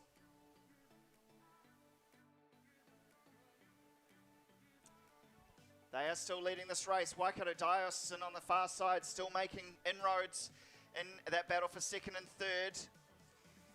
I think it's Diocesan now that have put themselves in that second place, but Waikato Dio is still moving. Auckland Dio definitely have moved clear of St Peter's. It's just whether they're ahead now of Waikato Diocesan on that far side, because Waikato Dio continue to make inroads in this battle for second, third and fourth. So Whangarei still out in front, 500 metres left to go for them. I think Waikato Diocesan now in second place over Auckland Diocesan in third, and then back to St Peter's in fourth. But Auckland Diocesan now starting to respond. They've just taken the rating up and starting to attack to see if they can put themselves back up in that battle for the silver medal. But gold at this stage, still with Whangarei Girls High School. Whangarei leading, and they've got clear water. I think Waikato Diocesan still holding on to that second spot from Auckland Diocesan, and then only about a length back to St Peter's. And St Peter's 2 currently in fifth, so a close race between the two crews from St Peter's. Then we go out to Wellington Girls, then back to Wanganui High School and Queen Margaret College. But, boy oh boy, Whangarei Girls High School still absolutely pushing it. But I'm going to call it as the silver and bronze battle is going to be between Auckland Diocesan and Waikato Diocesan on that far side. Waikato Diocesan definitely took their rating up early, but I think Auckland Diocesan still with the advantage. St Peter's are absolutely flying. They've just absolutely put the afterburner on. They've taken their rating right up, and they're now starting to get involved. Oh, they've taken it right up, but now I think one of the girls has lost her oar. And that's, they were moving so well, but I think that's given a bit of a breather to Auckland Diocesan and Waikato Diocesan in that battle for silver and bronze. Waikato Diocesan put themselves in that silver medal position, I think. Auckland Diocesan now in third. St Peter's desperately trying to recover from that as their number 2 crew starts to push up alongside them. But there's no two ways about it. Into the last 100 now for Whangarei Girls High School, who have a length and 2 lengths clear advantage. They will take the gold medal in the girls under 15 octuple sculls. And I think on the far side, in the battle between the diocesans, Waikato Diocesan have put themselves in that silver medal position. It's now out to 3/4 of a length. They will take silver. Auckland Diocesan will pick up the bronze medal. And in the battle between the two St Peter's schools, I think it is the St Peter's number 1 school that will hold on for fourth over St Peter's number 2. Then we go out to Wellington Girls, down here to Queen Margaret, and then back to St Wanganui High School.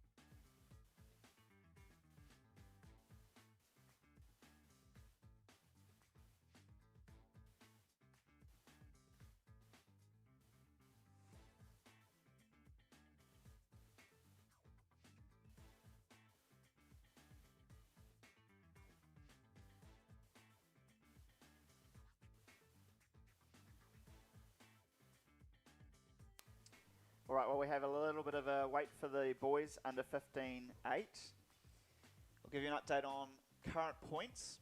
In fourth place equal, Auckland Diocesan and Waikato Diocesan on 15 points. Third place, St Peter's School on 16. Second place, King's College on 18. And current leaders in first place for the Derbyshire Shield is St Paul's Collegiate on 24 points. We do have a start now in the boys under 15 Coxed 8s.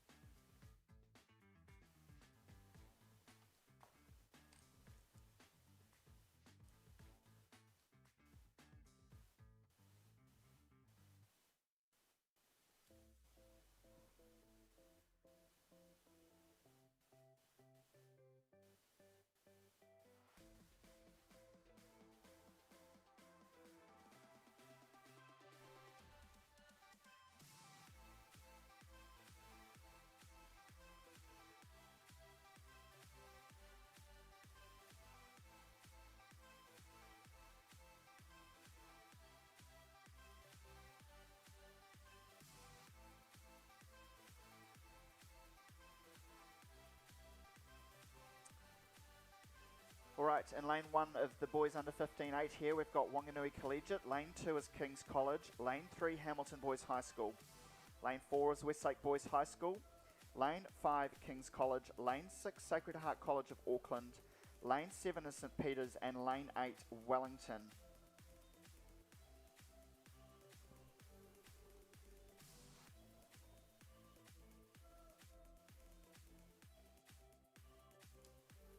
Very tight field here as they go through into the second 500 metres of this race.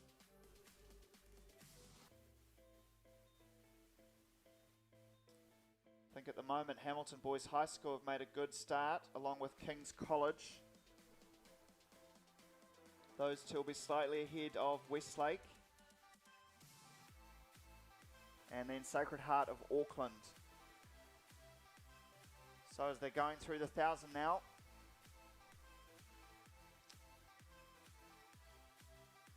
Wellington College on that far side also travelling well, as are St Peter's College.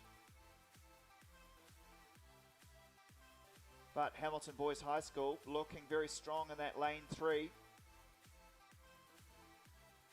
I think they're out to a good 3/4 to a length advantage over Kings.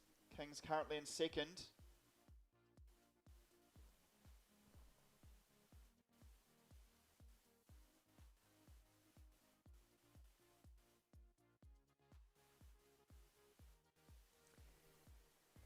King's College 2, so King's College having 2 crews in this boys 15-8 final, so well done to that team. But Hamilton Boys and King's College 1 are the ones to watch. Lanes 3 and 5 is where the battle is going to be. I think Kings is starting to make some good inroads into the lead that Hamilton Boys has held. Then I think we're going out into a battle for third between Sacred Heart of Auckland and Wellington College on that far side, also travelling well. So a few lane 8 crews starting to feature across the racing here. King's College have hit the front though. So King's College now leading the boys under 15 Coxed 8 from Hamilton Boys High School in second. Then it's between Sacred Heart of Wellington College, St Peter's College not out of it either. Westlake a little bit further back along with King's College 2 and Wanganui Collegiate. But out front it's King's College. King's College from Hamilton Boys. As they approach 500 metres left to go.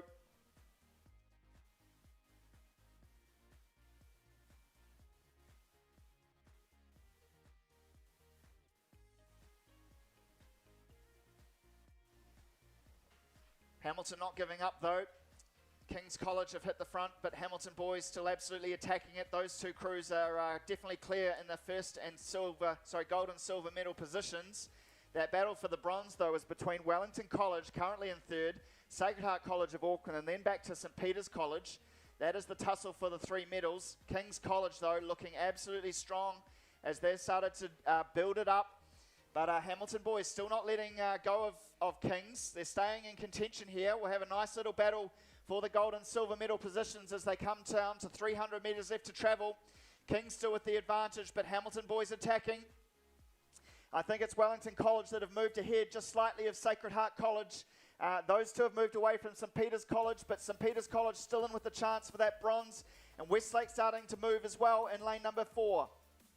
Hamilton Boys, King's College, absolutely pushing each other all the way. I think Kings still have the advantage, and they've just taken their rating up again to really push it. It's going to be between these two crews for the gold and silver medals, with Wellington College currently in that bronze medal position as St Peter's College start to push up on Sacred Heart for fourth. So as we come down, 100 metres left to travel. King's College are through now. Hamilton Boys now. So it's about half a length advantage to King's College over Hamilton Boys. Then we go out to Wellington College in bronze. And I think St Peter's College have gotten up for fourth over Sacred Heart College of Auckland.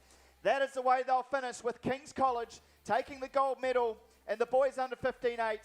Silver will go to Hamilton Boys High School. The bronze will go to Wellington College out there in lane 8. And then in this battle for fourth, I think St Peter's College have gotten up over Sacred Heart College. Then we go back to Westlake, Kings 2 and Wanganui Collegiate.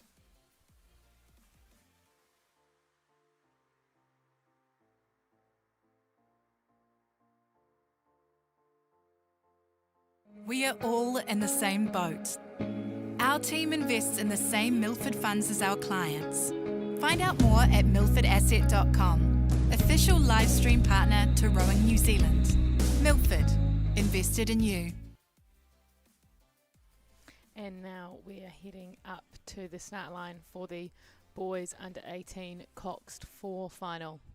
Of course, this is always an exciting race with one of the main under 18 events, and in the middle we have sort of got Westlake boys and Hamilton boys, who of course were the two heat winners on Friday.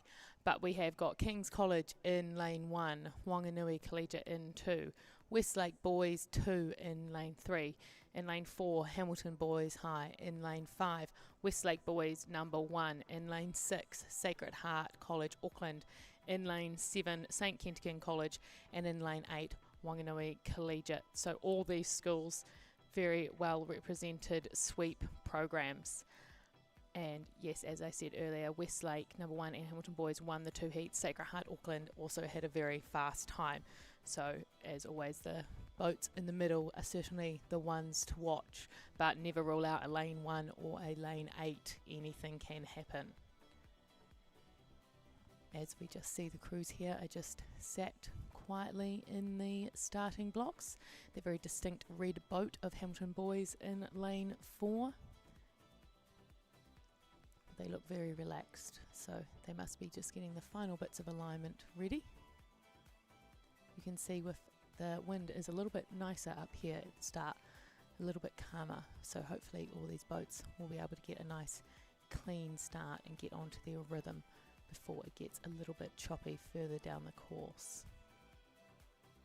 The umpire has his white flag up, that is a good sign. That means he's ready. We just see them, some of the crews come to the front there, starting to look ready.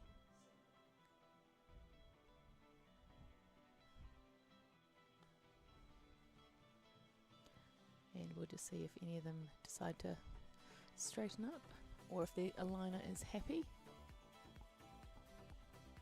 But this is a great bird's eye view here from our drone, thanks to Milford Asset.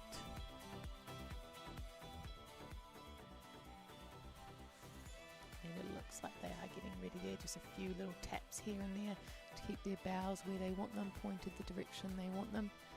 It's all up to them to make sure it is how they see fit. And all these boats have coxswains down in the bows there, so they can see straight down the course. The coxswains will be making sure their bow is exactly pointed where they want to point, so that when they go off the line they'll be straight. And we're away. So we're away here in the boys under 18 Coxed 4 final. And we are following this down the course, and as expected, those three in the middle, which is Westlake 2, Hamilton boys 1 and Westlake 1, are getting out early. Also a nice fast start there out in 8 from Wanganui Collegiate School. So these boats, you'll see different rigs in each boat. Some have a tandem rig, some have a standard rig.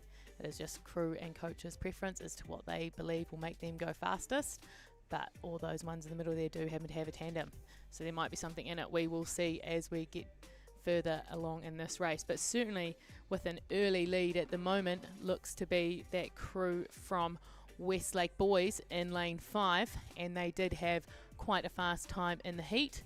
So these boys here, Donovan, Jack, Samuel, George and Cox by Flynn, are doing a fantastic job. They certainly know how to row a 4 well. Cox 4, a nice big boat for big strong people. And coming with them on the outside is Sacred Heart Auckland, who I believe came second to them in the heat as well. So these two boats know how to push each other onto a good fast race. And at the moment, third is very tight between Wanganui Collegiate out here in 8 and the Westlake boys second crew down there in lane 3, as well as St Kentigern College in 7. Those three boats very close, very tight for third as we move through the 500 metre marker. So through the 500 metre marker, it was Westlake Boys 1 through in first, Sacred Heart Auckland coming through in second, and it is a three-way tie between Westlake Boys 2, St Kentigern College and Wanganui Collegiate for third as we are 500 metres into the race. So now as we push on into the second 500, that is certainly part of the race where everyone wants to get onto their race rhythm.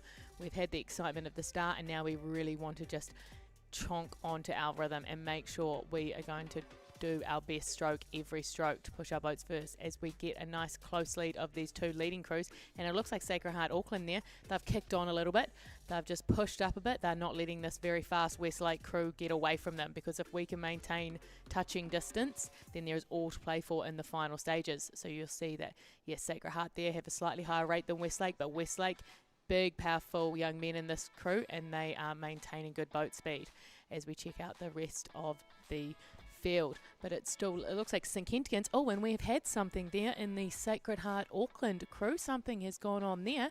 We had a little stop, a little tap around, but that's all right. They're back into it. The adrenaline will be pumping through right now, and they will be using that to fight back to get themselves back in the race. As St Kentigern's has just had a good second 500, and they have pushed themselves up ahead of Wanganui Collegiate. But let's go check out the leaders here. Westlake Boys High School number 1. They are sitting in lane 5. Big strong strokes. You'll see those legs, they hook onto the water. You see they get their blades in and they connect, and then their legs come down. Sometimes you'll see crews will push their legs down before they're actually connected to the water, but these young men are doing a fantastic job of getting connection before driving down, and that is why they are getting big strong strokes and really pushing their boat away from their puddles every stroke, and that's why this crew is in the lead.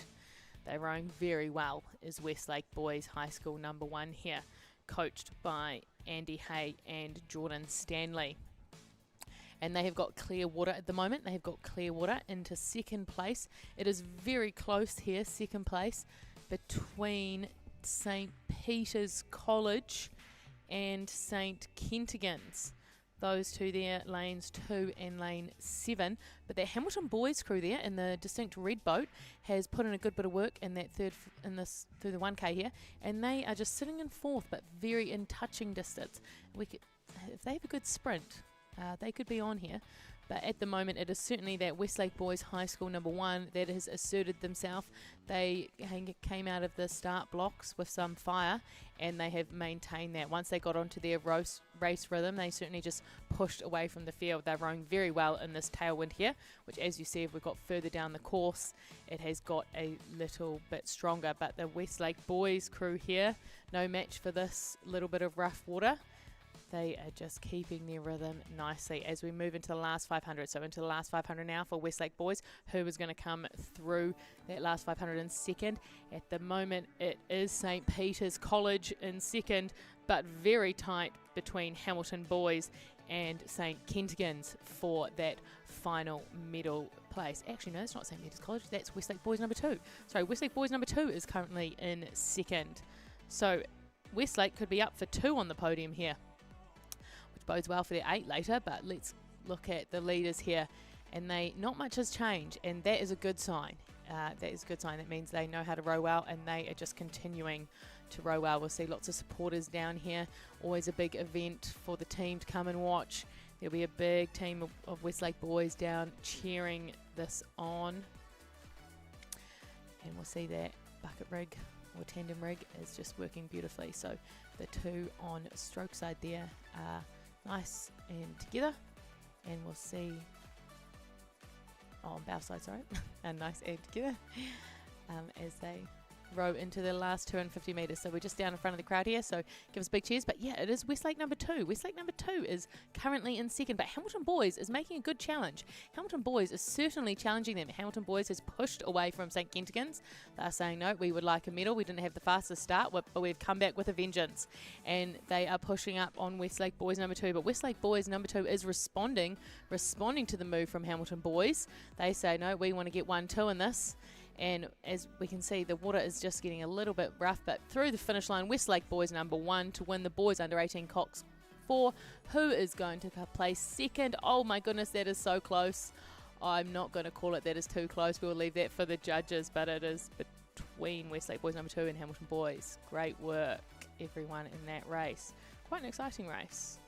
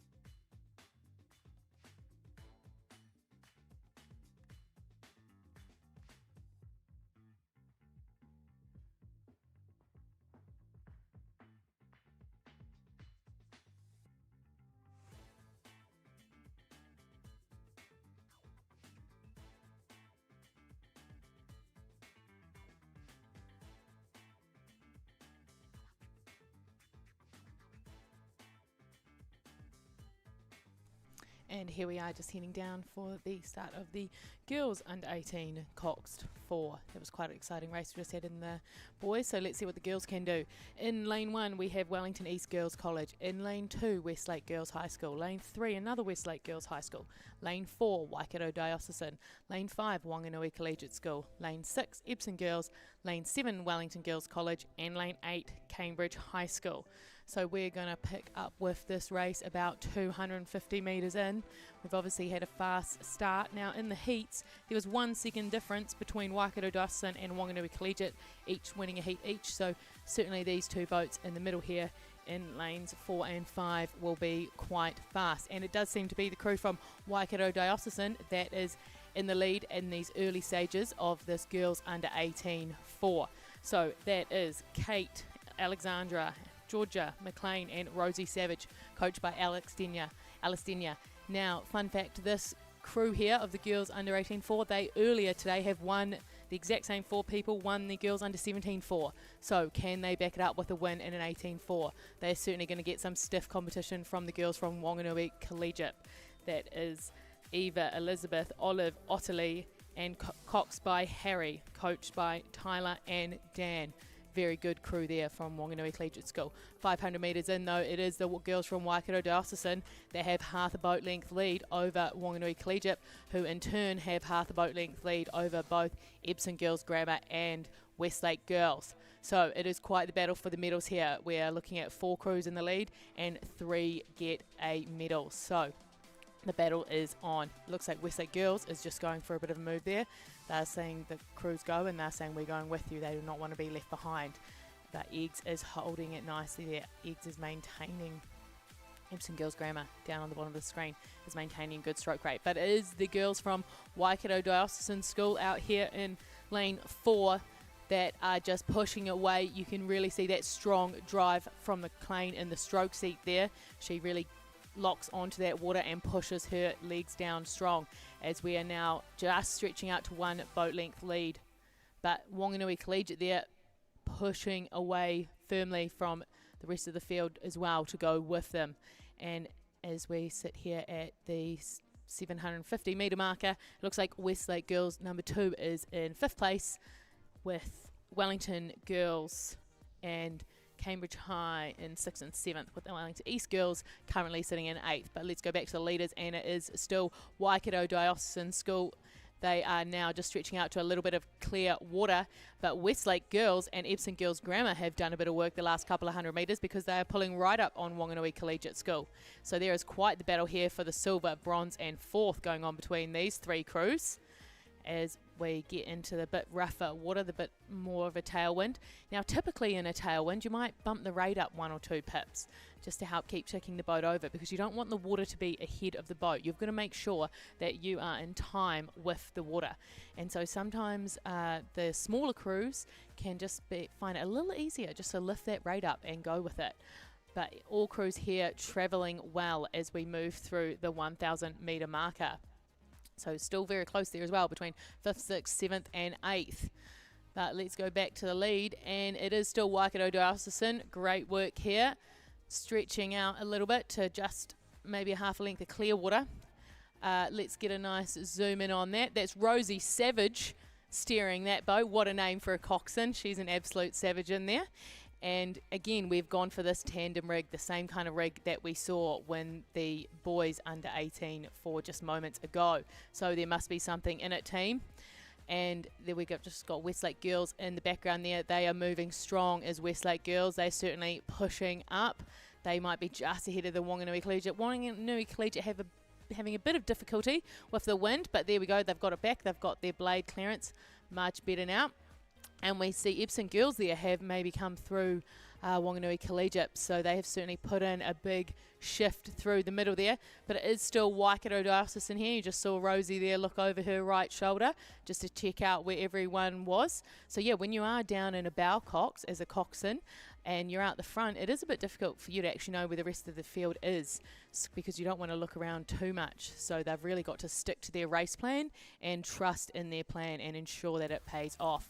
But Epsom Girls Grammar has certainly had a good third 500 here. If they have pushed up, they've closed the gap a little bit on Waikato Diocesan as we come down to the last 500 metres. There's Waikato Diocesan through that, then Epsom Girls, and then in third at the moment it's Westlake Girls. But it is all to play for as we come into the last 500 metres here with Wanganui Collegiate in 4th.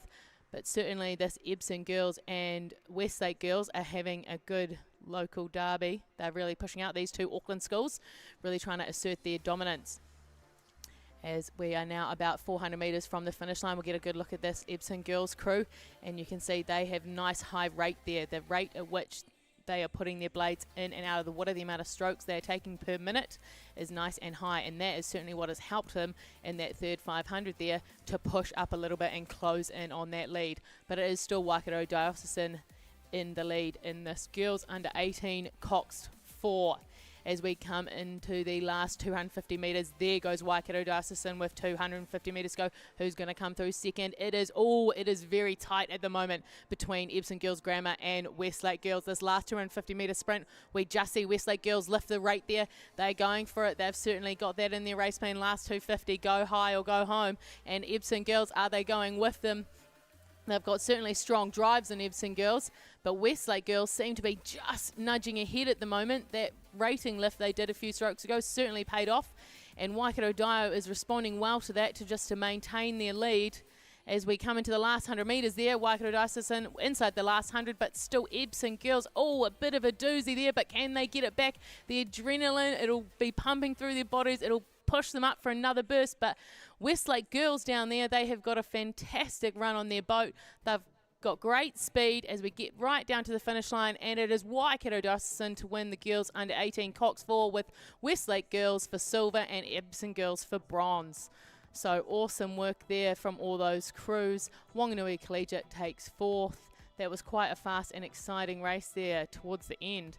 And that crew from Waikato Diocesan has, that is under 17 4 and under 18 4 for them. So ones to look out for as we head back up to the start. The next race on the course will be the girls under 16 Cox Quadruple Sculls B final. But we'll just watch the final crews cross the line here. And that is Wellington Girls crossing the line there and Cambridge High School.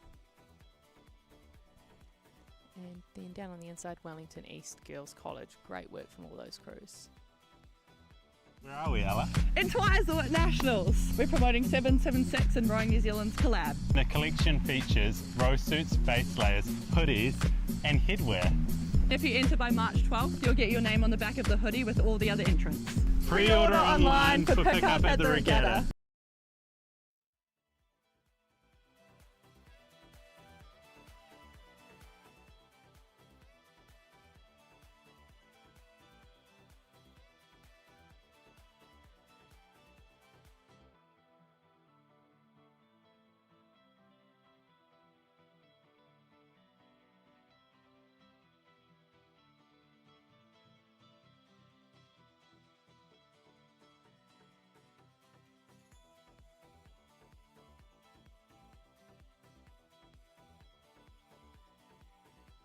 And here we are just joining the girls under 16 Cox Quadruple Scull B final. We've got Hamilton Girls in lane 1, St Paul's Collegiate in 2, Whangarei Girls High School in 3, Wanganui Collegiate in 4, King's College in 1, Hillcrest High in 6, Barradine in 7, and Westlake Girls out in 8. But it does look like we just have 7 boats in this race. It's very tight out the front here. It looks to be the lane 3 crew from Whangarei Girls High School currently in the lead, but only just, as there is certainly this Westlake Girls crew down here in lane 8, giving them a good challenge, as well as Wanganui Collegiate School just on the outside shoulder as well. So those 3 crews, Whangarei Girls, Wanganui Collegiate and Westlake Girls, are moving through the 1250 metre marker together at the front of the pack. They've certainly got a bit of clear water over the 4th, 5th, 6th and 7th place crews at the moment. But let's see how they all play out. So this is a B final, so of course the winners here can call themselves the 9th best crew in the North Island. And under 16 girls sculling, as always, quite fast and furious. And here we are just getting a closer look at that Westlake Girls crew. Now we did just see their teammates, their older teammates, come through with a very strong sprint at the end of the girls under 18 4. So I wonder if these girls in this quad will have a similar sprint. If they do, then Whangarei Girls and Wanganui Collegiate had better look out. But it is still just that Whangarei Girls quad still in the lead as we move into the last 500 metres of the race. They've just got about a half a canvas lead over Wanganui Collegiate and Westlake Girls there. And going through in 4th, it looks to be, is that Hillcrest High there? And then back down to the inside to Hamilton Girls, St Paul's, and then Barradine currently in 7th. But not much between any of those crews. So let's go back to the leaders. And, these Westlake girls, they have picked it up a bit. I would say it's very close, Balbal for Balbal with Whangarei. But Whangarei still managing just to cling on. They are having a good battle over there with Wanganui Collegiate School, which will certainly be pushing them on. A little bit harder for the sleep lane here in 8 to keep contact with the race, but they're doing a fantastic job. And often that is when the inside crews, they don't realise you're there and you can really charge through in lane 8 and do something special. But it is still Whangarei girls as we come down to the last 250 metres here. Whangarei girls just got a canvas over both of Wanganui Collegiate and Westlake girls. So a nice tight race with all to play for in the last 250 metres. And it is Hillcrest currently sitting in 4th, so they've maintained that 4th position, which is great work from them. As we are now about 150 metres from the finish line, Whangarei are certainly lifting the rate. They're going for a sprint. Have seen them in octies and double stay having a very fast sprint at the end, so it's great to see they also do that in their quads. And so they are still maintaining that as we come into the last 100 metres, but Westlake is taking the challenge and so is Wanganui Collegiate. All three of these crews really charging for the line, but I do think the momentum is with that Whangarei girls. They've got the momentum, they're holding on to it, they are just lifting the rate every stroke. They're really charging for the line, to sprint for the line. They want line honours in the B funnel of the girls under 16 Coxed quadruple scale. There it is, Whangarei girls, good work. And I do think Westlake just got up over Wanganui Collegiate there, but very close. Great race from those three crews as Hillcrest crosses the line in 4th. Then we go back down to the inside lane of Hamilton girls and back out to Barradine and then down to St Paul's Collegiate.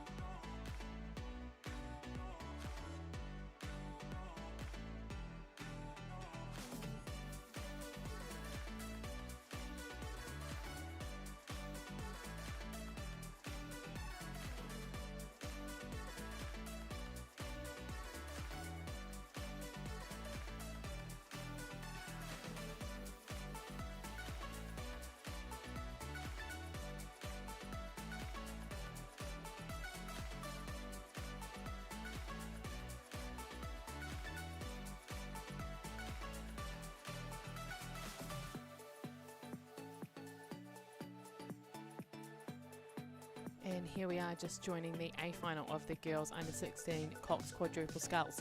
So in lane 1 we have Diocesan School for Girls. In lane 2 Hamilton Girls High School. 3 St Paul's Collegiate. 4 Wellington East Girls College. 5 Wanganui High School. 6 Barradine College. 7 ACG Tauranga, and out in 8 we have King's College. But let's see who is in the lead here. It looks to be lane 3 St Paul's Collegiate, followed closely by Wanganui High School in 5 and Wellington East Girls there in 4.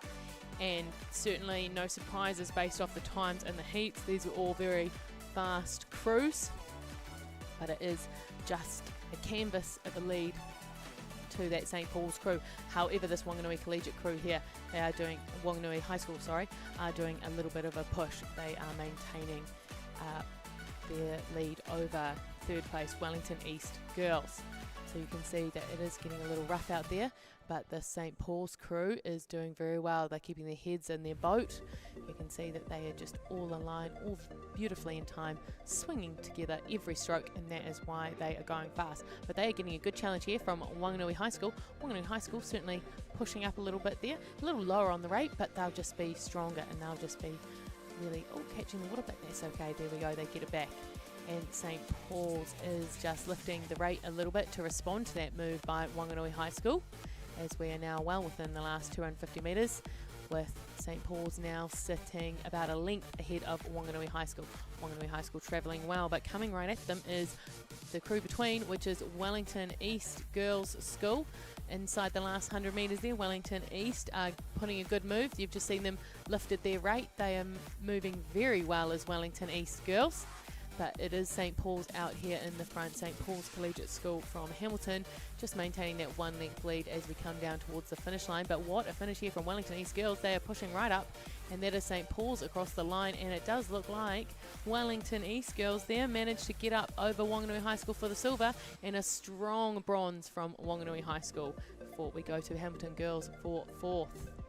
Down on the inside there. So quite an exciting finish to that girls under 16 Coxed quadruple scull. What an awesome finish from Wellington East Girls College. As now we are going to travel back up the course for the B final of the boys under 16 double sculls. And in lane 1 we have Glendowie. In lane 2 Scots College. In lane 3 St Peter's School. In lane 4, another Glendowie. In 5, Onslow. And out in lane 8, we have Tauranga Boys. So we have 6 crews in this race. And they are travelling well because they are already at the 1250 metre marker. So that is where we're going to pick them up. And it looks like the crew there in lane 3, St Peter's, seem to be in the lead. So that is Max Fielder and Jacob Campenhout, coached by Finn Sherlock and Joseph Orridge, that seem to have the lead in this race. But coming in second at the moment would be Glendowie in lane 4, and then out to Onslow College in 5. Now Finn, the coach of that St Peter's crew there, is an Onslow College old boy, so I'm sure he'll be having mixed feelings here, but I'm sure he won't complain that his crew is currently in the lead. But that Onslow College crew are really pushing up there on Glendowie. It is a good battle for second place here in the B final of the boys under 16 double sculls. As we just zoom in to get a bit of a closer look at that, because you will see that Glendowie, again, we've just seen a double from them not long ago that was travelling very well and had very good technique, and so do these young men here from Glendowie. But that crew there in lane 5 is certainly pushing up. They are giving it a good sprint. But let's go and look at St Peter's there. And yeah, you can see a little bit of splashing there, a little bit of water on the blades. But these boys are dealing with the conditions well. As you see, they've got a nice high rate, this crew here from St Peter's. Love a scrappy finish, love a nice, that's a good word by the way, nice fast finish. They are going very well. Many New Zealand representatives have come through St Peter's with fast finishes. One of note that I think would have done very well in the 16 doubles back in his day was Matthew Dunham. So these boys must have learned a thing or two from him. But it is that crew there in lane 5 that have now pushed themselves up into second place. So if my data is correct, that is Onslow College doing very well there. They've had a strong third 500 as we get down close to the last 250 metre marker. And who is currently in fourth? Oh, it is very close there, isn't it? Between Tauranga Boys, Scots College and Glendowie number 2 are all very close, having good battle for 4th, 5th and 6th in this race.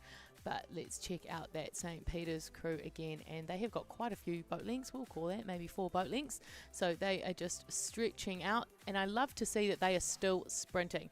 You know, they're not just going to settle for this amount, they are going to stretch out and win by as much as they can, the St. Peter's crew. They're clearly going for a time.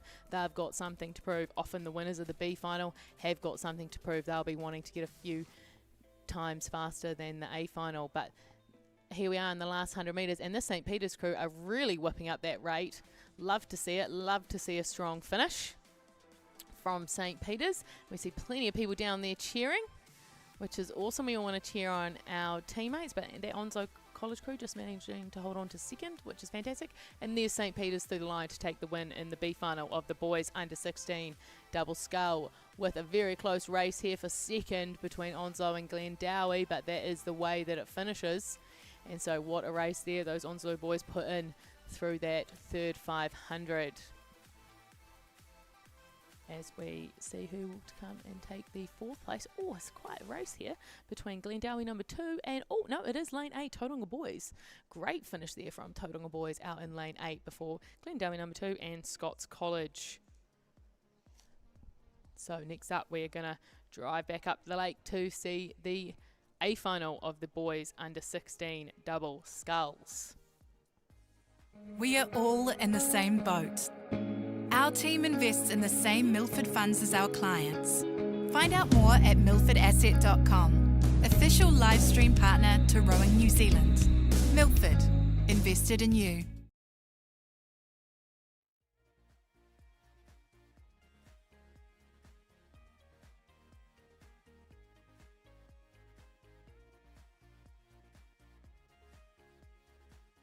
And here we are just catching up with the A final, and in lane 1 we have Napier Boys High School, in 2 St Kentigern College, in 3 Francis Douglas College, in 4 Taupo-Nuiatea College, in 5 Wanganui High School, in 6 Cambridge High School, in 7 Whakatane High School, and now in 8 we have Gisborne Boys High School. Now certainly the crews to watch here would be that crew from Wanganui High School. They won one of the semi-finals yesterday afternoon, and so did the crew just inside them, Taupo-Nuiatea. They won the other semi-final, but certainly the second place winners, Francis Douglas and Cambridge High, were right there with them time-wise. So we will see how they are all doing here. And it does appear to be the crew in lane 5 from Wanganui High School is currently in the lead with about a boat length over the crew down in lane 3, Francis Douglas. And then it is very tight at the moment. I would just call it Taupo-Nuiatea College sitting in 3rd, but only just over this crew down here in lane 7, Whakatane High School. As we know, great sculling program there with a very fast finish usually. So we have got 750 metres left to travel in this A final of the boys under 16 double sculls, and it is that crew from Wanganui High School of Joseph and Nikki that are still managing to hold on to the lead. Just one boat length there over Oliver and Noah. And it is, let's go down and have a look at them, and they are just handling these conditions well. Great blade work, great shape around the back there. They sit up nice and tall at the finish, and that means they have got room to draw their handles up nice and high and tap their blades down so they can get them away from the water and not get caught, because this little bit of a breeze here is making it a little bit more difficult around the finish there. But these 2 young men here from Wanganui High School are doing a fantastic job at having lovely clean blade work. As we just travel along behind them for a little bit, we also see the angles of their blades are nice and even, which means their boat is well set up and they can then perform their best. And they are staying well and straight in their lane too, as Nikki and Joseph. But as we just double check on their lead, and yep, they have just maintained that 1 length lead over Francis Douglas there in lane 3. So Francis Douglas travelling well, because these 2 have pushed out ahead of the rest of the field. They've stretched themselves out a little bit more, but it is great to see that Francis Douglas there, Oliver and Noah, is going with Wanganui High School. They are not getting left behind, because we will see what happens with these 2 sprints at the end. But anything can happen as we approach the last 250 metres here. So there is Wanganui High School going through the last 250 metre marker, and there is Francis Douglas. So a little bit of clear water now. Wanganui obviously have started their sprint from about the 500, and they have just started to stretch their lead out a bit. Francis Douglas, if they can hold their composure, they will be able to keep their boat speed running nicely, and there it is. They're just lifting the rate a little, Francis Douglas, and they are going with Wanganui. They do not want to get left behind. They are saying we're here to get on the podium, and so they are going to have a strong, fast finish. With 100 metres to go here, we have Wanganui High School, still travelling very well, just maintaining composure to the line here. Nothing fancy needs to happen. All they need to do is continue to set their boat up as we cruise through towards the finish line. Wanganui High School here doing very well to win the boys under 16 double scull, take that gold. Well done, good cheer there. And second place to Francis Douglas there, but who is going to be third? We're having a very strong finish here from Taupo Nui Atea to take the bronze medal. What a finish, Taupo Nui Atea. Quite the sprint on you, great to see. And it looked like Cambridge High came through there in fourth, and then we went down to St Kentigern's for fifth, Gisborne for sixth, Napier for seventh. And what a race that was in the boys under 16 double scull A final.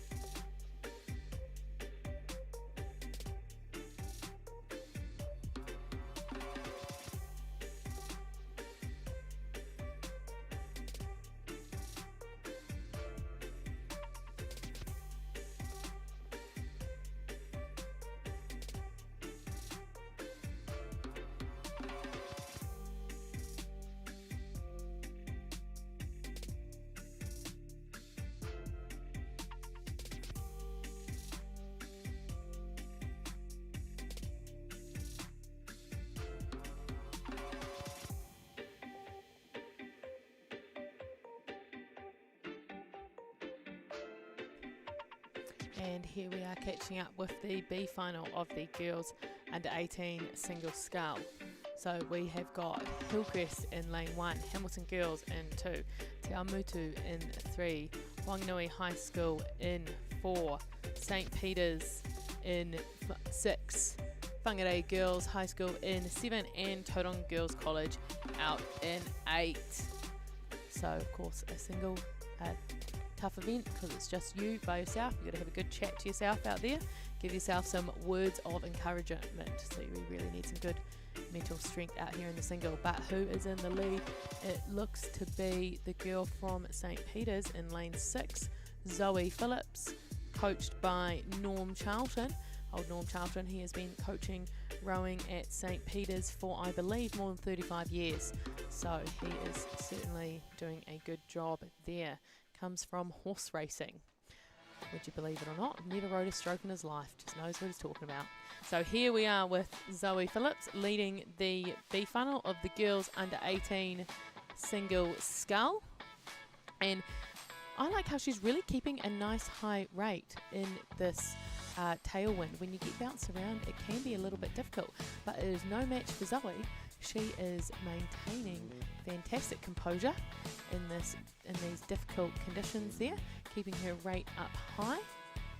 And you see she's really sitting up nice and tall at the catch as well. Sometimes people tend to crouch down a bit, but not Zoe. She is keeping her chest up nice and proud, which is giving her some good leverage, good strong body that is braced that she can push against. As we come down towards the last 250 metres here in the B funnel of the girls under 18 single scull. Travelling well is the girl from St. Peter's, but also travelling well is second place, which is lane 8, Tauranga Girls College, Amy Everett. Now, we just saw Amy Everett in the under 17 single. So, wow, she is backing things up. She turns around races quickly. Good recovery processes there. And she is travelling very well. Slightly lower rate, but very powerful stroke. And currently sitting in third would be lane 7, Whangarei Girls High School. So it is these outside lanes here, 6, 8 and 7, that are currently the top 3 in the B final of the girls under 18 single scull.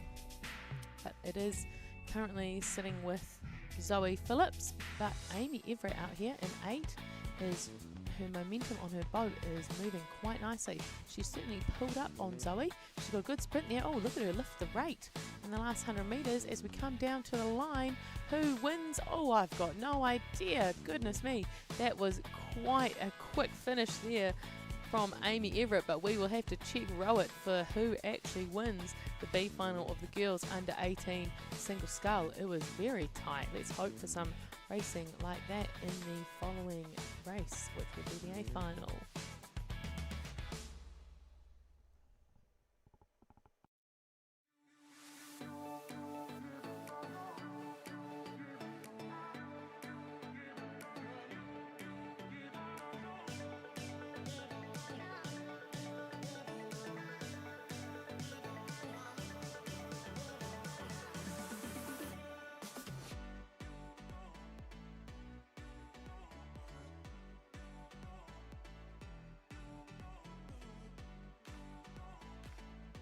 And here we are catching up with the A final of the girls under 18 single scull. So in lane 1 we have Barradine Kate. In lane 2 we've got Olivia from Onslow. In 3 we've got Bella from King's College. In 4 we've got Sibylla from Dawson School for Girls. In 5 we have Angala from Waikato Dio. In 6 we have Lucy from John Paul. In 7 we have Amber from St. Paul's Collegiate. And out in 8 we have Samantha from St. Cuthbert's College. So it was Angala and Sibylla, lanes 5 and 4, that won the 2 semi-finals yesterday. And we do see it is here Angala from Waikato Diocesan with the lead in this race at the moment, and she has got a couple of boat lengths of clear water, which is the perfect amount to see the whole race unfolding behind you. And when you see the race unfold behind you, you can just keep tabs on it and decide when you need to make a move or not. Now Angala has got lovely reach, she's got long arms there, and she just gets them out the front, gets that blade in, gets a nice long stroke, and that is why she pushes through. Oh, you just see her bow just push through the waves there. So we are catching a bit of water, but it's no match for Angala. Now Angala of course did win silver in the senior single at the North Island Club Championships, which is quite a feat from a school child. We don't often see school kids in the podium in the senior single, but Angala was there. So here is Angala inside the last 500 metres with about 4 boat lengths of clear water, travelling nicely, just maintaining good boat speed into this tailwind. And second place at the moment would be the sculler on her left shoulder, which is Lucy Gaston from John Paul College, coached by Alistair Riddle. She is travelling nicely as Lucy. And third place at the moment, Sibylla Thompson from Diocesan School for Girls, coached by Joel Clayton Green and Franklin Hamilton. But right behind her, hot on her tails, would be King's College Bella Furman, coached by Natalie Welsh. She is right there in fourth, ready to pounce. So we will see if anything changes in this last 500 metres of the girls under 18 single scull. So we see here the boats are sort of in an arrowhead formation with the crew in the middle out in front, and they sort of go outwards from there, and that is sort of by design in the way that the semi-final winners tend to go in the middle, and we work outwards like that. But that doesn't mean we haven't seen plenty of fast performances and medals being picked up from lane 8 already today. So you just need your ticket in the A final, and then you can go from there and contend for a medal. But we are with Angala. Angala has certainly stretched out her lead in the girls under 18 single scull. She's not overly lifting it too much. She's just wanting to stay steady in these tough conditions as we come into the last 100 metres. She has certainly rowed a good, strong race. She's rowed herself into this position as we see the waves just crash over the bow of her boat there. But luckily she's got that little splash guard that fends them off. But she is doing well. She's sitting up well at the finish. Really clean blade work, tapping the blades out, and that is what is having her travel well. We can see the Dio supporters down there in the background waving those flags around as Angala crosses the finish line to win the girls under 18 single sculls. Well done, Angala. Who is going to take the silver medal? It looks to be Lucy Gaston from John Paul College, and then we'll go back inside for Sibylla from Diocesan School for Girls for bronze, with a very strong fourth there from the St. Paul's Collegiate Sculler. Amber Church obviously had a strong finish, so that was awesome. Girls under 18 single sculls. As let's go look at the crowd. If you're there and watching, give us a wave. Give us a wave. All those Auckland Dio girls. Oh, St. Cuths. Hi, St. Cuths. How are you? You having a good day? You certainly are.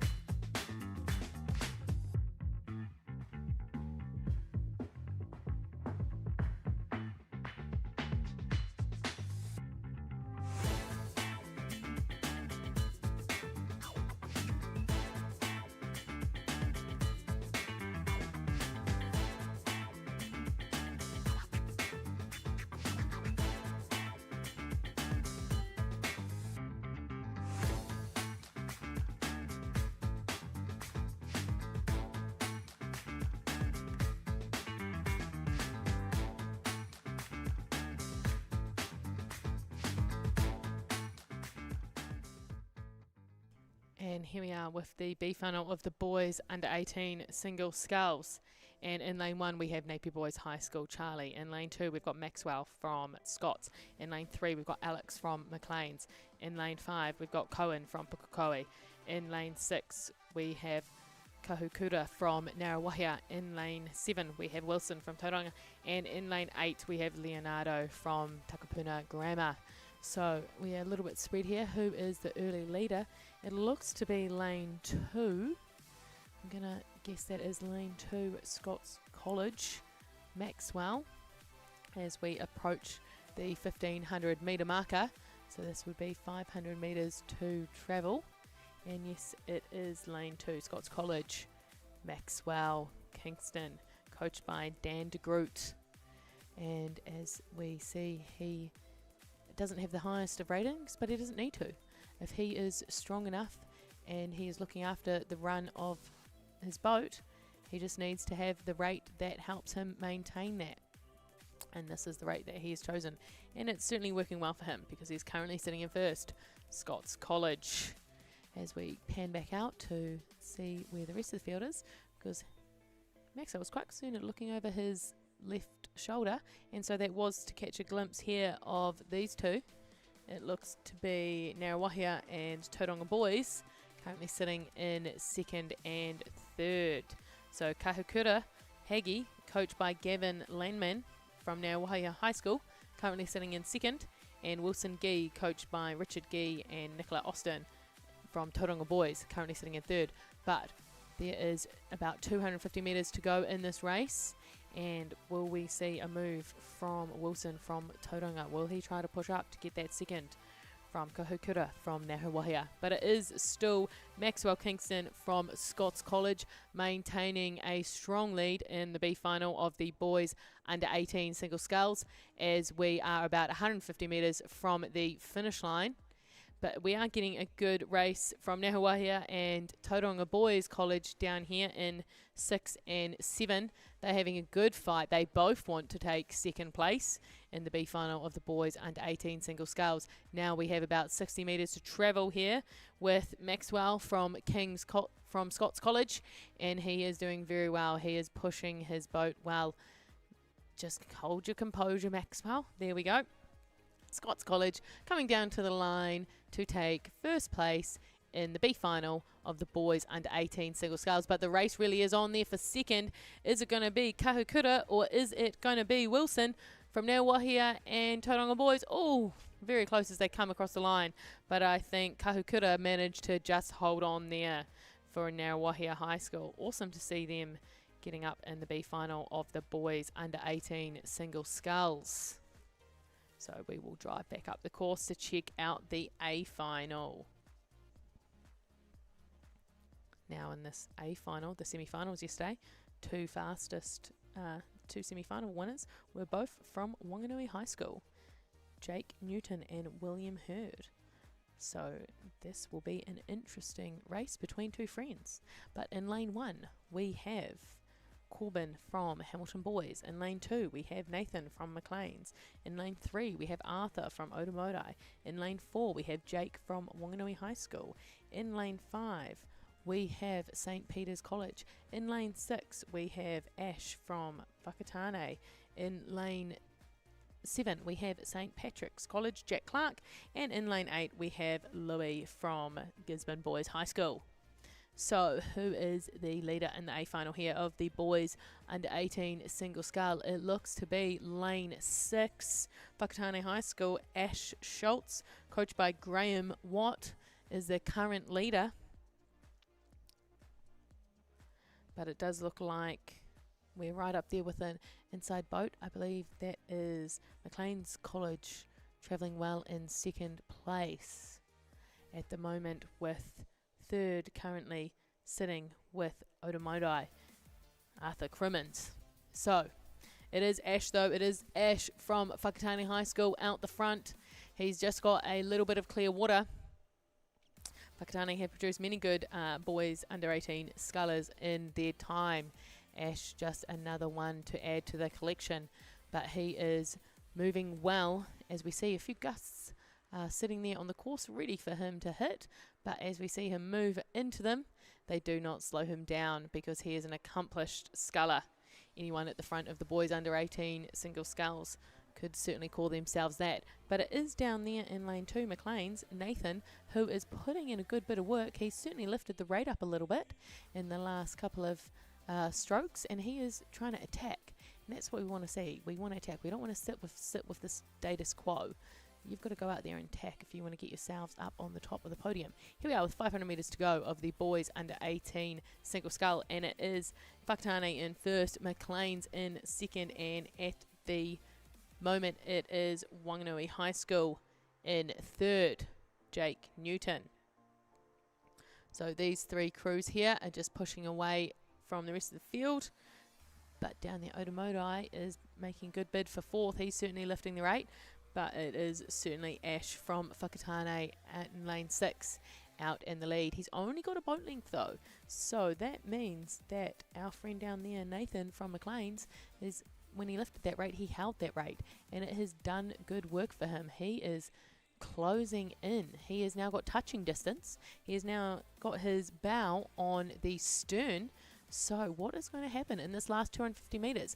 Who is going to have the better sprint out of these two scullers? Is it going to be Whakatane? Is it going to be McLean's? Because McLean's has certainly reeled him in that last 250 metres just before. So Ash down there in lane 6. If you're from Whakatane, if you're from McLean's on the bank, come down and cheer these two young men on as they battle down towards the end of the boys under 18 single scull, because it is that McLean sculler who is travelling very nicely. He has got a good bit of momentum behind him, but Ash has led this race so well. Has he done enough to hold on to it right to the end as we get into the last 100 metres? Third place still sitting with Jake Newton of Wanganui High School. We've now got about 80 metres to travel, and Ash is still managing to hold on to his lead, but we are getting attacked nicely from Nathan from McLean's. He is lifting the rate up. We're going for a very fast finish here from McLean's, and Whakatane, Whakatane into the water. And as we cross the line for first is McLean's College. But wow, what a finish. He really did sprint for the line there, and second place by the look of it, going to Wanganui High School. But wow, what an exciting race. Well fought from Whakatane and McLean's. Quite a good battle there at the finish.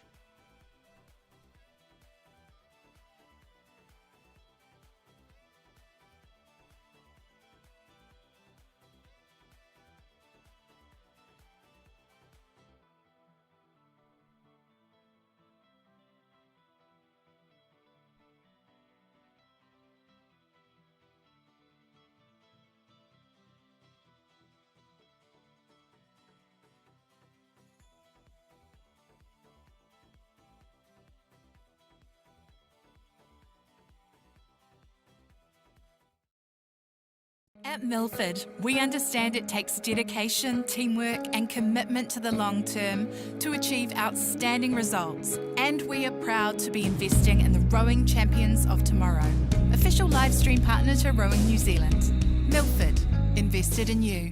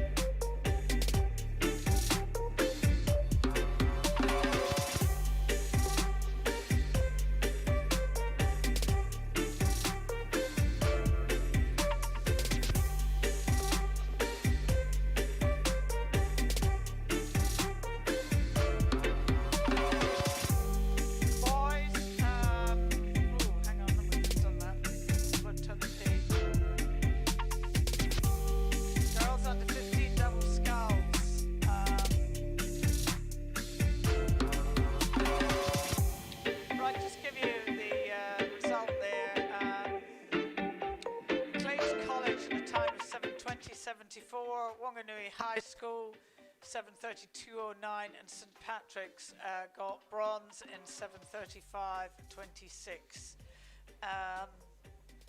So I look forward to watching Ash Suits compete at the Māori Cup. I don't see there'd be any reason he wouldn't be there. Okay, now we've got the girls under 15 double sculls. This is the B final on the water at the moment.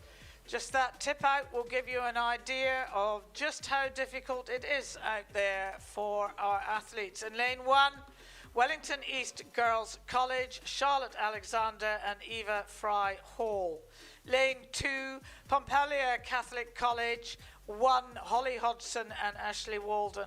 Lane 3, Maclean's College, 1, Lenny Kleinans and Lily Lynn. Lene Kleinans and Lily Lynn. In lane 4, Bethlehem College 1, Francesca Romarasa and Lily Cameron. In lane 5, Onslow College 1, Eva Carlaw and Caitlin Hamilton. In lane 6, Aotea College 1, Pippa Percy and Abigail Parker. Lane 7, St Kentigern's College 1, Ava Clark and Amelia Hughes. And in lane 8, Tupanui Atia College, Cassidy Taylor and Sienna Cooper. This will not be televised live as it is an under 15 year old event. So, what have we got on the water here? Well, Wellington East Girls just a little bit back there. Montpellier doing well in lane 2. Lane 3, Maclean's back. Lane 4, Bethlehem College. They're leading the charge home here. We've got some interesting steering. Maclean's College just a little bit back. And then Bethlehem College leading the charge. Onslow in red, just back. Then we go to Aotea College, sorry. They just need to straighten up their steering, and they're going quite well. And then St Kentigern College 1, and then over to Tupanui Atia College. Now, I'm led to believe it's really calm at the start. And then these young athletes then get a bucket of wavy water thrown at them. But it doesn't seem to be causing Bethlehem's Francesca and Lily any problems here. Maybe the water they train on is never very calm, because they are making light work of this. Aren't they just? Portrait in motion coming down here. And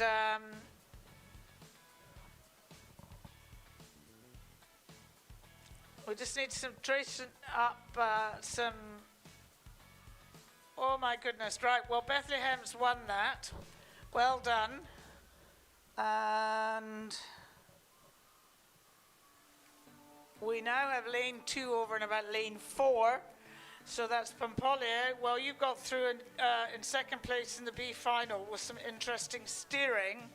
And now we'll just go back to the A final of the girls under 15 double sculls. Medals at stake here.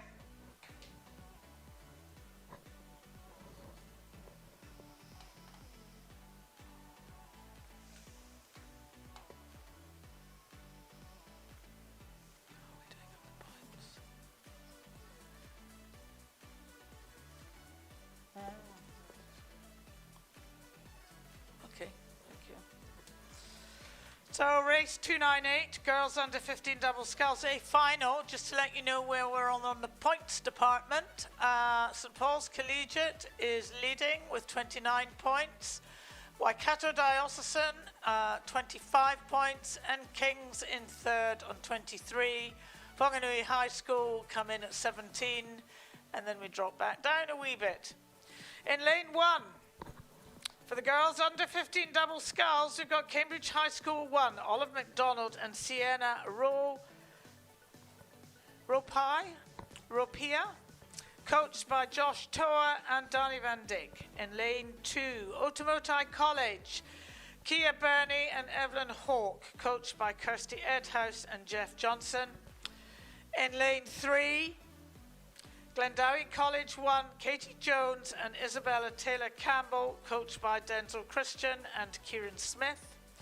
In lane 4, Whangarei Girls High School, Pippa Ryder and Cameron Collinson, coached by Chris Williams. In lane 5, Takapuna Grammar 1, Sophia Cagney Potts, Sky Grease Douglas, coached by Kira Sharrock and Sam Grant.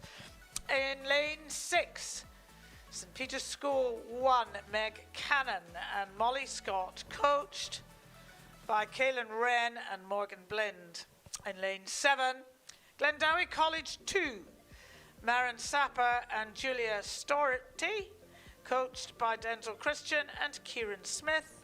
And in lane 8, Wanganui High School 1, Bailey Barnett and Dulcie Jean Paikia, coached by Adrian Van Bussel and Tom Monaghan. Medals up for grabs here. We're looking for a gold, we're looking for a silver, and we are looking for a bronze. Cambridge High School in lane 1, Olive and Sienna, they're travelling reasonably well in that inside lane. Otomotai just a little bit far back, as is Glendowie, and then we pop up to Whangarei Girls High School, that's Pippa and Cameron. They are really travelling well here. They're owning this race at the moment. Then we've got Whangarei, who are sitting silver, bronze maybe. I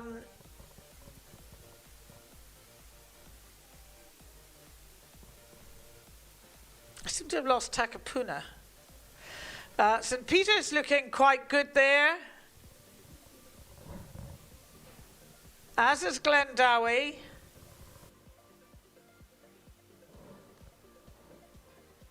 And my system's down.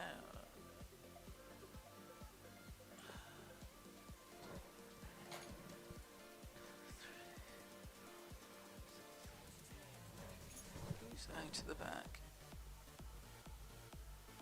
Oh, that's okay. I found my Takapuna crew. So, coming down here now. It's Whangarei. Whangarei really blasting here. Whangarei.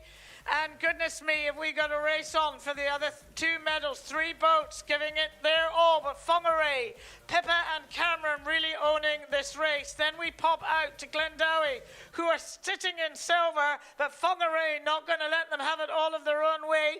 And St. Peter's battling valiantly to see if they can get in the medals. Please don't make the mistake of what went before and had a tip out. Whangarei, gold.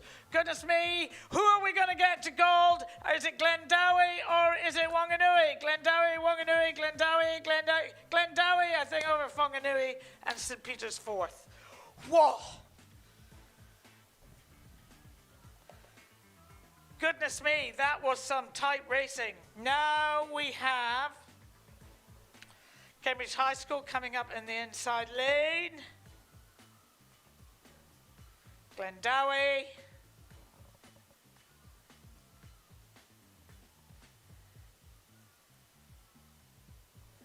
Back to Otomotai.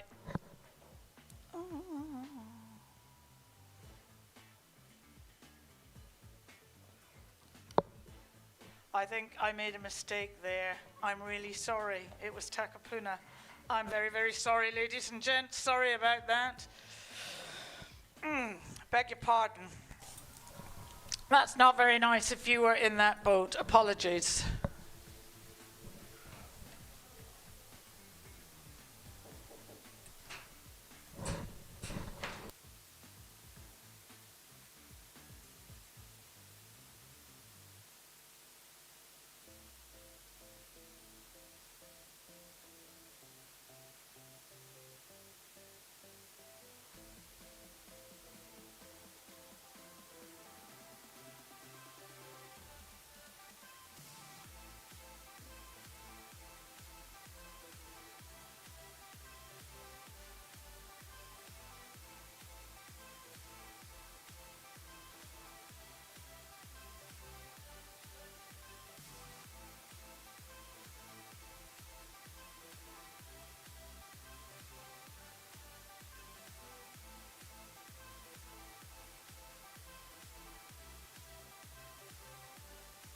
Okay, I am very, very apologetic to the Takapuna crew of Sophia and Sky. I'm terribly sorry I got your colours. How I could get your colours confused with Wanganui, I don't know. But well done for taking the bronze. Whangarei took gold, Glendowie took silver, and Takapuna took bronze in the girls under 15 double sculls. Apologies for that. And now we have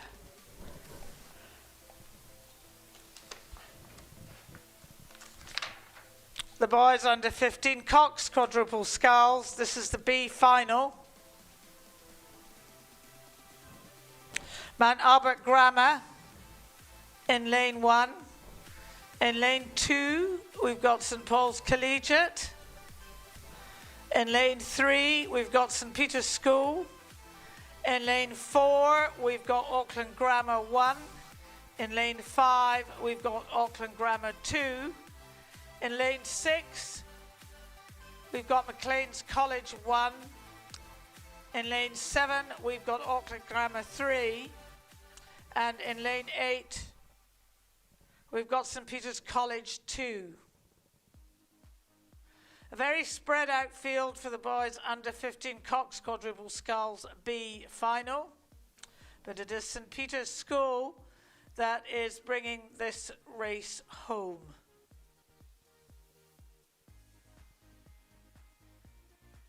Don't they look fun? A lot of white out there. Nice blue blades in sync.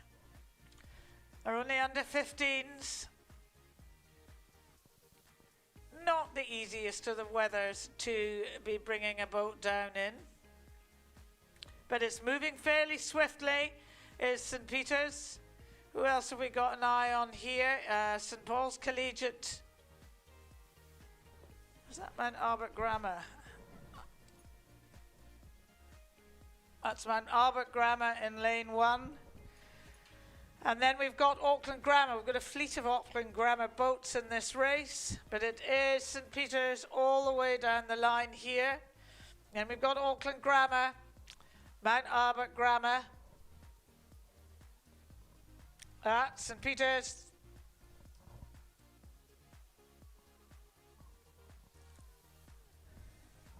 Well done to St Peter's, you taking out the B final. Auckland Grammar coming up here, going well. So is Mount Albert Grammar.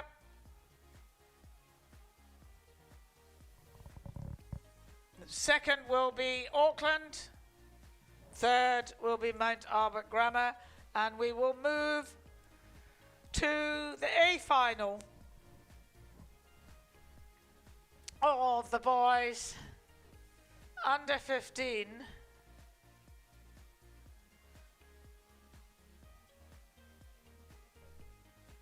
Coxed Quadruple Sculls. Kindly sponsored by Fresh Choice Supermarket. And it is a great wee supermarket. It's at Leamington. It's 5 minutes away from here. Fresh Choice Leamington is your local friendly supermarket and the closest supermarket to the lake. Just a 5-minute drive. Open daily 7 till 9. They welcome pre-orders that can be ready for collection or delivery at the lake, and they cater for all your rowing needs. And they really are lovely. The staff are lovely. You'll have heard me say this before. They've got bits and bobs that you don't get in the run-of-the-mill supermarkets. Okay, boys, under 15, Coxed Quadruple Sculls. This should be fast. In lane 1, Wellington College 1.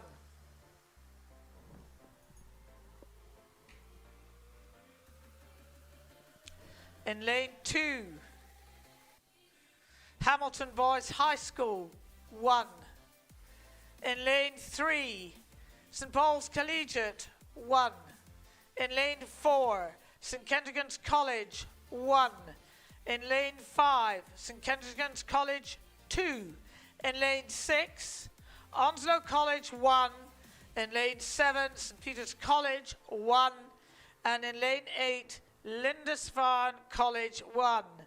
Now everything's on the line here, and medals at stake.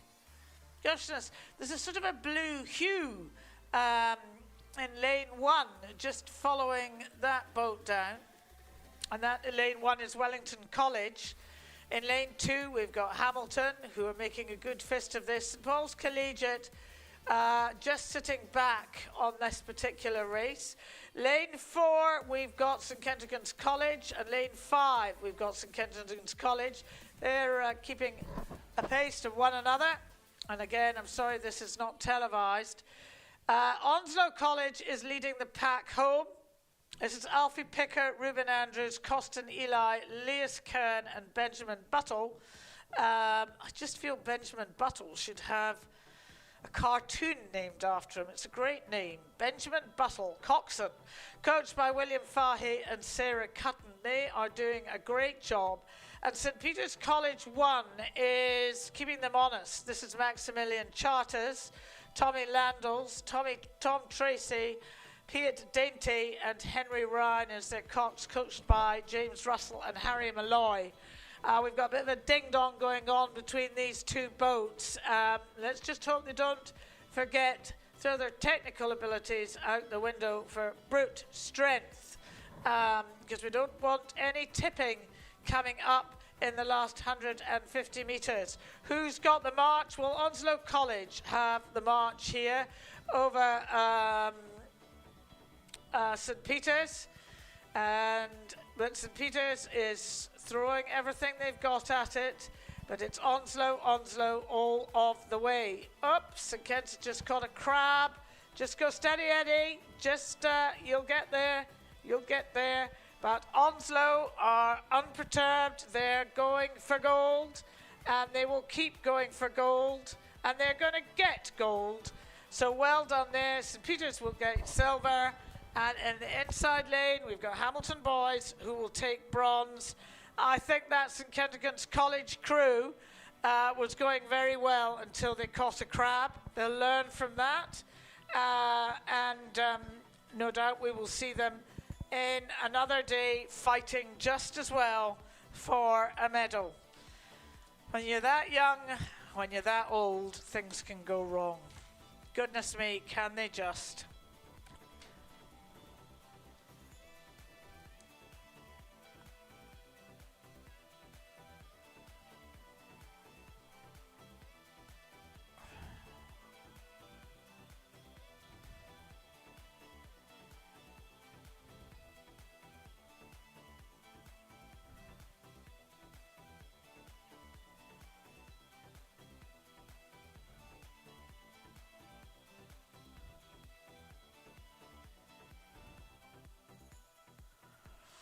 Okie dokie, now we've got an 8. Who is going to win our 8? Who is sponsoring our 8? Well, it's Onyx Cafe. I'm sure you've all eaten in Onyx, and if you haven't, you need to get some time in your diary to go there. Here at Onyx Restaurant in Cambridge, exceptional food and service are always our top priority. We're not going to tell you any different, are they? But it is pretty damn good. Our talented chefs prepare fresh, flavourful dishes with only the finest ingredients, ensuring every meal is an unforgettable experience. Whether you're here for a casual bite or a special occasion, our friendly team is dedicated to making you feel at home. And exciting news! We've just launched a brand new menu. And we're away in the girls under 17 8A final. Nice and close here. So in lane 1, we've got St. Cuthbert's College. In 2, Barradine. In 3, Wellington Girls. In 4, Diocesan School for Girls. In 5, Epsom Girls Grammar. In 6, St. Kentigern College. In 7, Sacred Heart Girls Hamilton. And in lane 8, we've got Mount Albert Grammar. Now, this was a prelim, as in there weren't more than one heat. There was one heat, so all these crews raced each other and progressed to the final. And that ended with Epsom in 1, Diocesan in 2, and Wellington Girls in 3. But we will see if anyone was playing games and if anyone can upset that order today. So we are nicely zoomed in here, and it looks to be the crews in lane 3 and 6 are out in front at the moment, which is Wellington Girls and St. Kentigern College, as we just move through the 250 metre marker in this A final of the girls under 17 Coxed 8. And that crew there in lane 3 from Wellington Girls, they are certainly going for big, long and strong strokes as they just inch out. Every stroke you see their bow just move another inch ahead. We're nice and close to the crews for this race, which is awesome. We can really see what they're doing. And that crew just outside St. Kentigern, Sacred Heart Girls of Hamilton are going with St Kentigern's there. So it is St Kentigern's and Sacred Heart Girls of Hamilton that are just pushing into the second and third position, but we can see the girls from Epsom Girls with their nice yellow bow. Nice gold bow there. They are just moving up a little bit. They are just pushing up stroke for stroke.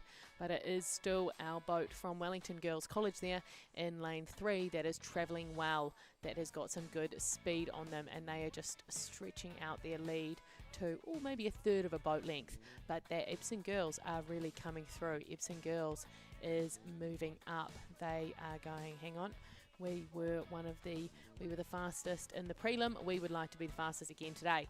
So that is driven by our coxswain, Emma Owen. She must be making some good calls. But it certainly is our coxswain in the Wellington Girls crew, Phoebe Wall, who is putting in some good calls to make sure her crew continues to stretch out. They've now stretched out to a solid half a boat length lead, has Wellington Girls College. So I'm sure their coach Seth Peake has had a good word to them about how they can flip the result of the heat to really try to come out on top here in the final of the girls under 17 Coxed 8. But it is still, yes, those girls from Wellington as we see Epsom push up. But the battle for third here, we're starting to see Diocesan School there in lane 4 starting to push up along with St Kentigern's and Sacred Heart Hamilton. So they are all sort of vying. It is going to be a very tight race here for the bronze 4th and 5th positions. But here we see the girls from Wellington Girls College still maintaining that lead. They are going long and strong, and we can look down the course here. It doesn't look too far of a race when you look from this point of view, but it certainly is when you're in the boat. It is a long 7 minutes, or maybe we'll go under. And we've got a nice tailwind here, so we should have some fast times. And these girls have got great blade work, nice and clean around the back. They're making a great shape with their handle, so their blades are getting away from the water nicely, not being bothered by this chop at all. Is our girls from Wellington Girls College, currently leading the girls under 17 Cox 8. We can see that they are just stretching out, but it is the girls from Epsom that have really pushed in and done a little bit of work here, because now they have brought their bow up to almost level with Wellington Girls College. So Epsom Girls Grammar here really pushing up, and they have brought with them Sacred Heart of Hamilton. So those are our 3 leaders. I would say Epsom has just gone into the lead there. So it is now Epsom Girls Grammar leading the girls under 17 Cox 8, with Wellington Girls currently in 3rd and Sacred Heart Hamilton in 3rd, sorry. So it is these 3 crews here, Epsom, Wellington Girls and Sacred Heart, currently in the middle positions for the girls under 17-8, but we will see what happens as we come down towards the finish line. Epsom have certainly done a good move through the middle of the race, hadn't they? They had a fantastic third 500 there to push up into the lead, which they are just managing to maintain their about quarter of a boat length. But Wellington Girls seem to have just picked it up, because they are starting to move, and Sacred Heart Hamilton is going with them. So Sacred Heart, we're not top 3 of the prelim, but obviously they had more to give, and we are seeing more of them today. So there's a fantastic Sacred Heart crew there, coached by Blair Curry, down in the Waikato River, just further downstream. But it is these girls from Epsom managing to hold on to the lead as we move down into the last 500 metres here. We've just gone through that buoy, and so we will see as these crews really start cranking up their sprints if anything changes. There goes Sacred Heart. You can see them picking their rate up there in the bottom of the screen, and Wellington Girls still maintaining that long, strong, powerful stroke. But it is Epsom. Epsom are going to. Epsom are like, we've done the work to get into the lead. We want to maintain it, so they are stretching out, managing to be almost half a boat length ahead. But it is the girls from Sacred Heart Hamilton who have some good momentum on their hands, steered by Zara Morris. She's doing some great calls that her crew is responding to beautifully to just push them up here into second. But the Wellington girls are not out of it yet. They are still vying back. They are responding well as we come down into the last 250 metres. It is Epsom Girls though. Epsom Girls with 3/4 of boat length over both Sacred Heart and Wellington Girls, with Barradine currently sitting in 4th. A great race happening there for 4th, 5th and 6th between Barradine, St Kentigern's and Auckland Diocesan. But it is our girls from Epsom that have maintained that almost full boat length lead. But it is Wellington Girls are coming back with a strong sprint between the silver medal here between Wellington Girls and Sacred Heart of Hamilton. It is a very tight race as we come into the last 100 metres. I would say they came through together there. So Ebsen out 3/4 of boat length in front, but it is between Wellington Girls and Sacred Heart of Hamilton for silver and bronze. Very tight. Stroke for stroke, bow ball for bow ball. They're slowly eating into the lead of Ebsen, but is there going to be enough lake to get them? Ebsen takes the win in the girls under 17 Coxed A final, but the order of the 2 medals between the other 2 crews, I couldn't pick it. We will have to wait for the judges on that one, but well rowed there by those 3 crews: Ebsen Girls, Grammar, Wellington Girls and Sacred Heart. Fantastic race in the A final of the girls under 17 Coxed 8.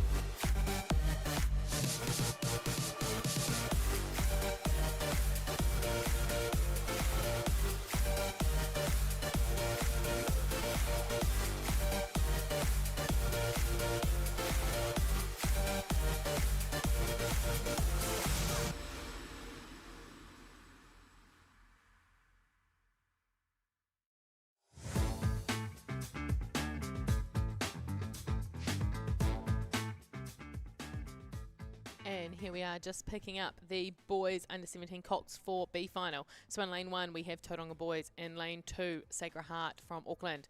In lane 3 Takapuna Grammar. In 4 Auckland Grammar number 2. In lane 5 Hastings Boys High School. In lane 6 Wanganui Collegiate. In 7 Auckland Grammar number 3. And out in 8 Westlake Boys number 2. So as we catch up with this race with about 750 metres to go, let's see who is in the lead. And it appears to be those nice, bright, obvious row suits from Hastings Boys High School. No, it does not. They look to be in second.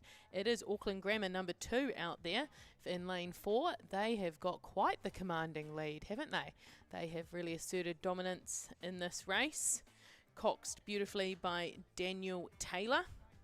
So that is Auckland Grammar number 2 out there in the lead for the B final of the boys under 17 Cox 4. But we are having good race here for second between that Hastings Boys High School crew and Takapuna Grammar crew as well as Wanganui Collegiate are still very much in it.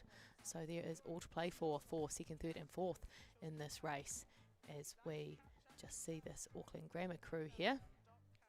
Nice, strong rowing from Auckland Grammar number 2 crew.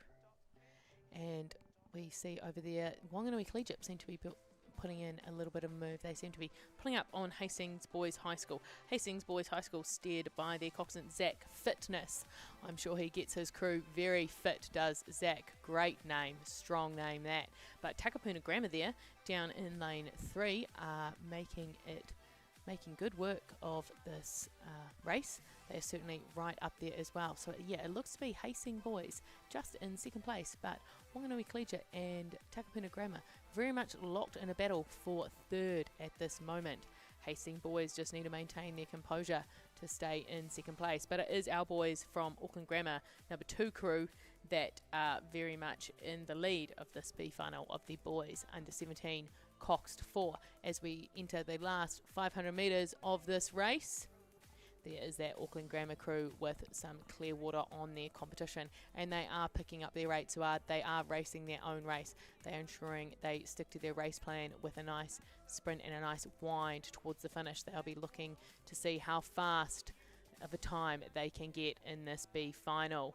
Wanganui Collegiate, though, they are pulling up nicely on Hastings Boys. Hastings Boys, just keep that swing there and you'll be able to maintain your lead. But Takapuna on the inside as well, lifting their rate. So quite the sprint here in the last 500 metres from these three crews as they all jockey for position in the B final of the Boys Under 17 Coxed 4. So we really see Takapuna Grammar getting in lots of strokes there, lots of strokes with a slightly higher stroke rate. But Hastings Boys just sitting up nice and tall.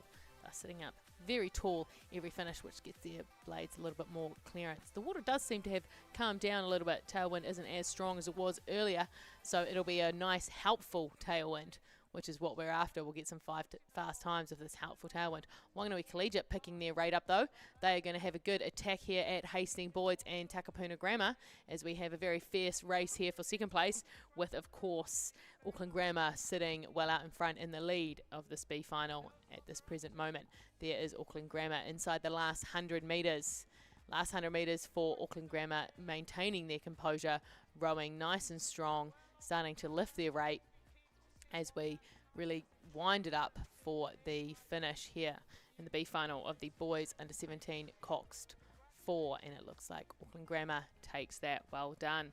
But who is going to take second place? Because quite the race there. Oh my goodness. And they come across the line fast. Does Takapuna, Hastings and Wanganui Collegiate. But I couldn't tell you in what order because they were all travelling very well inside that last 250 metres. As we watch the final crews cross the line in the B final of the Boys Under 17 Coxed 4.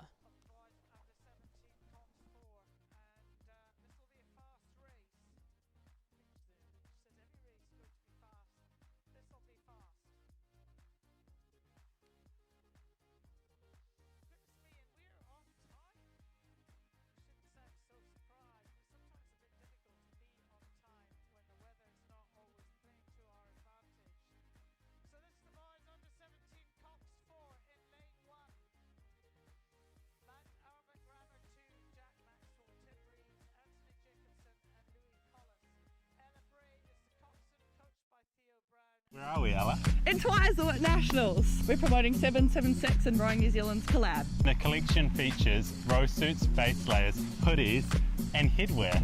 If you enter by March 12th, you'll get your name on the back of the hoodie with all the other entrants. Pre-order online for pick-up at the Regatta. We are all in the same boat. Our team invests in the same Milford funds as our clients. Find out more at milfordasset.com. Official live stream partner to Rowing New Zealand.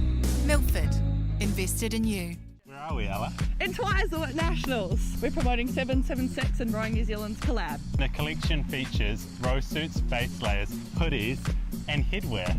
If you enter by March 12th, you'll get your name on the back of the hoodie with all the other entrants. Pre-order online for pick-up at the Regatta.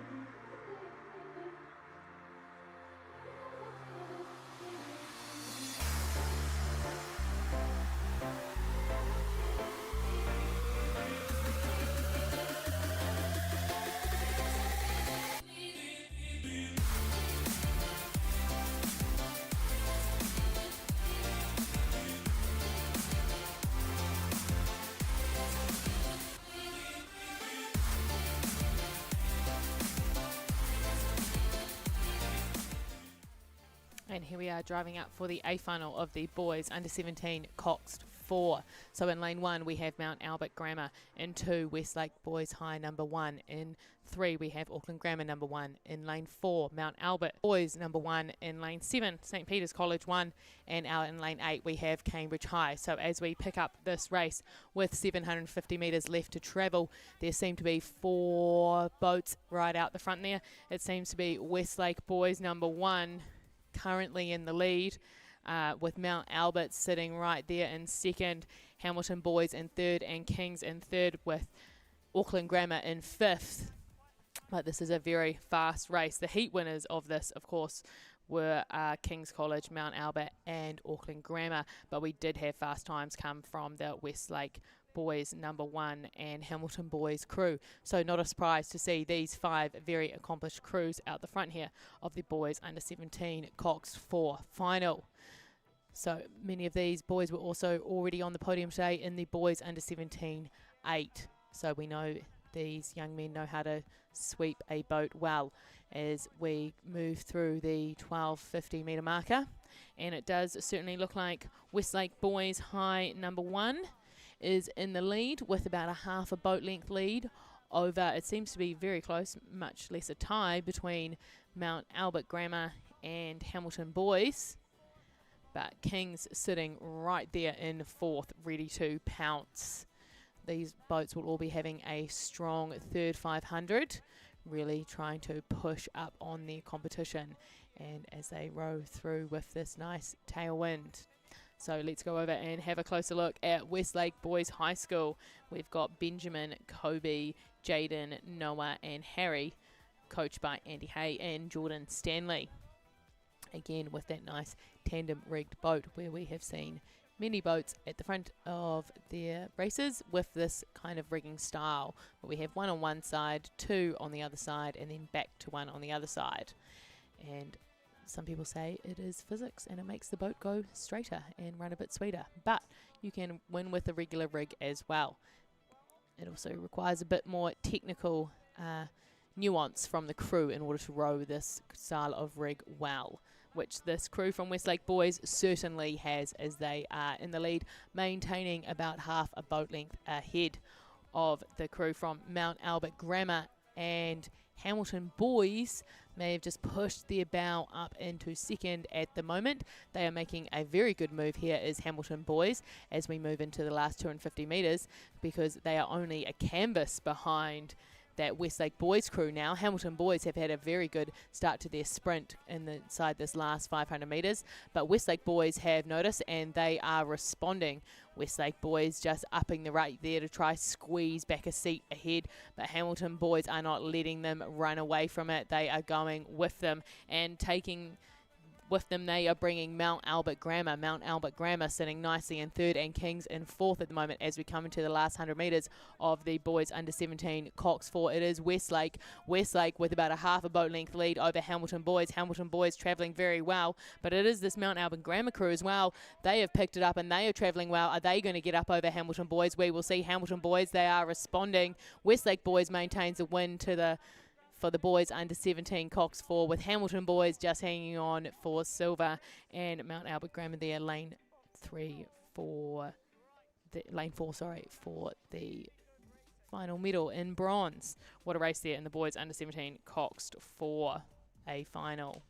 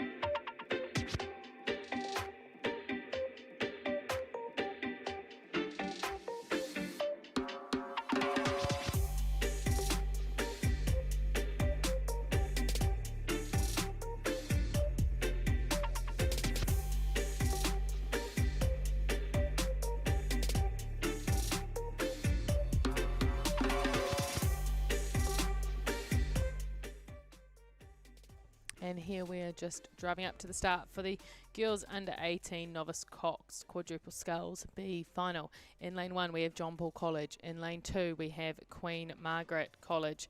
In lane 3 we have Pukekohe High School. In 4 Whangarei Girls High School. In 5 New Plymouth Girls High School. In 6 Tauranga Girls College. In 7 Hillcrest High.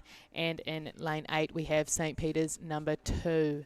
So again, this is the B final for the girls under 18 Novice Coxed quadruple sculls.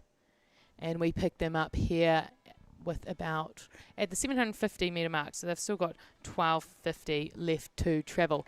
And it appears to be the crew in lane 6, Tauranga Girls. Tauranga Girls there, Brooke, Ashlyn, Colby, Jessica, Coxed by Lily, and coached by Jeff and Craig, seem to be in the lead of this B final of the Girls Under 18 Novice Coxed quadruple sculls.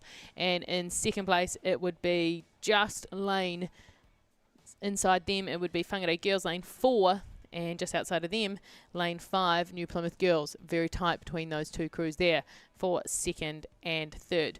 But that is our current top 3, Tauranga Girls, Whangarei Girls, and New Plymouth Girls High School. Now, this tailwind, I think it is picking up again a little bit. We had a little bit of a reprieve, but it has become strong again as we move through the 1,000 metre marker. And we are just seeing, yes, it is those 3. And then it currently looks like St. Peter's in 4th. Before back down to 5th is Queen Margaret on the inside there. And let's see how this Tauranga Girls crew is travelling. They are travelling well, but their Whangarei Girls have pulled back. They've reeled them in a little bit. Whangarei Girls now only about half a length down off Tauranga Girls. So Whangarei are really doing a good 1,000 metre move here, really pushing into this third 500 as we see Tauranga respond. And we're just New Plymouth Girls sitting in third at the moment. Tauranga still maintaining their 1 length lead, so they have responded to the move from Whangarei. It's a strong third 500 there from Tauranga. But we see St. Peter's here on the outside is pushing up nicely. They might be able to have a little push for third. We shall see. St. Peter's in a stern cox boat there. I'm quite a fan of the stern cox for the novices because it means the coxswain can see everything they are doing. And I believe that's a fast boat. It's won a few national titles in its time. And here we are looking down into lane 1 and 2, John Bull College and Queen Margaret. Oh, maybe that's Queen Margaret and Pukekohe. That's 2 and 3 there down at the bottom left of the screen. And we're travelling with the wind here. The wind is helping us. It is moving us towards the finish line nicely. We're still having Whangarei Girls there sitting in the lead with Tauranga Girls in second. So Whangarei have obviously put in a good move there to just come right up on Tauranga, but Tauranga isn't rolling over and letting them. Tauranga is certainly doing a good move to maintain good boat speed.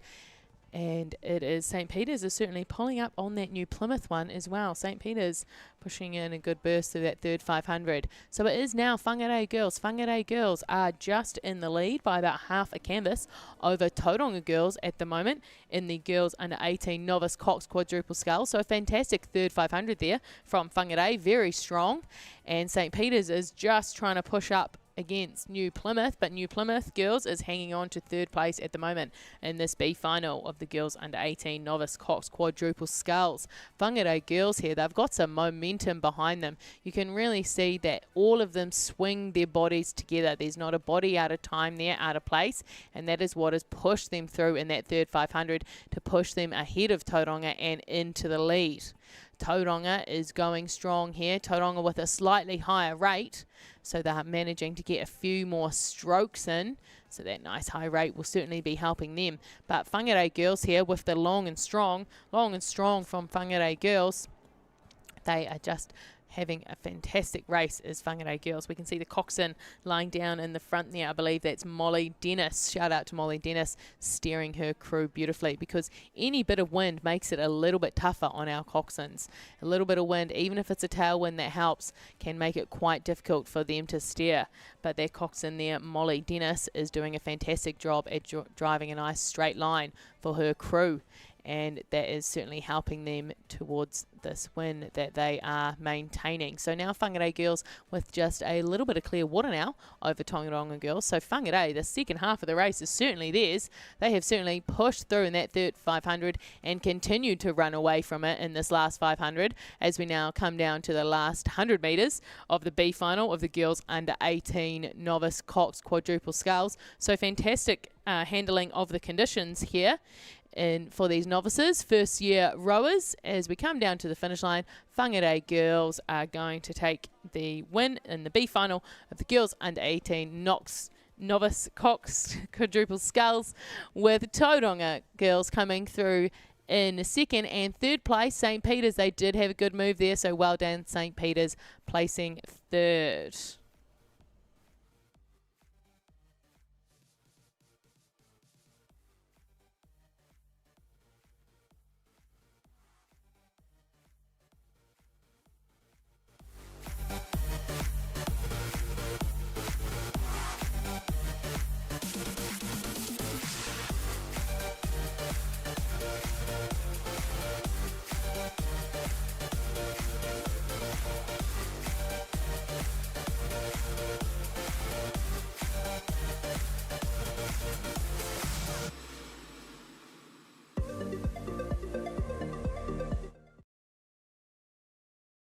With Beach Sprint Championships being added to the 2028 LA Olympics, it's no surprise some top Kiwi rowers are adding their name to the list and vying for selection.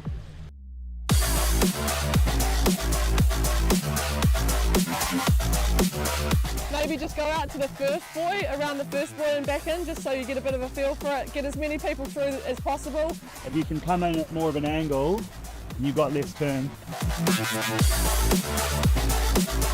Exciting, it's new, it's a different challenge to going out for the flat water, and even though it is rowing, it is a very, very different sport. Yeah, I think that unpredictability is really cool. Like, there's so many things that can go wrong in a race, and you can be 3 or 4 lengths ahead and still not have won the race. Top tips from the Olympians: how do you do well in this sport? Getting to know the waves, getting to know how the boats work in the waves, but also entries and exits are crucial. You can win and lose a race getting in or out of a boat. 100%. And turning as well around the end buoys is quite important. You can lose or gain a lot of time on that turning, but probably my biggest tip would be getting out of the boat. When you hit the beach with the boat, you actually run the boat up onto the beach, and so you hit the beach with a lot of speed, and if you don't get your feet moving quickly after racing for the last 2 minutes, you'll just face plant.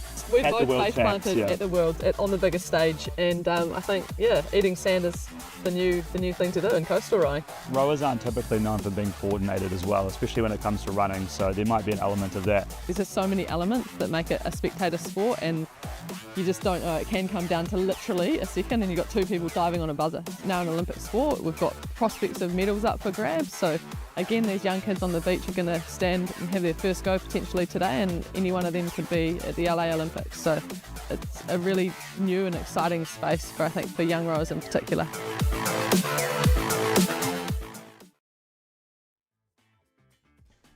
And here we are, just catching up with the A final of the girls under 18 Novice Coxed quadruple sculls. In lane 1 we have Wanganui High School 2. In lane 2 we've got Sacred Heart Girls College New Plymouth. In 3 Wanganui Collegiate.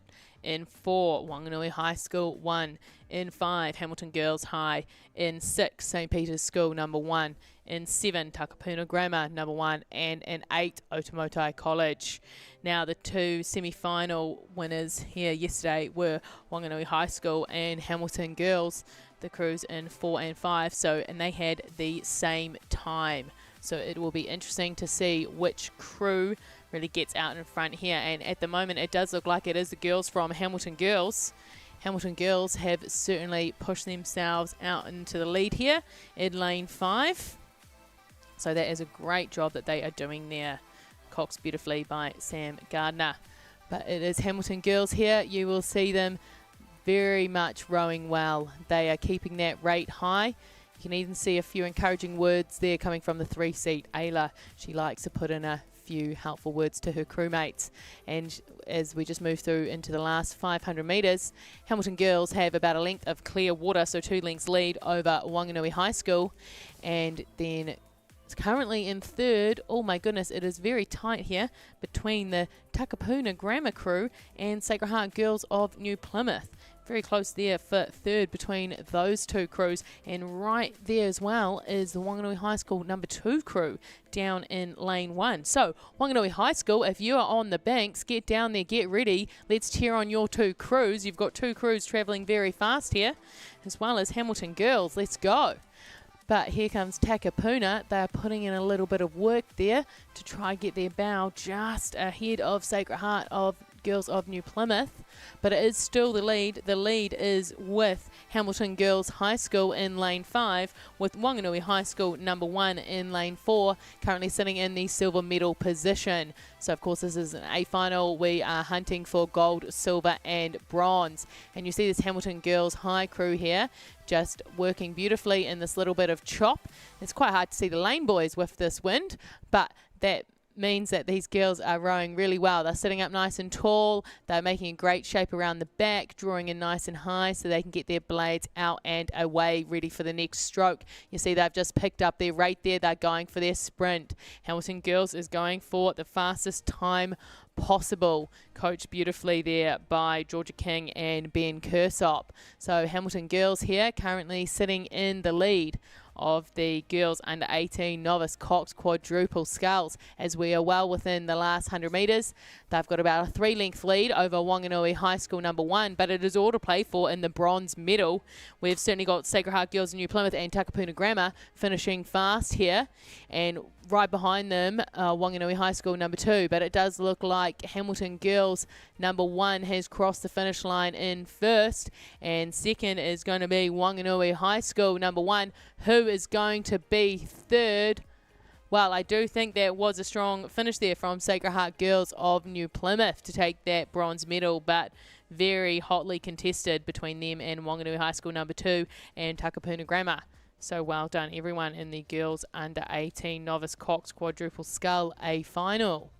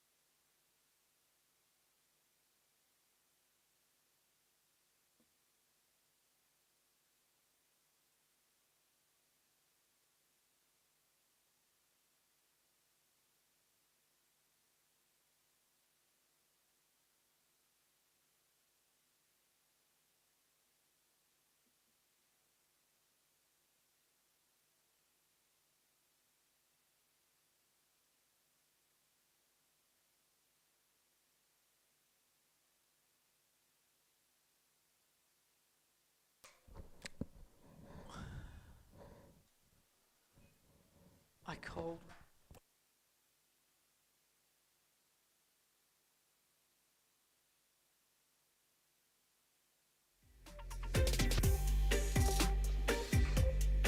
Okay, race 306. This will be my last race of the day, and then you're going on to Kirsty Dunhill.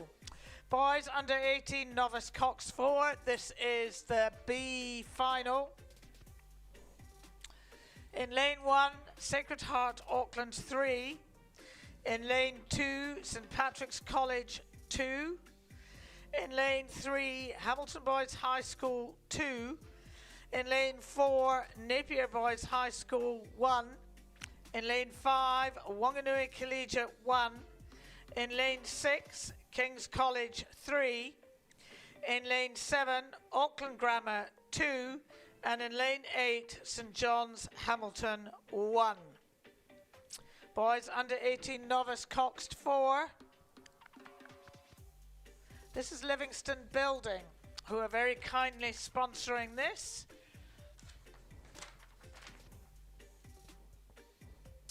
And they're proud sponsors of Karapiro Rowing, and thank you to Livingston Builders for 2 new KRI gazebos. I've just noticed that we sponsor it too. Courage and Partners understands that rowing is a sport that demands ambition, commitment, dedication and teamwork. Like our nation's rowers, Courage and Partners takes inspiration from the best in the world as they deliver their work in executive search, governance advisory and leadership solutions. Goodness me, I don't know who wrote that. It certainly wasn't me. Anyway, race 306, our boys are barreling down in this choppy weather. And it's not looking so flash, actually, at the top either. Now, who is in the lead here? Well, according to the camera, it is King's College in their bucket hats. Levi Alexander, Marco Horton, Tommy Schulter, and Frederick Dryden. Sammy Richardson is the Cox, coached by Murdoch Dryden. And I think he might have someone in the boat of the same name. So this is King's College leading the charge down in the B final. Sacred Heart, Auckland are in lane 1, Nate Dwyer, Jesse Ma'alopa, Louis Guevara, John Peters and Finn O'Brien is the Cox, coached by Adam Clark and Michael King Farrington. Lane 2, St Francis College 2, Xander Breslin, Charlie O'Rourke, Dashel Carr Smith and Alexander Benjoa and Zach Hines is the Cox. And he's got 3 stars after his name and I don't know what that means. Coached by Rex Jones, Hamilton Boys High School, number 2 crew. Ronan McPherson, Saul Drewer, Nathan Carter, Halo Para Senior, and Lennox Goodman is the Cox, coached by Scott Brownlee. Napier Boys High School in lane 4, Blake Griffin, Liam Kay, William Griffin, Mackay Matheson, Finn Ballantyne, Woolley is the Cox, coached by Sam Cropper and Alex McCarty. Then we've got Wanganui Collegiate in lane 5. King's College still leading the boats home. Wanganui Collegiate, we've got George Petro, Tyler Wilson, Sam Waddell, Ryan Shaw, and Van Healy is the Cox, coached by Matt Gisson and Mitch Carato. Lane 7, giving chase, Auckland Grammar. 2, Archie McConaughey, Guy Smith, Benjamin Houghton, Theodore Heather, Kieran de Alameda is the Cox, coached by Jack Reddy and Harry Ashby. Then out in lane 8, St John's Hamilton 1, Shiloh Napo Sage, Daniel Mills, James Vicino and Tommy van Jarsveld, and Judd Page is the Cox, coached by Kylie Corby and Bronte Harcourt. King's College still in the lead, but it is Auckland Grammar 2 that is giving King's College 3 a chase down the water here. This is for bragging rights to take out the B final of the boys under 18 novice Cox score. Not only are they novices, but it's actually not the easiest of conditions to be rowing in, even if you're an accomplished athlete, let alone a novice. What I am pleased to see is that Auckland Grammar seem to be making some gain on King's College, but King's College just are responding. That shows maturity there. Lane 3, Hamilton Boys High School, they're burling along here, trying to get back in this race, as is Napier Boys High School, just keeping it on the shoulder of Hamilton Boys High School. But it's King's College and Auckland Grammar going neck and neck for bragging rights of the B final for the boys under 18 novice Coxed 4. Who's it going to be? Is it going to be Auckland Grammar? Are they going to pit them at the post? Is it going to be Hamilton Boys coming up there unawares? Or is it going to be King's College sitting to their knitting and burling along here? Now, when you look down, it looks a lot closer than when you look across on the screen. And Kirsty will tell me what's happening. But it does look like it's King's College. They're not going to relinquish anything to Auckland Grammar. And Auckland Grammar are not going to relinquish anything to Hamilton Boys High School. The buckets hats are impressive. They're giving a good pull and a push here. Coming down, a few more strokes to go. King's College will be taking the bragging rights for the B final of the boys under 18 novice Cox 4. Well done, Kings. You can stop now. Whoo! Yes, yes, yes. And Auckland Grammar, yes, yes, yes. Well done. And then over to Hamilton Boys High School for third in the B final. And Kirsty will bring down the A final. It's already on the water.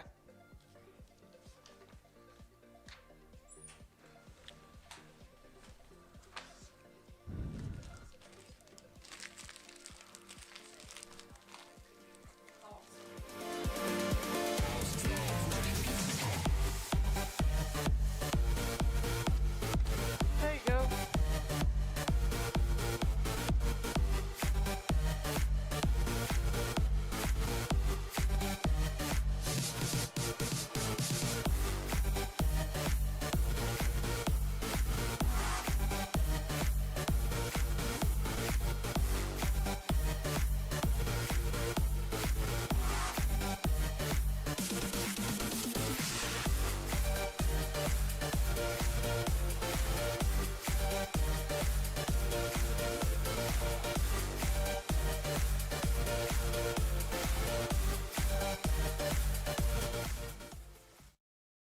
Where are we, Ella? In Twizel at Nationals, we're promoting 776 and Rowing New Zealand's collab. The collection features row suits, base layers, hoodies and headwear.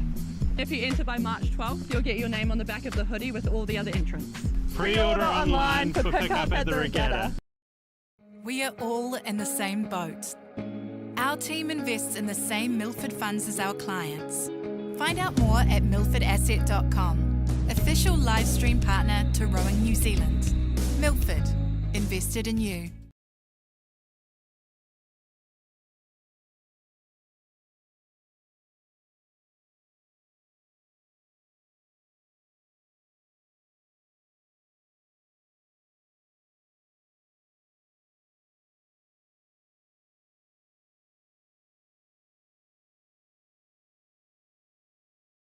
And then two over from them, we have King's College in the bucket hats, also travelling very well in lane number 3.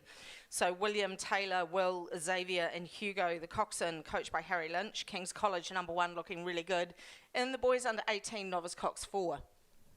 So there's the live stream lineup for you, the draw of these crews in the A final. That's King's College on the screen in the white bucket hats that won the B final, and their number 1 crew is coming down here in the A final now.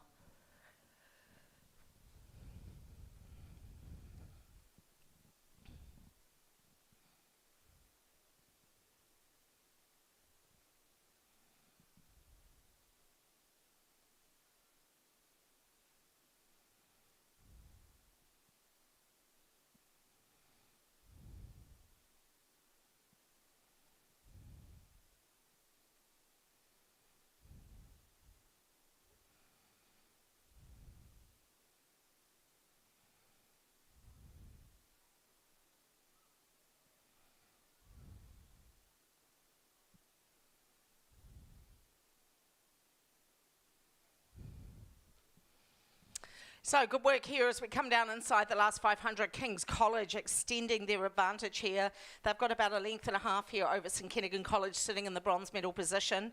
We come inside of St Kentigern College to Hamilton Boys High School in the red boat there. They'd be sitting in the bronze medal, probably about 3/4 of a length, if not just on a length back of St Kentigern College. So that's the gold, silver, bronze at the moment in the boys under 18 novice Coxed 4 as we come down past rowing New Zealand. Screaming tailwind here, quite rough conditions, but these novice boys are well drilled and are handling it very well. So it's King's College over St Kentigern, over Hamilton Boys High School. Then we are looking for these other crews right down on the inside. St Peter's School from Cambridge going quite well on the outside. Westlake Boys High School, and then back inside to St Patrick's College.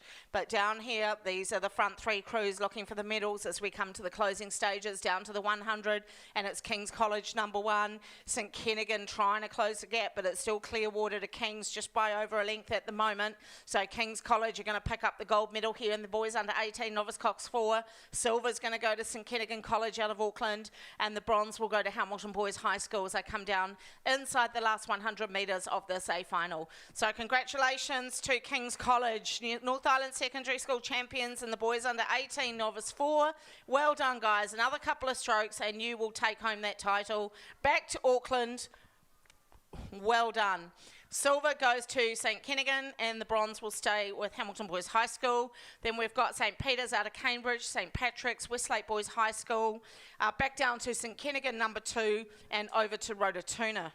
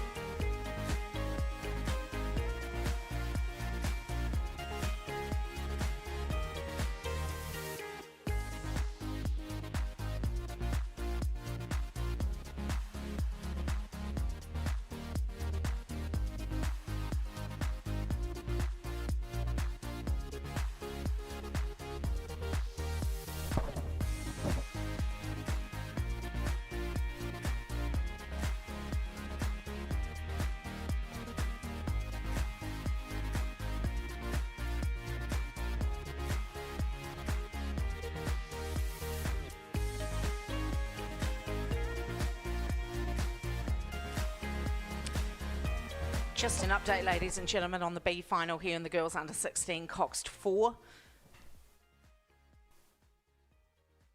Lane number 6 going quite well at the moment, Pukekohe High School.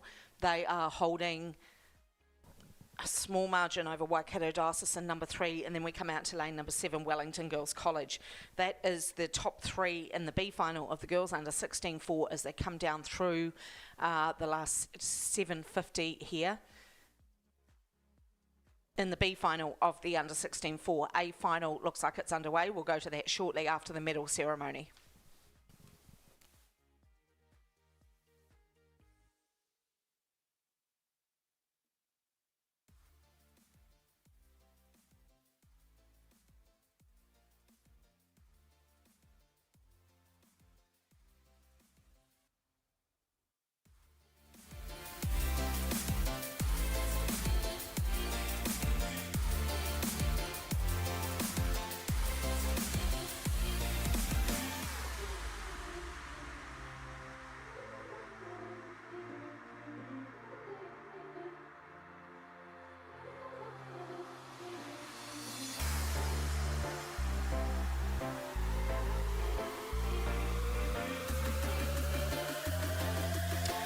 So down we come in the B final of the girls under 16 Coxed 4.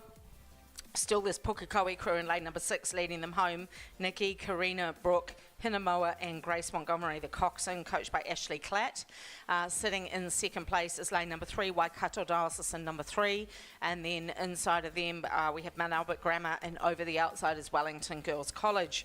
So these are the crews coming down in the B final of the 16-4. The A final is racing. We will go out to that in a moment. But down to the 250 come this under 16 Coxed 4, and it is still this crew from Pukekohe High School out in lane number 6. They will take out the B final at the moment. Waikato Diocesan will be second in lane number 3.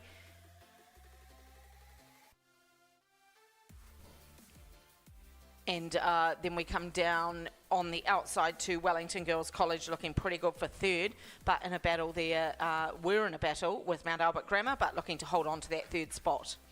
So on your live stream is the B final of the girls under 16 Coxed 4. That's Pukekohe to the right, and to the left, just pulling up on Pukekohe, is Waikato Diocesan number 3.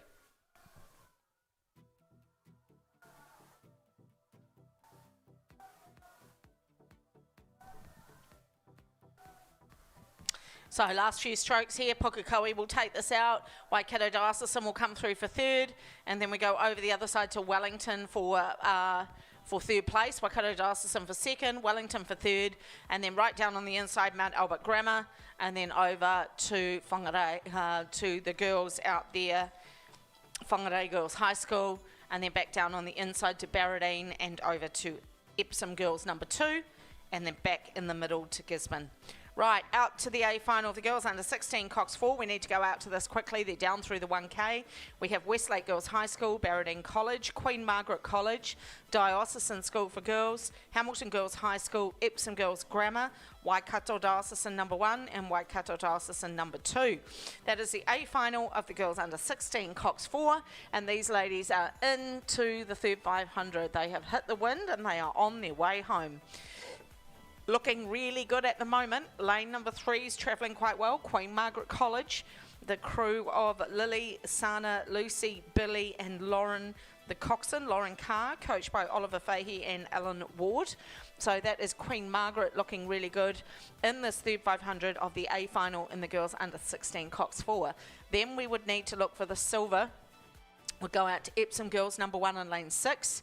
And just outside of them is Waikato Diocesan number 1, but they're only about 1 seat behind Epsom Girls. They are lurking quite dangerously there as they come down through the 750, and Waikato Diocesan could put a bit of pressure on Epsom Girls here in this last 700. So out in the front still, Queen Margaret. Can they hang on to this challenge from Epsom Girls and Waikato Diocesan? Let's see how they come down through to the 500 metre mark. Then we go back to 4th place, and it would be inside Epsom Girls. You've got Hamilton Girls High School. They just took a terrible stroke there, Diocesan did. Diocesan School for Girls took a pretty sharp stroke on the stroke side there. Got the water a bit too deep, and boat came to a bit of a stop. Right down in lane number 1 is Westlake Girls High School.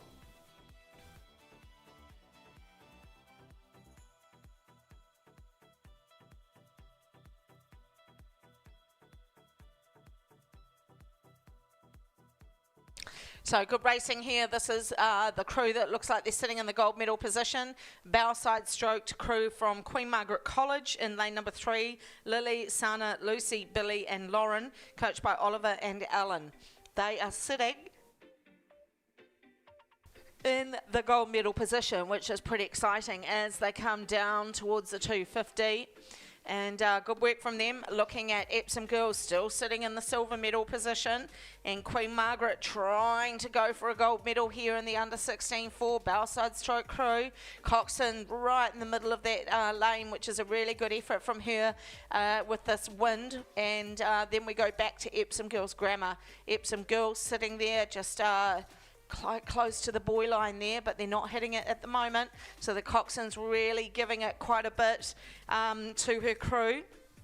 And that is the coxswain of Michaela Sadler. She is having a go at Caitlin, Ava, Kiona Sena and Megan, and she is pushing the Epsom girls down to the finish. They have still got a length and a quarter back on Queen Margaret, and then we've got Waikato Diocesan number 1 sitting in the bronze medal position.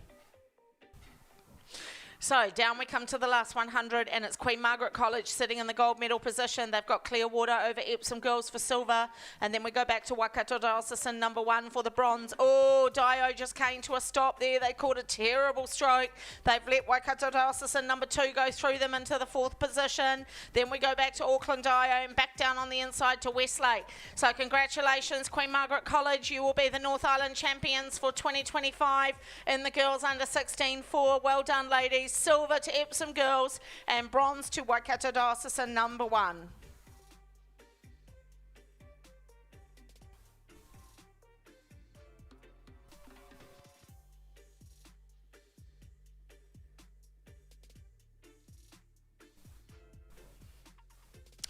We don't have a lot of time to rest here because the boys under 16 Coxed 8A final is on the track at the moment. So let's head up the course. These men are down by not far off that 1K now. In fact, they might have just gone through it. We've got Wellington College in lane 1, St Paul's Collegiate in 2, St Peter's College in 3, Westlake Boys High School in 4, St Kennigan College in 5, King's College in 6, Hamilton Boys High School in 7, and Mount Albert Grammar in lane 8. Boys under 16 Coxed 8A final. Into the third 500 they come, and it is going to be, let's have a look. The boys from Kings doing it again. So it's King's College, Kings and St Kennigan. Those are the two looking really good here in the boys under 16 Coxed 8. Then we come down to St Peter's College in lane number 3. They are putting up a battle here for a medal in this boys 8 as they come down through the third 500. And it's King's College at the moment holding on to the gold medal position.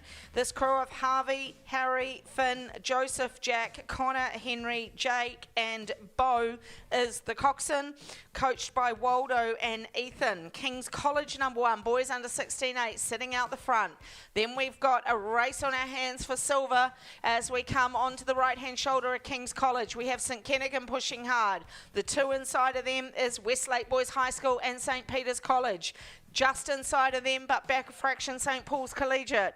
Then we go over to Hamilton Boys High School, back into Wellington College and out to Mount Albert Grammar. Heading down towards the 500 metres, and it's King's College. Kings looking really strong here in the boys under 16 Coxed 8. Kings are on their way to another title here at the North Island Secondary School Championships. Inside of them, sitting in silver, but under threat now, is St Kennigan College. St Kennigan under threat from Westlake Boys High School, and going with Westlake is St Peter's in lane number 3. Down they come to the 500, and it is still Kings. Kings have got the margin. Look at this live stream. We've got 3 crews going for silver and bronze. This is a fantastic race, and I think it's Westlake. Westlake are now having a go at St Kennigan. Westlake are putting the foot down here in the under 16-8. Can they roll over the top of St Kent's? Can they pull up? So King's College has still got 1 length clear. St Kennigan have gone again. They've gone out to 2 seats here in the silver medal position. St Kennigan holding on to silver. Westlake have got 3rd. St Peter's have got 4th. Down we come past Rowing New Zealand. King's College on their way to another title in the boys under 16-8. They have gone out to just on a length, but here comes St Kent's. St Kent's are now sitting on the overlap of King's College. St Kennigan have pulled up on overlap of King's. Kings have now got just on a length, if not 3/4. And then you've got St Kennigan in 2nd, and you've got Westlake Boys High School sitting in the bronze. Then we go back to St Peter's, and then we go back to St Paul's Collegiate. Down we come towards the 100. King's College are looking pretty unbeatable from here. I think they're going to take out the boys under 16-8 here at the North Island Secondary Schools. Silver is still sitting currently with St Kennigan College, but only by 3 seats, because here comes Westlake and St Peter's. They're all starting to fire down to the line. King's College are going to be the North Island champions. St Kennigan's are in silver, and Westlake is in bronze. St Peter's in 4th. Down we come, another 7 or 8 strokes for Kings. They're going to be North Island champions in the under 16-8. Congratulations, Kings College. St Kennigan look like they're going to pick up that silver, and Westlake Boys High School will take home the bronze medal. Congratulations to those 3 schools and the boys under 16-8. St Peter's will come through for 4th. Back to St Paul's Collegiate, Hamilton Boys High School. Down on the inside is Wellington College, and on the outside is Mount Albert Grammar.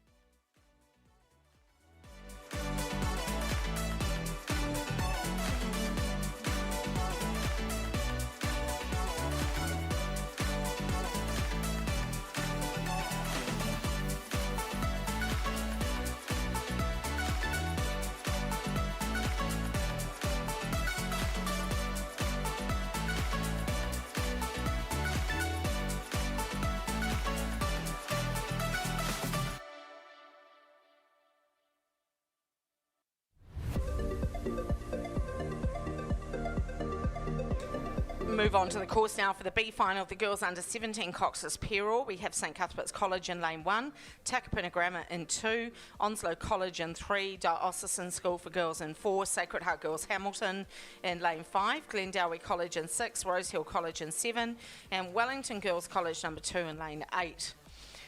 Right, let's head out onto the course and see how this is going.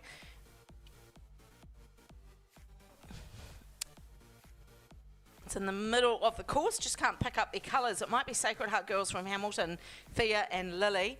Then we go back to St Cuthbert's College, Savannah and Genevieve. They will be sitting in second. So it's those 2 crews, a couple of boat lengths clear now of Glendowie College, who would be ahead of Takapuna Grammar. So this is the B final of the girls under 17 pair. It is lane 5 leading lane 1, and that is Thea Mace and Lily Johnson, coached by Blair Curry from Sacred Heart Girls from Hamilton, leading Savannah Barr and Genevieve Line from St Cuthbert's College, who are over there in lane number 1. So good work from these 2 schools as they come down past the 1,000 metre mark, and they are doing very well. I'm sure that they would love to check their time compared to the A final, who have just now come out of the blocks. So we have the A final out of the blocks and the girls under 17 pair, and we'll go to that shortly.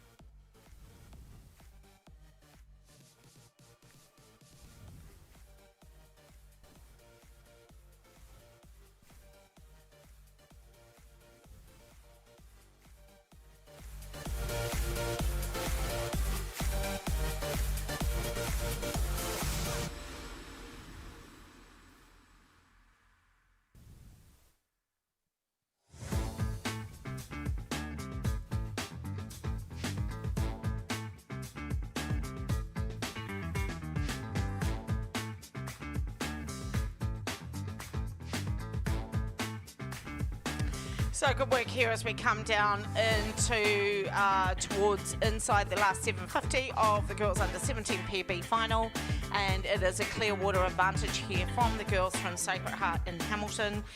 Thea and Lily doing a great job here. St Cuthbert's College also rowing well on, I think that's them on the outside, inside I should say. Savannah Barr and Genevieve Line, coached by Grace and Dylan, and these girls have done a great job here, fairly new to the pair. And then we come back down inside the middle there, Glendowie College and Rosehill College, and then back into, might be Takapuna Grammar, just can't see the colours there.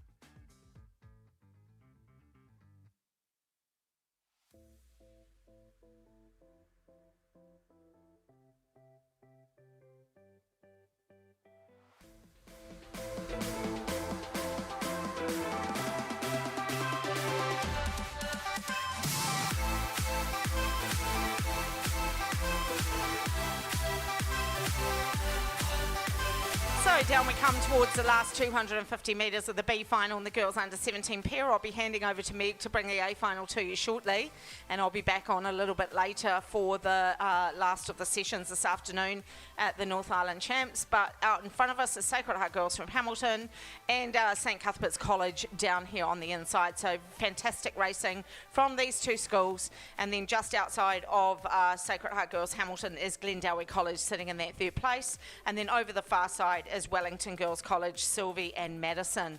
So down we come inside the last 250 for Sacred Heart Girls from Hamilton and St Cuthbert's, probably about a length and a quarter between these two schools. And then in the A finals are already right down by the 1,000 metre mark, so I'll have to hand over pretty quickly to Meg.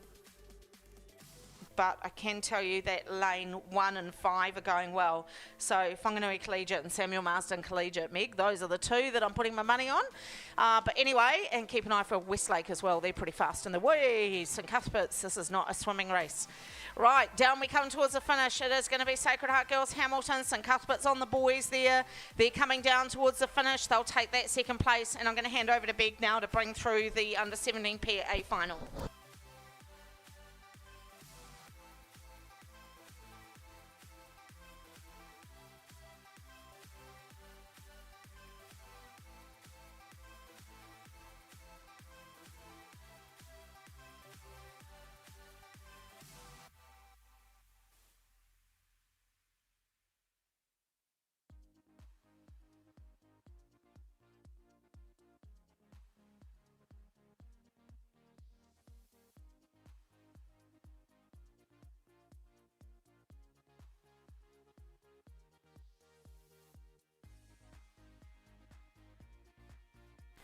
As the B file's rounding up, girls under 17 Coxed pairs coming into the final stages of this race now.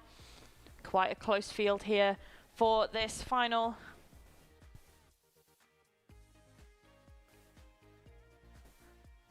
Lane 1 looking good on the inside, that's Whanganui Collegiate. And Westlake Girls High School, Sasha and Talia in the middle, looking strong there, being charged by Samuel Marsden Collegiate, Charlie Fitzgerald and Imogen Hill. Inside lane looking to be going well. Pairs dealing well with the conditions out there. It's gusty. Hard boat to balance the pair, but these girls making it look easy. Inside lane, pushing up.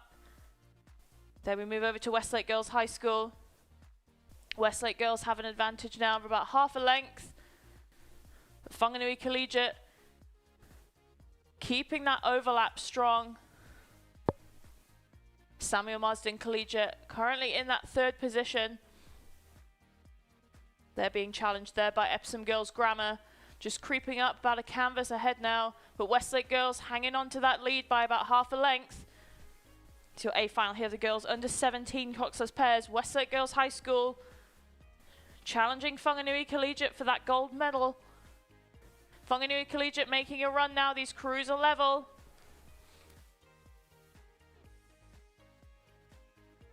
Westlake Girls hanging on to that lead. Whanganui Collegiate currently in second. Then it's over to Samuel Marsden Collegiate for that bronze, but Epsom Girls Grammar not far behind. Westlake Girls extending their lead to about a length now. They're up over Whanganui Collegiate. But a push coming into these final stages from that inside lane. Westlake Girls hanging on to their lead here. They've got about a length up over Whanganui Collegiate. Samuel Marsden Collegiate making their move here. They're trying to push up. Whanganui Collegiate doing everything they can to catch that Westlake Girls pair. Westlake Girls hanging on by about a length. They're looking to take the gold here in the girls under 17 Coxed pairs. It's Westlake Girls High School. Whanganui Collegiate doing everything they can, but they're running out of steam. Samuel Marsden Collegiate currently in the bronze position. Epsom Girls Grammar on the inside making a work for it. A little bit of a wobble there from Whanganui Collegiate, but going well. Good recovery there. But it will be Westlake Girls High School, Sasha Vandernet and Talia Chatfield, coached by Ash Bright. They will take the win here, the gold medal in the girls under 17 Coxed pairs. Then to the inside, Whanganui Collegiate for silver. Then we go over to Samuel Marsden Collegiate for bronze. A great effort from Epsom Girls Grammar. They'll come through in 4th. Wellington Girls there come through in 5th. Then we move over to the far side. It's going to be Iona College. Then Sacred Heart Girls Hamilton. And another Epsom Girls Grammar. Fantastic racing there in the A final of the girls under 17 Coxed pairs. Congratulations again to Westlake Girls High School, Sasha Vandernet and Talia Chatfield taking the gold.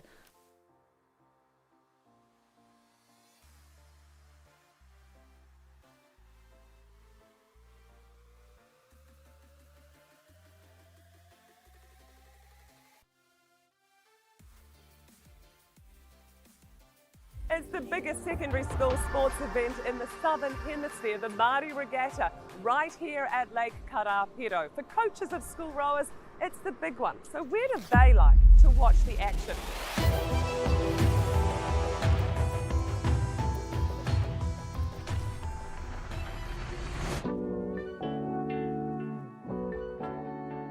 I go down the hill if it's here and I get under the trees in the shade because I don't like the heat, but I can see the course. I pace. I'm a pacer, bit of a yeller. Most of the race I'll hide away until the last 500. I guess I like standing down this end because I can see the end of the track. I can see right down the course, but I can see the way that we're finishing. I like watching it from the stand, but I definitely won't watch the first 1,000. I'm quite often just pacing up and down near the pontoon, near the podium.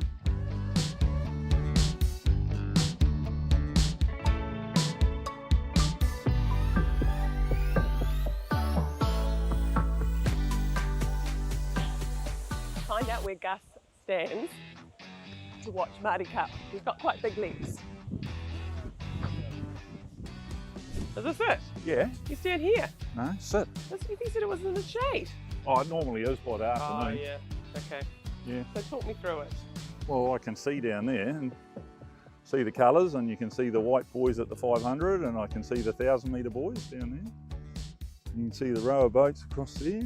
Okay, so looking at those boats, who's doing well? How do you possibly know? Lane 4 and 5 are up, but you would almost expect that. But lane 7 is up more than what you might expect from a lane 7. That's almost equal with lanes 4 and 5 at the moment. I'm nervous. I feel like sometimes I'm more nervous than the boys. Like, they've done all the work, we've done all we can, and all we can do is put them on water and hope they execute the race well. It's school racing. You get to the end of the season. That's what you work for. It's a very prestigious regatta, a lot of history. For us as coaches, it's hopefully seeing the fruition and the development of some really good people. And I mean, that's what we're about. We want to make fast boats, and we don't talk about medals or winning. Our group of kids that we've got right now are just great top to bottom in terms of their character and how much work they put into it. You know, not only are they performing well out on the water, they're quite often quite high achievers academically, and about 70% of our squad has part-time jobs that they balance around their rowing. I tell a lie, occasionally I've sprinted along the bank when I've really thought we're in the medals and had to have a bit of a yell with the rest of the troops.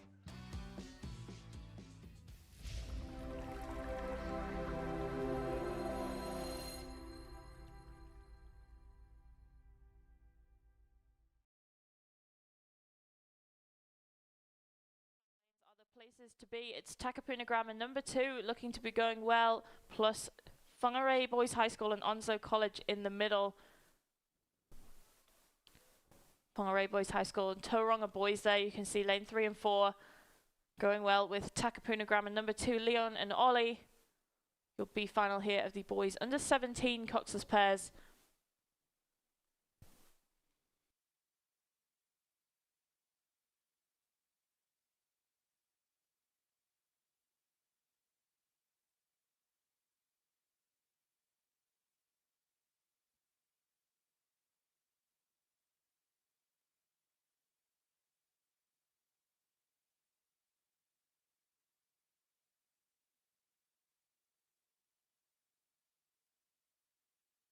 Moving towards the final 500 metres here in the boys under 17 Cox's pairs, and it's between Tauranga Boys College and Whangarei Boys High School for that top spot. Their biggest challenge is coming from the inside from Takapuna Grammar's number 2 crew, and then over to the far side for Onslow College on Whangarei Boys High School's left. Tauranga Boys College looking to be just putting themselves ahead here. They're looking pretty level still with this crew. It's back and forth.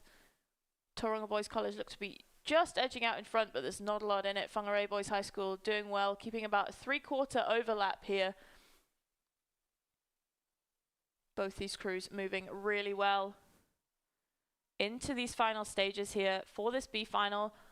Tauranga Boys College, they'll go through just half a canvas ahead of Whangarei Boys High School.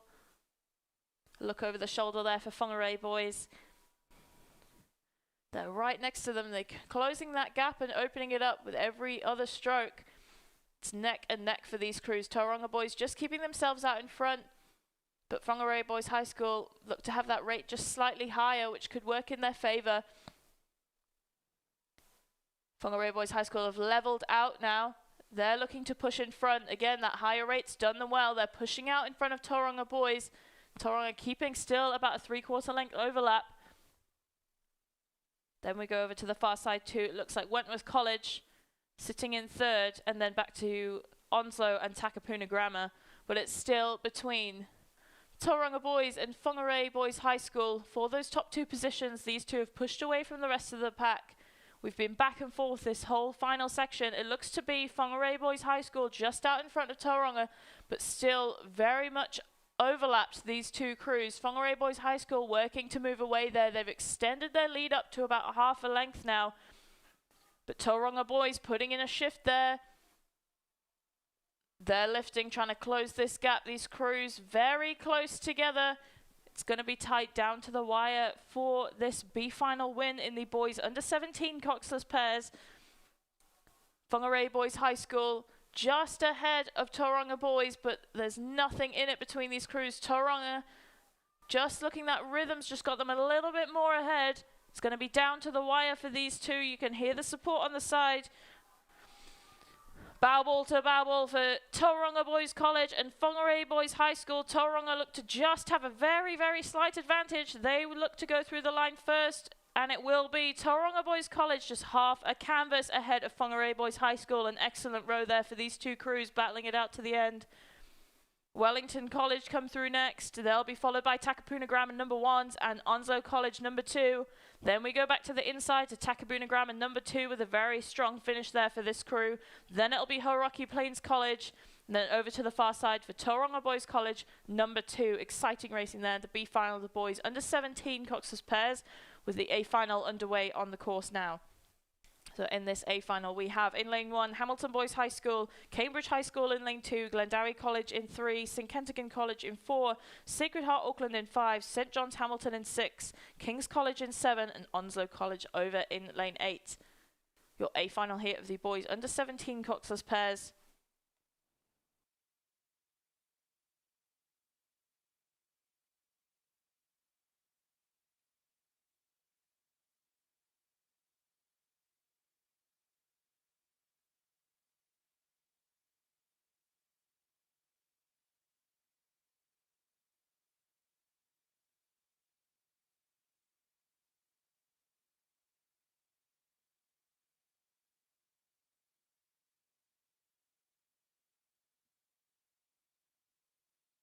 And it's between Cambridge High School, Ben Gillanders and Caden Simmons, with Sacred Heart Auckland's Henry Johnson and Lachlan Dwyer.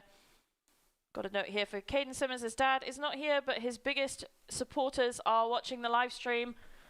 They'll be cheering him on here. Cambridge High School, they're facing off with Sacred Heart Auckland. Sacred Heart just getting the better rhythm there. They've pushed themselves out in front. These crews are starting to move. We're into the final 250 here.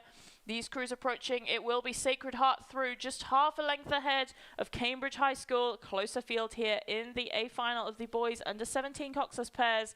Sacred Heart moving really well there. Great boat run in these conditions. They're pushing up. They're just ahead of Cambridge, but it's very tight yet again. St Kent's in the middle making a good move. They've been challenged by Glendowie College in the middle. These top 4 here moving away from the rest of the pack. Cambridge High School look to just have pushed themselves out in front of Sacred. Sacred are up there right now. These boys are going. St. Kent's have done a great clawback. They're fighting off Glendowie College for that third place. It's going to be tight for that bronze medal and for that gold. Sacred Heart just ahead, but by half a canvas. It's going to be tight for these medals. These crews getting very close together.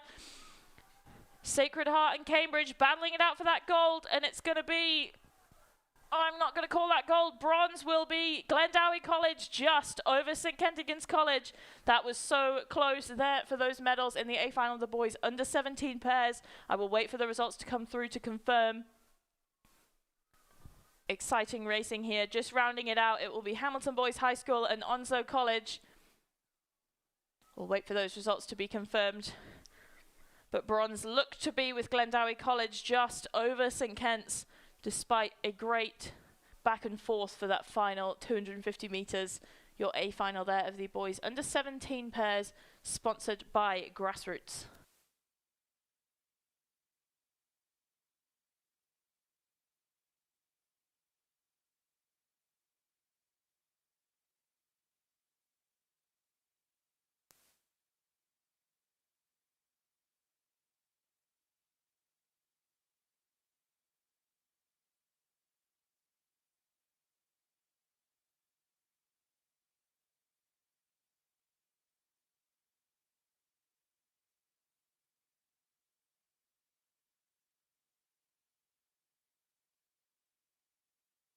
While we wait for those results to come through, an update on the overall school points. King's College have moved into first with 33 points, then St. Paul's Collegiate into second with 29, and Waikato Diocesan School in third with 26. Then we move to Westlake Boys High School with 21 for fourth, and Whanganui High School with 20 in fifth. So your first place currently school is King's College with 33 points.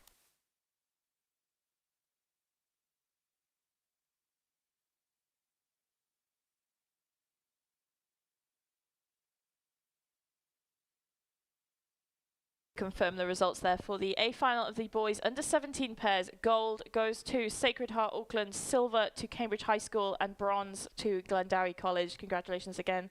Your medalists there in the boys under 17 pairs.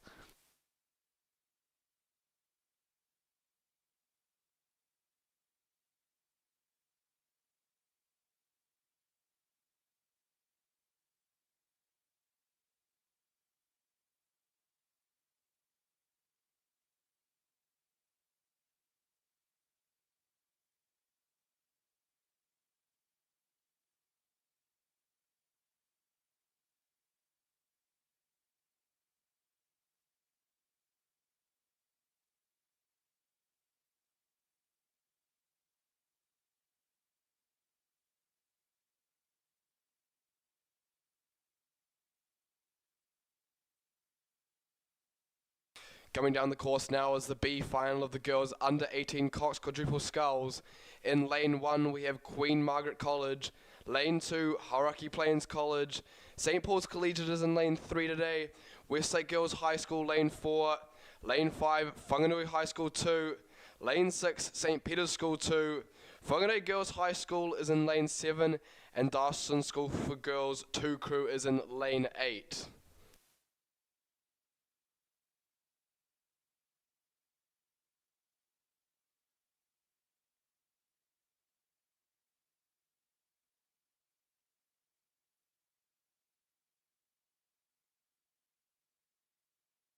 Currently leading this race is the crew from Westlake Girls High School. It is their #1 crew.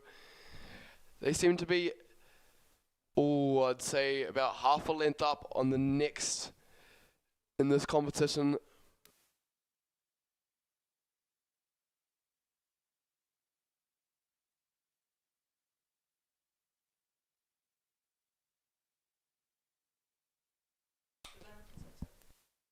Westlake Girls still leading, back on them, the fight for second.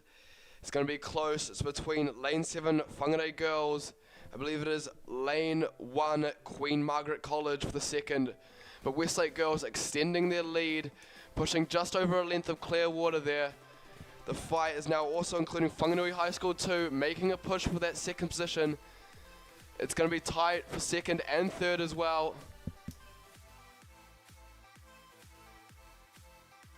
Coming through that final 250, Westlake girls further extending their lead, looking almost a length of Clearwater here. Second right now, Queen Margaret's College. Third will be Whangarei girls.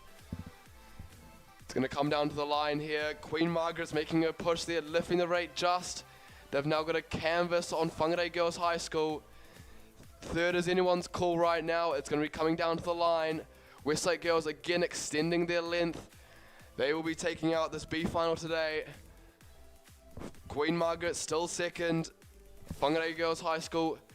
Jewel just dropping into third there with a push from St. Paul's Collegiate in lane 3. It's going to come down to the line here for second and third. Westlake girls still leading. It's a three-way push there for second and third. But with Clearwater, we have to call it Westlake Girls High School. It's going to take out this B final here today. Then on the inside, Queen Margaret's College. Then to lane 3, St. Paul's Collegiate. Then I believe it would be the far lane, Whangarei Girls High School. And then Whanganui High School 2 crew. Crossing now, St. Peter's School 2 will finish off. So not finish off. We can look to the outside lane. Seems to be...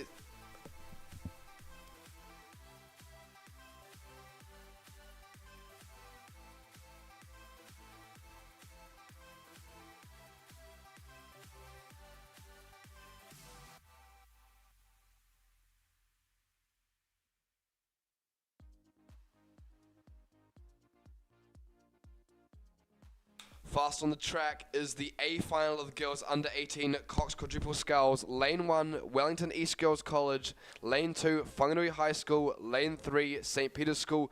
Dawson School for girls in lane 4. King's College is lane 5. Lane 6 will be Cambridge High School. Lane 7, Maclean's College. And Otamotai College will be in lane 8. As this race unfolds, I believe it is lane 3, St. Peter's School, currently in the lead. Back on them would be lane 1, Wellington East Girls College. Then to lane 4, Dawson School for girls.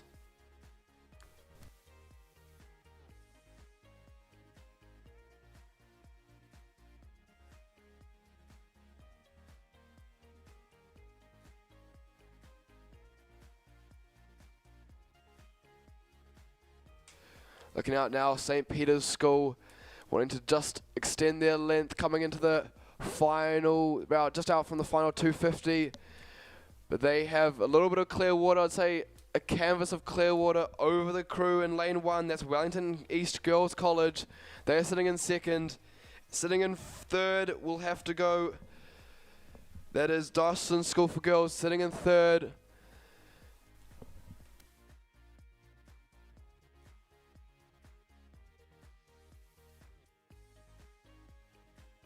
Wellington East Girls College is going to have to watch the push from lane 4, Dawson School for girls, as they slowly chew through their seats, trying to make a push, getting into that silver medal position. They're catching them. It's distance between second and third position, slowly closing as we come into the final 100 meters. St. Peter's School still sitting in the lead. They've got about half a canvas of Clearwater there. The race for second is now even between the inside lane, Wellington East Girls College, and Dawson School for girls. Cheers coming from the sideline as St. Peter's School tend to extend their length, but Wellington Girls East just falling back on that Dawson School crew. St. Peter's School finishing first, about half a canvas of Clearwater back, but it's going to be hard to call second. They have to go to Dawson School for girls, then back to the inside, Wellington East Girls College in third. Lane 6, it is Cambridge, and then to the inside, Whanganui, back out to Otamotai, then to King's, and then to Maclean's College. That will wrap up the A final of the girls under 18 Coxed quadruple sculls.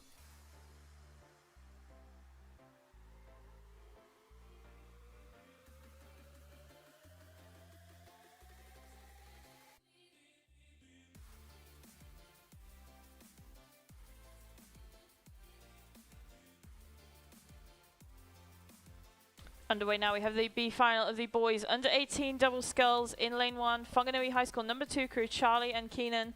St Patrick's College Jack and Vincent in lane 2. Glendowie College's Preston and Ruben in lane 3. Tauranga Boys College Curtis and Wilson in 4. Lane 5 has St Paul's Collegiate Finn and Caden. Te Awamutu College Keegan and Hunter in lane 6. Lane 7 has St Peter's School number 2 crew Jackson and Harrison. And then lane 8 Francis Douglas College Cooper and Mihail. Your B final here of the boys under 18 double sculls. And it's St Paul's Collegiate Finn and Caden, coached by Bruce Jones and Charlie Rogerson, out in the front. Several lengths of clear water for them. A secure win here in the B final. But then second is in contention. There's the inside lane, Whanganui High School and Glendowie College, along with Tauranga Boys College just sitting about a length and a half behind. Glendowie College about half a length up over Whanganui High School on the inside lane. These two crews battling it out for second place here in the B final of the boys under 18 double sculls, but firmly out in the front. St Paul's Collegiate. St Paul's Collegiate out in the front there. Several lengths of clear water separating them and the rest of the crew. Then it looks like Glendowie College just have the advantage over Whanganui High School number 2 crew on the inside, but a good push coming there from Whanganui. They might move up and over, but there's no catching the St Paul's Collegiate crew now. They will go through and take the win in the B final of the boys under 18 double sculls. Second, Whanganui High School and Glendowie College. Glendowie putting in a push there. They've lifted their rate. Looking to turn up and over Whanganui High School, but a good response from Whanganui on the inside. It's going to be tight as winners. St Paul's Collegiate Finn Rayner and Caden Robinson cross the line to take the win in the B final of the boys under 18 double sculls. Second place, it's going to be tight, but it will be Glendowie College in lane 3, followed by Whanganui High School number 2 crew on the inside. A great race from those two crews. Then over to Te Awamutu College, Tauranga Boys. Then we move back to the inside for St Patrick's College and over to Te Awamutu, St Peter's School. Your B final there for the boys under 18 double sculls. Naturally, A final on the way now.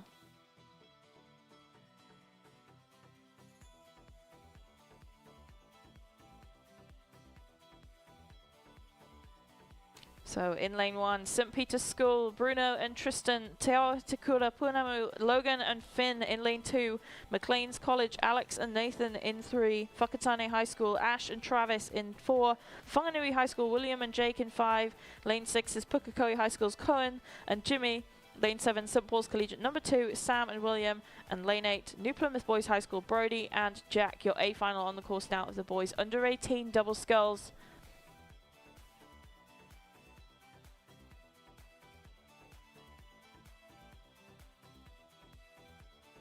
It's between lanes 4 and 5.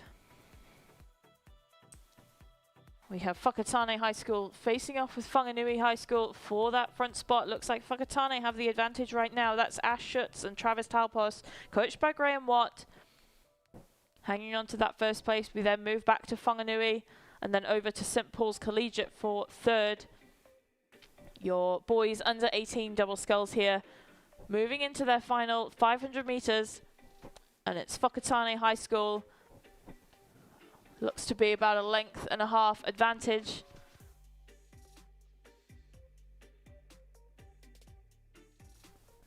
Whanganui making a push there, trying to close that gap down. Ash and Travis there, just lifting their rate into the final 250 here. Maclean's College on the inside looking to make a move there. They've upped their rate also. These crews starting to move well. Lots of experience here in this under 18 double sculls category. Ash and Travis had a great season last year. They're looking to continue their run here. Whakatane High School out in the front, currently in the lead. They will take home the gold medal bar any serious upset on their left hand side. Whanganui High School in place for second. Then St Paul's Collegiate being challenged by Maclean's College for that bronze. extending their lead there. Whakatane High School, Ash Schutz and Travis Talpos, coached by Graham Watt. They will go to take the gold in the boys under 18 double sculls.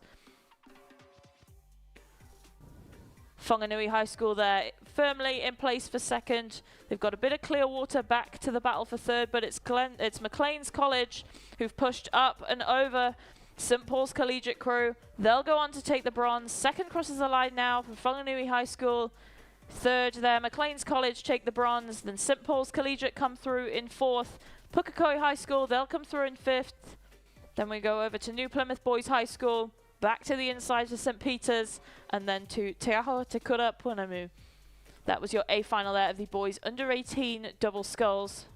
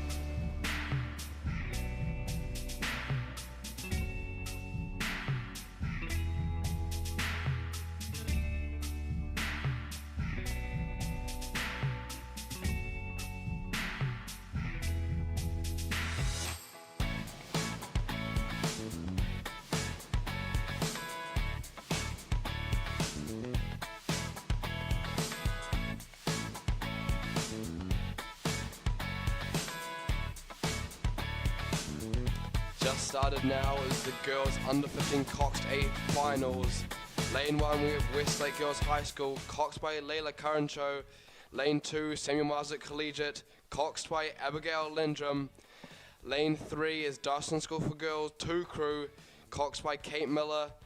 Lane 4 Cambridge High School, it's coxed by Tyler Dalton. Lane 5 is Dawson School for Girls 1 crew, coxed by Amelia South.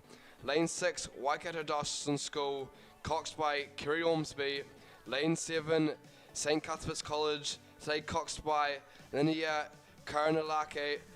Lane 8 Barradine College is coxed by Sarah Williams. They seem to be coming through about just before the 500 down.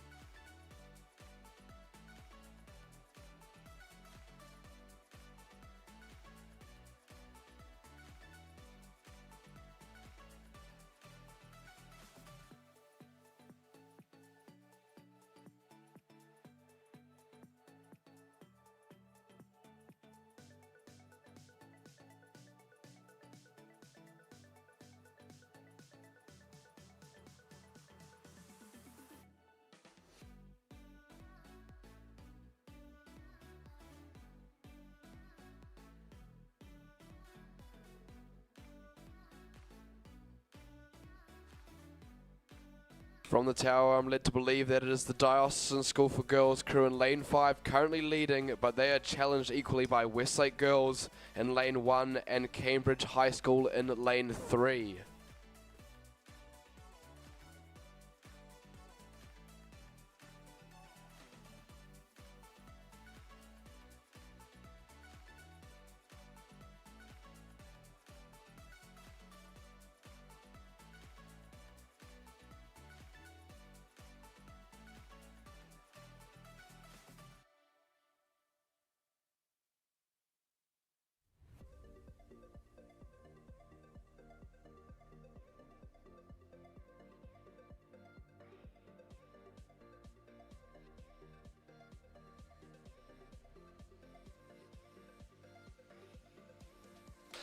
Still leading this pack is Diocesan School for Girls. They're in lane 5, currently extending their lead out across the pack. It's hard to pick. It's looking pretty close for second and third. We see the crew surrounding them on either side. Lanes 4 and lane 6 also looking promising for that second position.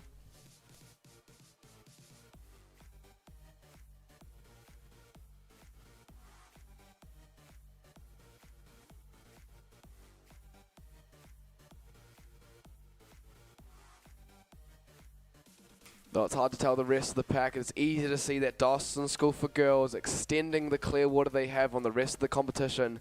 Following behind them, lane 6, Waikato Dawson's going to have to put in a big effort to try catch this quickly escaping Dawson School for Girls crew.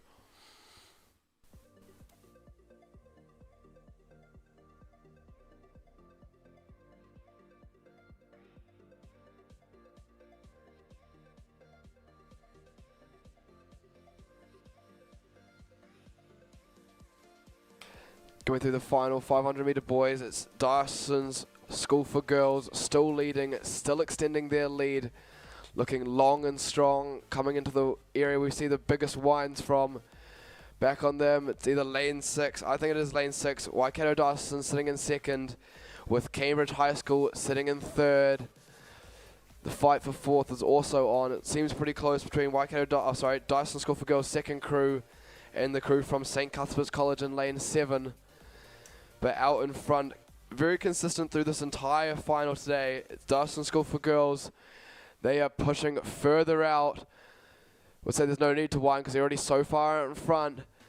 We look, see, once they come to the final 250 meters, will they decide to stay consistent, stay in front, or will they pick it up, try extend it further from Waikato Dustons, who's currently sitting in second. We're going to see a little bit of a push here from Cambridge High School. They need to stay ahead of the lane 7 St. Cuthbert's College. Also seem to be moving up, trying to get into that medal contention, but Dyson School for Girls easily 2 lengths in front, clear water on the rest of the competition. Waikato Dustin still in second. Cambridge High School in third, but under pressure from St. Cuthbert's in lane 7. Crossing through the final 100 meters, it's Dyson School for Girls. They have easily breezed through in first place, taking out the final of the girls under 15 Coxed 8. Crossing through the 100 now is Waikato Dawson's in second. Finishing about 60 meters in front, Dyson School for Girls, congratulations. What a very fine race today. Coming through in second will be the crew from Waikato Dyson School, lane 6. They'll be taking out the silver medal in the girls under 15 Coxed 8 final. Next back on them is Cambridge High School, doing well, taking that bronze. Look out to lane 7, it's St. Cuthbert. They'll be in fourth. Dyson School for Girls, their second crew, taking the 5th. Back on them on the inside, Samuel Marsden Collegiate. And then it's close for 7th between Barradine and Westlake Girls High School. That was the final of the girls under 15 Coxed 8.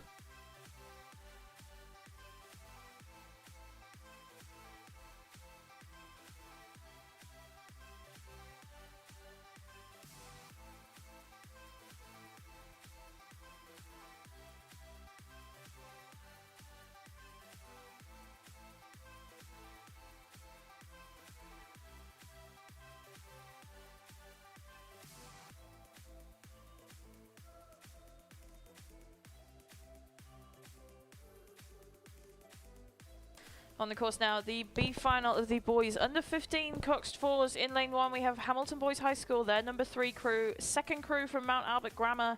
In lane 2, Wellington College in 3, Sacred Heart Auckland in 4, St Patrick's College in 5. The second crew from Westlake Boys High School in lane 6, King's College number 3s in 7, and Westlake Boys High School number 3s over in lane 8. Your B final on the course now of the boys under 15 Coxed fours.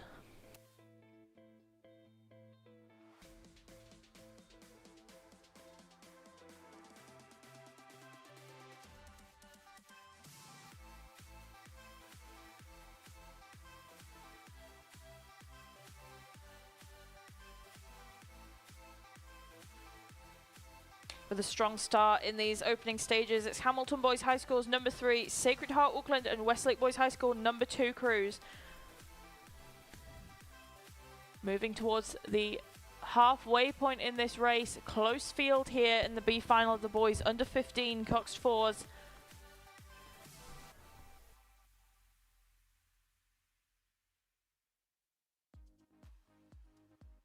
It's close for that top spot, but it looks to be between Hamilton Boys High School and Sacred Heart Auckland. Jaden Wooler coxing the Hamilton Boys, while we have Liam Lawrence coxing Sacred Heart. Westlake Boys High School number 2 not too far behind. Look to be level, if not slightly in front with Hamilton now, but Sacred Heart look to be confidently out in the front there. Not too much of an advantage yet, but there's still a long way to go in this race. Under 15s here, not a lot of experience in the boat, but they're all doing well with the conditions today.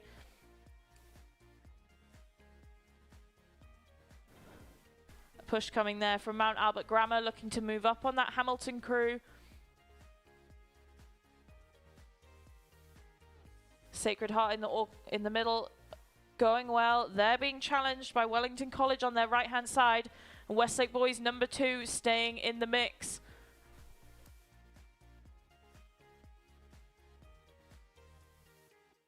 Sacred Heart about a length up.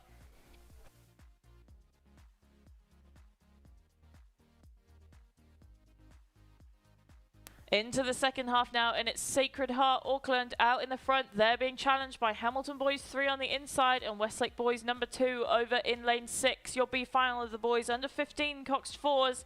Sacred Heart pushing out in front of this pack. The front 3 there, separating from the rest of the crew.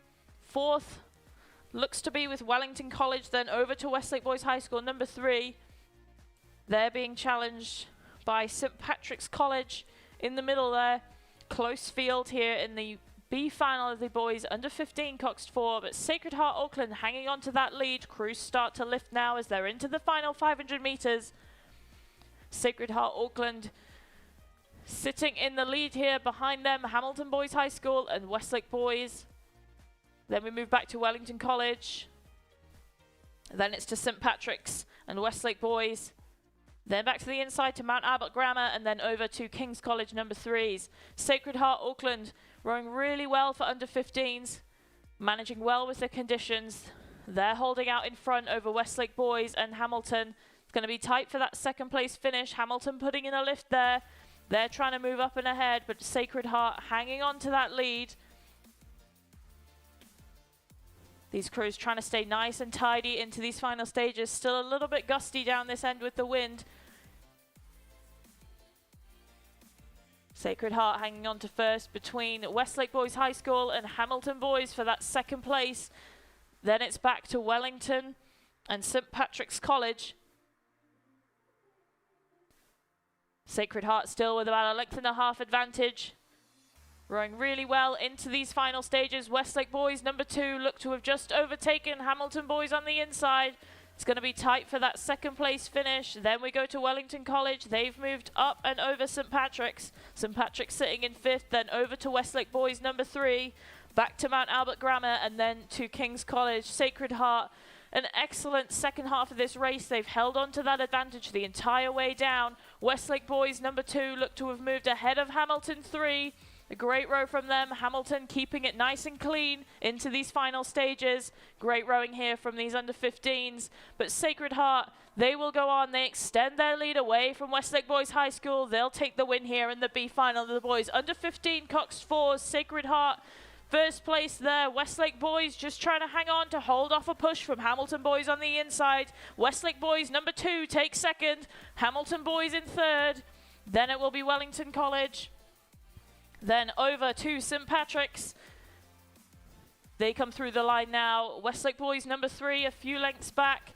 Then we come back to the inside. Mount Albert Grammar making a final shift for it. An excellent finish for them. And then King's College coming through as well. That was your B final there of the boys under 15 Coxed 4s. Naturally A final on the course now.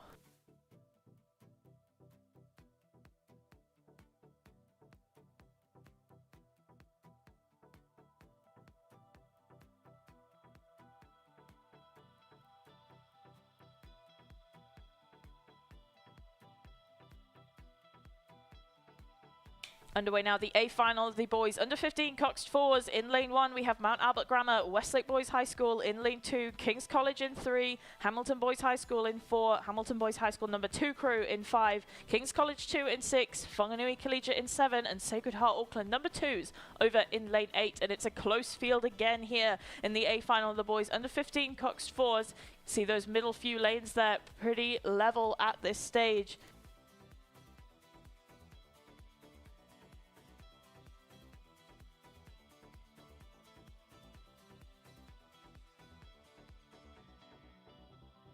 Very close field here in the A final of the boys under 15 Coxed 4. It looks to be King's College who have the advantage at this stage. These crews are into the second half of this race now.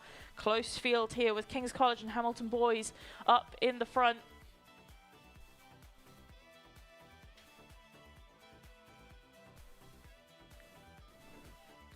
Hamilton Boys crews in the middle. King's College 1 look to be ahead. They're followed by Hamilton Boys 1, Hamilton 2, then King's 2. Kings 2 just being challenged by Whanganui Collegiate over on the far side, and then we move back to Westlake Boys number 1, but it's King's College number 1 looking to have a firm advantage in this stage of the race. This crew moving up and away from Hamilton Boys number 1. Hamilton Boys 1 just pushing away from their teammates on their left. In turn, them level just pushing ahead of King's College 2 from this angle. Our front 4 there moving away from the rest of the pack. King's College lifting their rate now into their final stages. They're looking to make their move here. Hamilton Boys staying with them. It's going to be close here for these medals in the boys under 15 Coxed 4. These crews are moving into their final 500 here. Oh, and it looks like a crab from Hamilton, which gives Kings the advantage. They're off. Hamilton making a work to recover there.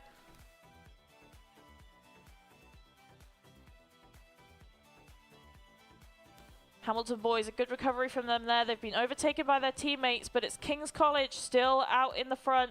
Hamilton Boys are moving again, so it's King's College number 1. Then I think we go over to Whanganui Collegiate, then to Hamilton number 2, then to King's 2. They're being challenged by Westlake Boys High School. Westlake Boys making a move there into the final stage, but firmly out in the front with Clearwater. It's King's College number 1. Then we go over, looks like to be Whanganui Collegiate now. Hamilton Boys number 1 looking to make a move there. They're trying to recover after that steering. Hamilton 2 doing well. They've got a good run going as well. Kings 2 looking to make a move here. They've upped their rate. They're moving away now. Westlake Boys trying to stay with Kings number 2. But Kings number 1 looking nice and comfortable out in the front there. They're opening up that water ahead of Hamilton Boys number 2 and Whanganui Collegiate. Your current top 3 here in the boys under 15 Coxed 4. Westlake Boys High School on the inside looking to make a move, trying to keep away from Mount Albert Grammar. But it's King's College out in the front, upping their rate again into these final stages. Hamilton 2, they're staying ahead of their teammates on their right. And Whanganui Collegiate look to be level, if not slightly in front of that Hamilton crew. Field spreading out just a little bit here. These crews are starting to move. King's College number 1 hanging on to that lead. Hamilton and Whanganui Collegiate pushing for that second place.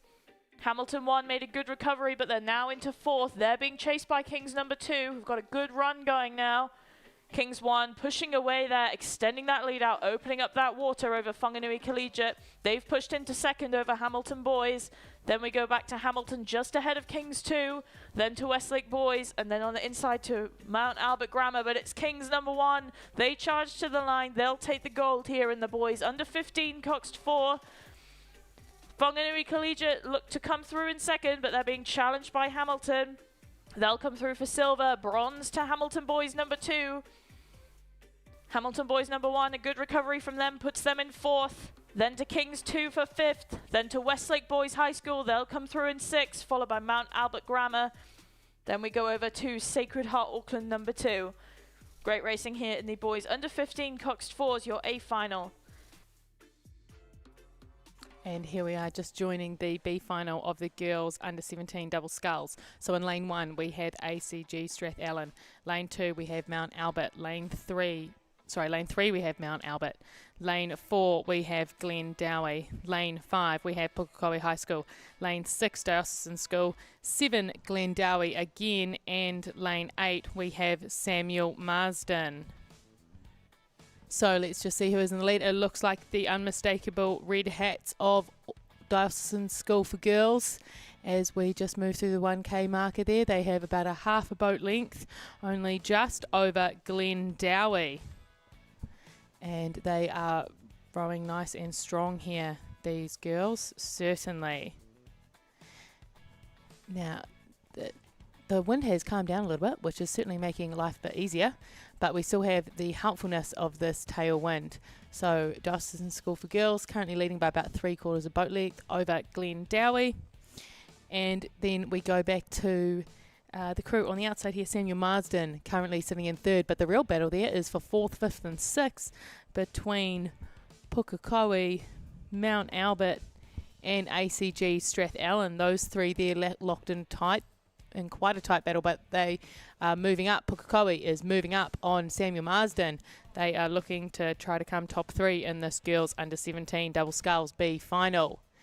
Now we're coming down to the 1250 metre marker. So Auckland Dio have managed to just push their lead out just a smidge.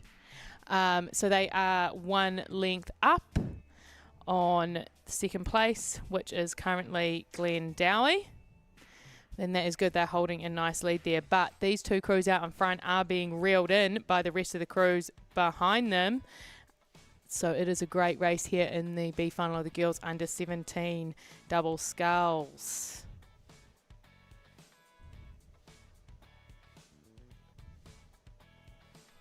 And let's just check in on lane 8 there. Samuel Marsden are travelling well. They are really trying to push up against Pukekohe. No, who is that? It is Pukekohe. Pukekohe High School there, currently sitting in 3rd in lane 5, doing well. But it is still the lead with Diocesan School for Girls, Isabella and Sophie, coached by Joel and Franklin. Mentioned those names a few times. They seem to be coaching some pretty decent sculling crews here today, and they're still just maintaining that 1 length lead over Glen Dowie, Kiana and Annabelle, coached by Denzel. So, but that Pukekohe crew, they've certainly put in a good shift in that 3rd 500. Pukekohe, Katie and Alexis, coached by Ashley. They are pushing up. They're closing down on the 2 crews at the front here. So we will see what happens as we, in this last 500. We've got about 350 metres left, maybe 400 metres left to travel here in the B final of the girls under 17 double sculls. So Auckland Dio still in the lead, travelling well with a very high stroke rate. They're just tapping it over. You will see they don't muck about there. As soon as those blades come out, they get straight back up the slide and pop the blades in, ready for another stroke. With 250 metres to go, Auckland Dio with 1 length lead over Glen Dowie. Glen Dowie going for longer and stronger, but it is working for them as both of these crews seem to have stretched out a little bit against the attack that came from Pukekohe High School. But down there in lane 1, ACG Strathallan, Amy and Lucy, coached by Mike and Ron, are certainly putting in a nice sprint there. We've seen a few crews come through from lane 8 earlier today, but it's great to see some more coming through from lane 1. We often got to keep an eye on these outside lanes as they can sneak up on you. But it is still the girls from Diocesan School here in lane 6 with the lead, about a length lead over second place Glen Dowie as we get very close to the finish line. Just about 50 metres to go, and here goes Auckland Diocesan School for Girls across the line. There they go. Well done, winning the B final of the girls under 17 double sculls. Glen Dowie in second, and third place is, there we go, Pukekohe. They had a strong push through the 1K there, and really good from ACG Strathallan as well. They really came up there in that third 500.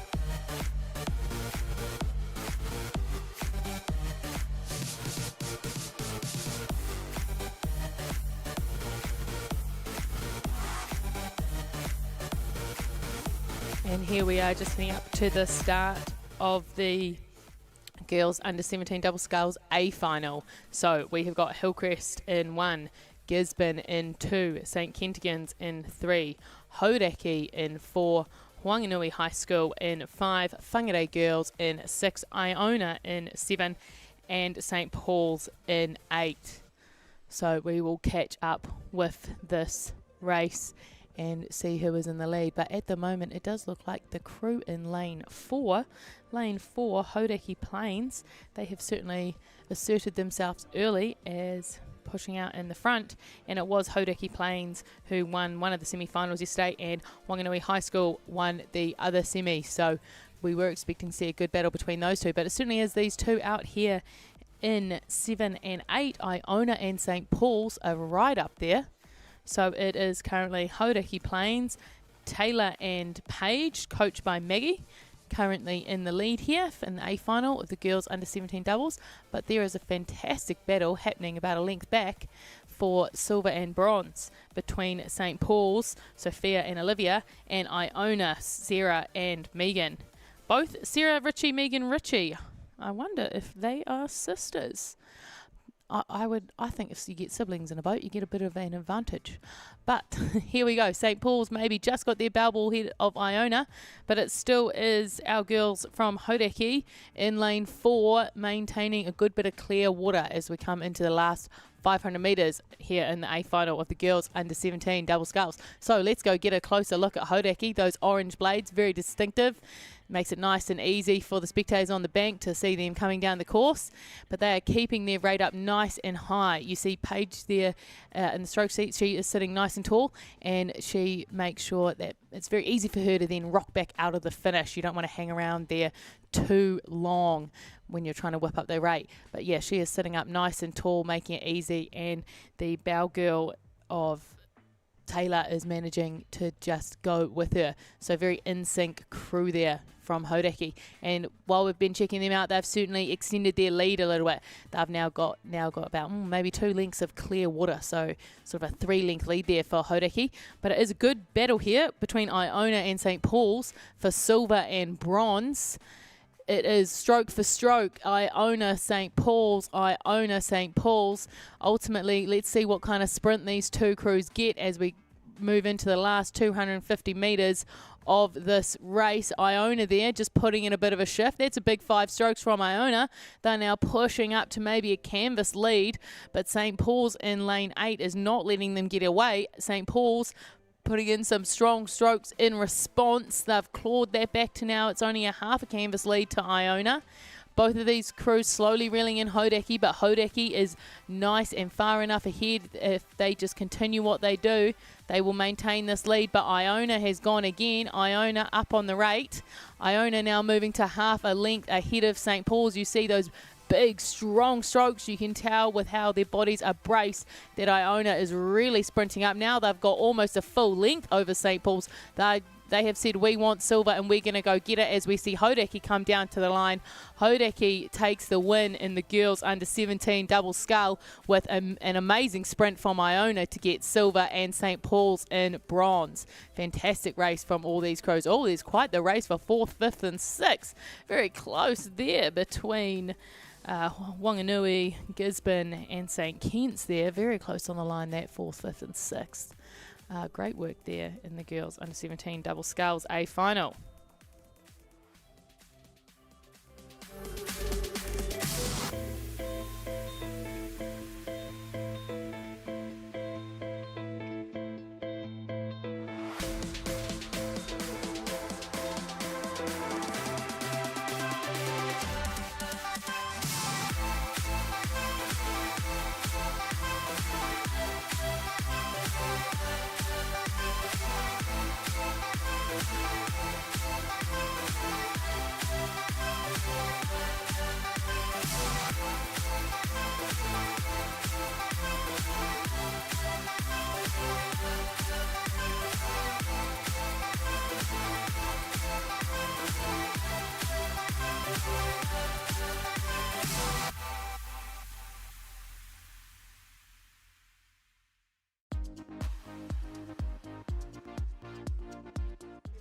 And here we are just catching up with the B final of the boys under 17 Coxed quadruple scull. So in lane 1 we have St. Kentigern College, in 2 Gisborne Boys High, in 3 Tauranga Boys, in 4 Wanganui High School, in 5 St. Peter's School, in 6 Cambridge High School, in 7 King's College, and in 8 Wellington. So early on in this race, let's figure out who has got into the lead. But we've got 2 local schools here, St. Peter's and Cambridge, both train every day on this lake right next to each other, so no doubt they'll know exactly how each other move. And it looks like the crew from Cambridge High in lane 6 is currently in the lead, so that's Lewis, Charlie, Jack, Caden, Coxed, Maddie, and coached by Josh Tower and Kerry Wilkins. So Cambridge High currently a length over St. Peter's School there in lane 5, so they are travelling well, and it looks like third place is currently Gisborne. Is that lane? It looks like lane 2, yeah, Gisborne. So these 3 crews here doing very well at the moment. We are getting a great sprint from that crew in lane 2 from Gisborne. They're really pushing up through into as we end the third 500, but we are now 500 metres to go, and it is Cambridge High. Cambridge High currently leading the B final of the boys under 17 Coxed quadruple sculls, with St. Peter's narrowly holding on to second place, because Gisborne Boys High, down there in lane 2 is certainly, they've got a bit of a higher rate and they are moving. The momentum is with Gisborne. They are driving hard and keeping that rate high, keeping that boat turning over. But St. Peter's have noticed, and St. Peter's are now responding. Great work there from St. Peter's. But it is still our local lads. It is Cambridge High. Cambridge High looking to take out the boys under 17 Coxed quadruple sculls. However, Gisborne, plenty of momentum with Gisborne. They are still really picking it up. They are sprinting beautifully for this final 500 as we approach the last 250 metres. Cambridge High going through it there. And who's going to be second? It is, oh my goodness, at the moment it is very much being even between Gisborne Boys High and St. Peter's School Cambridge. So there is all to play for second and third in the B final of the boys under 17 Coxed quadruple sculls. If you're out there on the bank, come and cheer on your teammates. They could certainly use it. Gisborne driving hard, really moving with that high rate.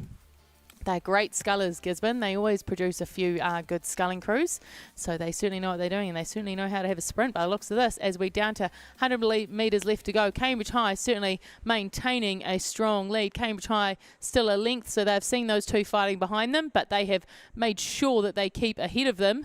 However, the battle for second is quite a doozy. Cambridge High just coming across the line now, and who's going to be second in the boys under 17 Coxed quadruple sculls B final? Oh, I couldn't call it. It was too close there. How close was that between Gisborne and St. Peter's? What a race as we watch the remainder of the crews cross the finish line. Under 17 boys quad, of course, and always a very competitive event.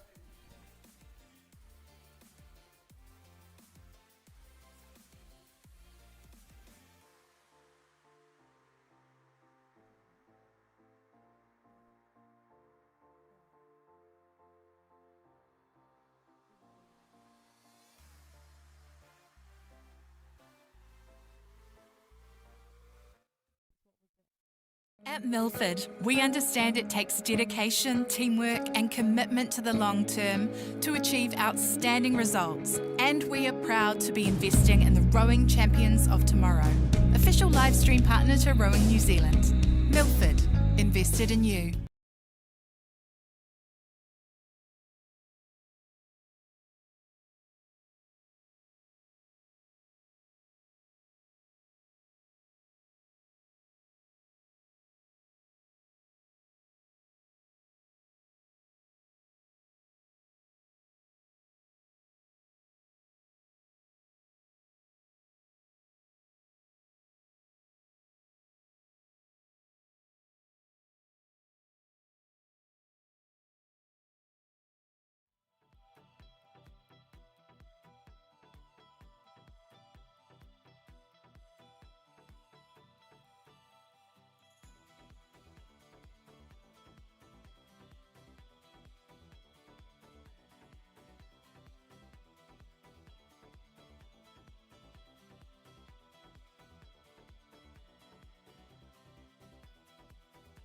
And we're just about to catch up with the A final of the boys under 17 Coxed quadruple sculls. So in lane 1 we have Glen Dowie, in 2 Wanganui High School, in 3 Francis Douglas, in 4 St Paul's Collegiate, in 5 Wellington College, in 6 Maclean's College, in 7 Hauraki Plains, and in 8 St John's Hamilton. So this race is coming at us very fast. They are already at the 500 to go. As I said earlier, under 17 boys quads is always a hotly contested, very competitive event. So at the moment it looks to be the crew in lane 4, that is St Paul's, have pushed themselves out to a 1 length lead, and of course the fastest from the heats were the likes of Wanganui, Francis Douglas, St Paul's and Wellington. So no surprises here to see St Paul's out in front. And at the moment in second, it is certainly our Wanganui High School crew there. In lane 2, they are having a strong race here. And it might possibly be lane 3, Francis Douglas currently in third. But here we are with St Paul's with 3/4 of a length lead over Wanganui High School as we enter the last 500 metres of the race. So St Paul's very much in time there, very in time. And here we have Wellington College. Wellington College are making a attack at Francis Douglas' current third position, but it is still our boys from St Paul's. St Paul's the lead in this race, the A final of the boys under 17 Coxed quadruple sculls, with Wanganui High School right behind them, only about a length behind them. So they will finish fast, these crews, with a nice little bit of tail breeze, just enough to be helpful but not too much to upset the boat. As we get a nice aerial shot of the Wellington College crew. Here is St Paul's though. Let's look at those blade angles. We can see they are very much parallel, every catch and every finish. So that's what we want. That is a well set up boat. Those coaches down there, Bruce Jones and Charlie Rogerson, certainly know what they're doing, and those are very experienced names in the rowing world. So St Paul's there looking lovely. There's no surprise this crew is at the front looking at how they are rowing. But second place at the moment is Wanganui High School. Wanganui High School managing to just hold about a half boat length lead over Francis Douglas. Francis Douglas is certainly moving. They are putting a good push inside this last 250 metres, last 100 metres in fact. And St Paul's, you've just seen them go up again there on the rate. They're really finishing furiously, St Paul's, but Francis Douglas upping the rate. They are charging at Wanganui High School. The battle for silver is very hot here. St Paul's holding their lead, and St Paul's crosses the line there in first in the boys under 17 Coxed quadruple sculls, but second, oh my goodness, who knows? Oh wow, that is certainly one for the judges there between Francis Douglas and Wanganui High School. They're both on the podium. Which order, I do not know. What a race, what a finish there. Fast finish from Francis Douglas in the boys under 17 Coxed quadruple sculls.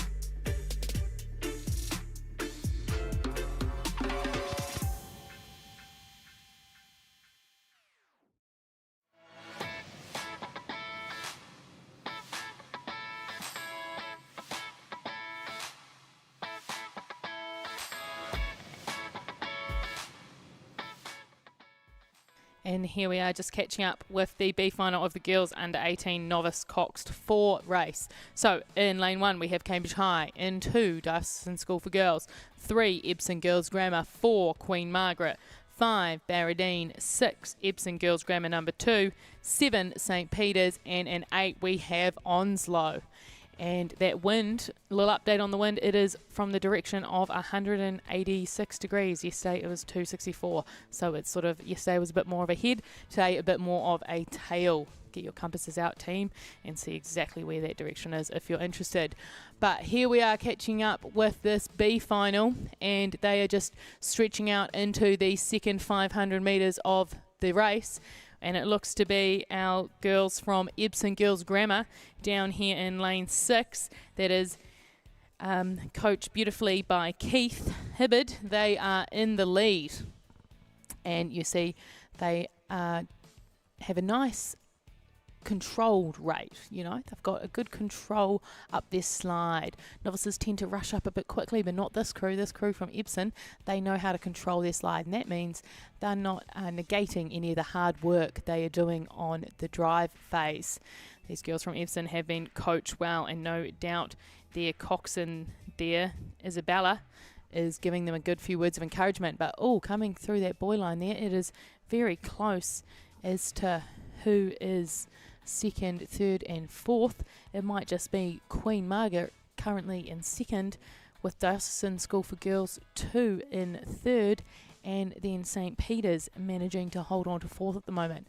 But this Queen Margaret crew up from Wellington is having a great race, this novice under 18 4B final. And we have a good tussle here between Queen Margaret and the Diocesan School for Girls crew.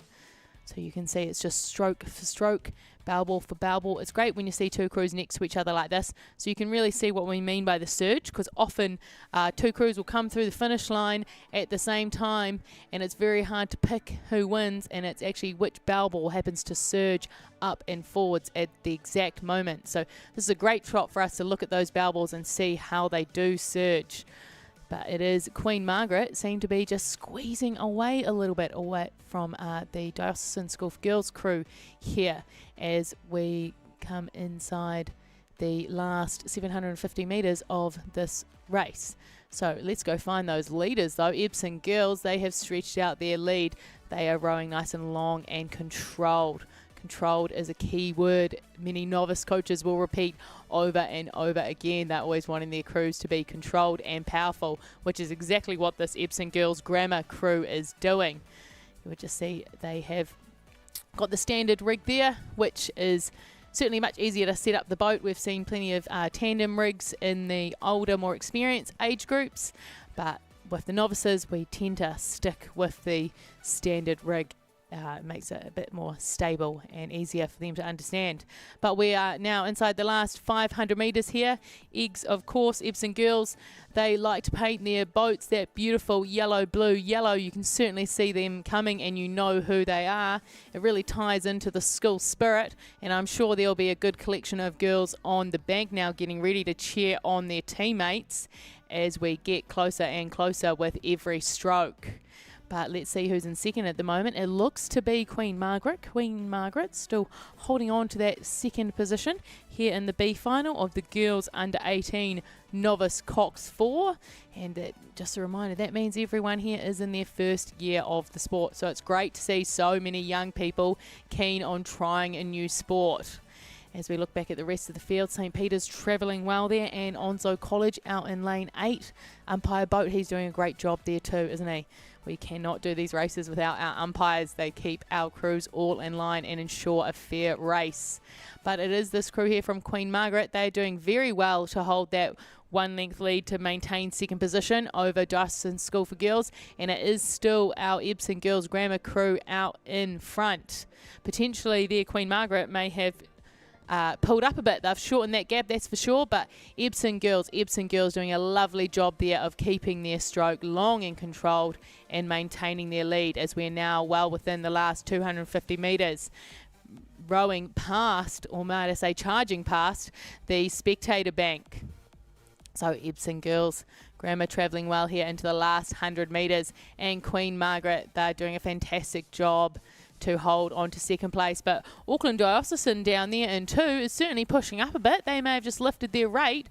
Auckland Diocesan really trying to have a go at Queen Margaret here as we approach the finish line with Epsom Girls Grammar in lane 6, coming down to win the B final of the Girls Under 18 Novice Coxed 4, with Queen Margaret holding their nerve to maintain that second place position right through the line. Well done, Queen Margaret. And third place to Diocesan School for Girls. Great job there in the B final of the Girls Under 18 Novice Coxed 4.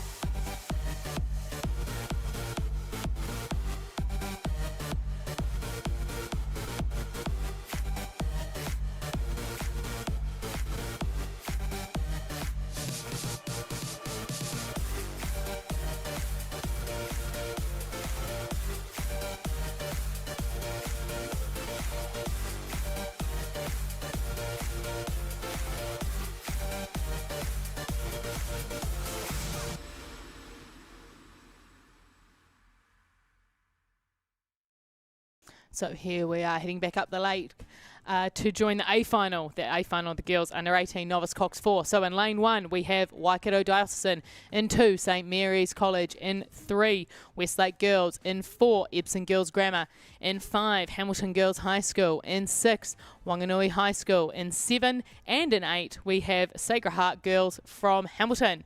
So there is certainly one crew right out in the front there, and that looks to be Hamilton Girls. Now Hamilton Girls, they certainly did have the fastest times from the heat. They came through with a very fast time there, Hamilton Girls. So it is no surprise to see them absolutely charging out the front here. But the real race here is silver. We have a fast travelling crew from Waikato Dio down in lane 1 and a fast travelling crew from Sacred Heart Hamilton here out in lane 8. The 2 outside lanes here managing to travel fast. So as we say, you just need to book a ticket to the A final, and once you're in, it's all on. Anyone can get those medals. But we certainly can't rule out that Wanganui High School crew there in 6th. They're pushing up there with Sacred Heart. So it is great to see this. So those 3 crews, though, are certainly starting to push away from the rest of the field to sort of assert themselves as wanting to lay claim to a medal. It is, I don't think anyone at this stage will get that fast travelling Hamilton Girls crew, but there is all to play for silver and bronze. And it looks like at the moment we just have Waikato Dio in that silver position. I believe 4 of those girls did win silver in the Novice 8s earlier today. So they certainly know what they're doing. But this Girls High crew here, they had a fast race earlier in the Novice Quad, so they are no strangers to the front of the pack. So here we are with this Girls High Novice 4, absolutely giving it their all. They had a fantastically fast time in the heat, and they are going to try and beat that here in the final. They're going to see if they can go faster and get their personal best, because it is not only about beating everyone else, it is about being the best that you can be, and you want to make sure that you're continuously trying to strive ahead of your own personal goals. But here we get a lovely view of Hamilton Girls, and particularly their Coxed and Maddie there. Maddie steering a beautifully straight line down the middle of her lane, and that will help her crew go faster. When a coxswain goes straight, it certainly means the boat can stay level more and the crew has a much better time. We also only row 2,000 metres, so it is great to see. Great coxing there, Maddie. But Hamilton Girls High in the lead nicely with some clear water. Over second place at the moment, it's Waikato Diocesan, but Wanganui High School there is coming up fast, as well as Sacred Heart Hamilton. So very much a race here we have here for the silver and bronze medals. At the moment, it's that Waikato Dio crew in 1, but Wanganui High School might have the momentum behind them. Wanganui High School is certainly travelling well there. Out in lane 6, they are pushing up. They are making sure they don't want to get left behind. Few interesting strokes there, but Waikato Dio, but they're back on it. That's it, Waikato Dio. In they go with nice strong strokes, but Wanganui High School here, oh, they're matching it. 250 metres to go. 250 metres to go. It's Waikato Dio currently in silver. Oh, no, it's Wanganui High School. It's certainly stroke for stroke here in the novice under 18 4. We've got a very fast Wanganui High School crew here. They're lifting their rate. Waikato Dio responding well. No doubt these two Coxons here will be looking at each other. They'll be eyeing each other up. That'll be Misha Young and Amelia Settle. They'll be eyeing each other up, calling moves for their crews, trying to make sure their crews keep their eyes in the boat so that they can just push hard. But let's go back to Hamilton Girls. Hamilton Girls inside the last 100 metres here. Hamilton Girls having an absolutely fantastically strong race to come down and win the girls under 18 novice Coxed 4 as they just go across the line there. Great work, Hamilton Girls, and it looks like Wanganui High School has had a fantastic last 250 metres.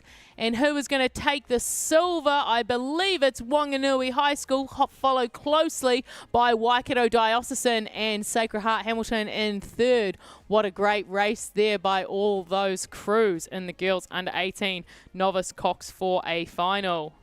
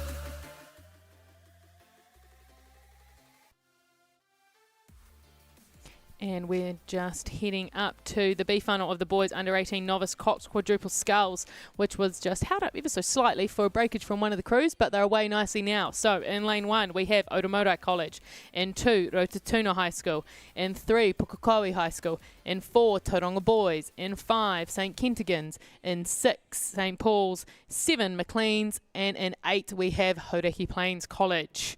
So let's catch up with them now that they are rowing and see where they are as they just move through the 1,000 metre mark. It looks to be the crew in lane 3. Is that 3 or is that 4? I believe that's 4 Tauranga boys.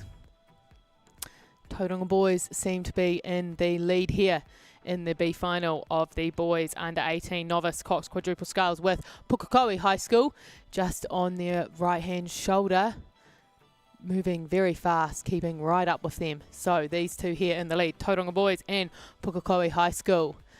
So let's go get a nice close look there of this Tauranga crew.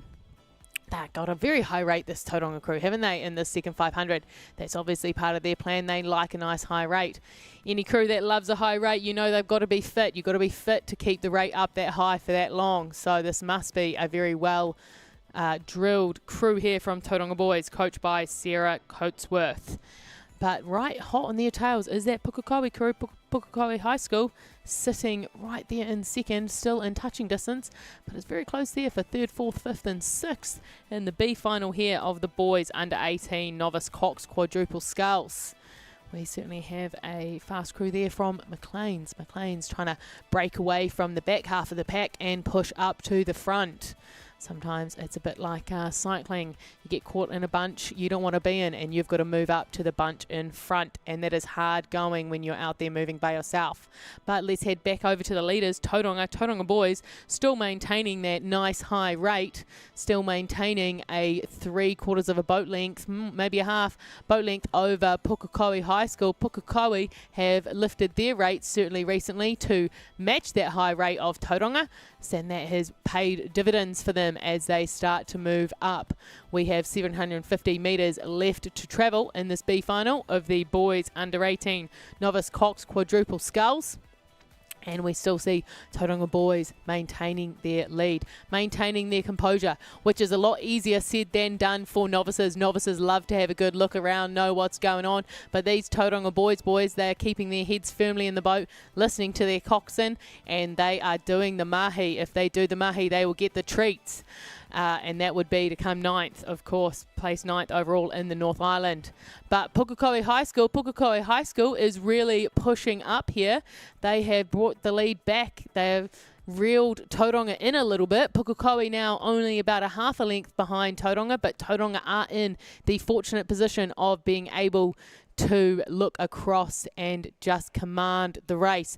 A win's a win, no matter by how much. So Tauranga boys here, still maintaining a great lead in the B final of the boys under 18 novice Coxed quadruple sculls. These two crews have certainly pushed out away from the pack, and McLean's is having a little bit of a doozy there. He's lost his blade, but he'll get it back quick, I'm sure, as the whole pack barrels down towards the finish line. Here we go, McLean's back in it. Nice adrenaline pumping, and they're off. Fantastic recovery. It's all about the recovery there. That is great. You're still in the race.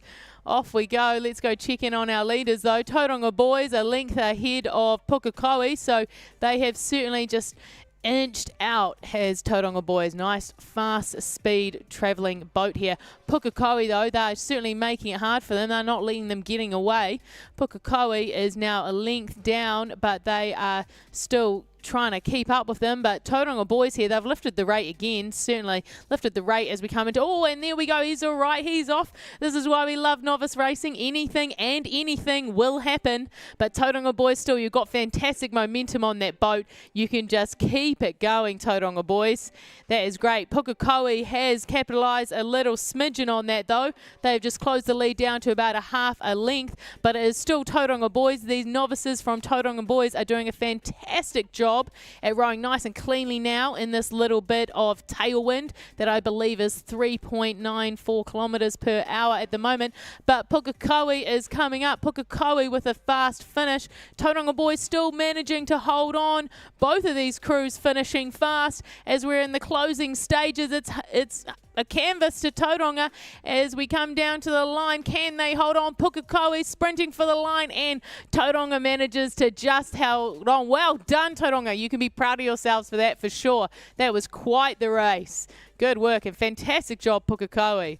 What a race in the B final of the boys under 18 novice Coxed quadruple sculls.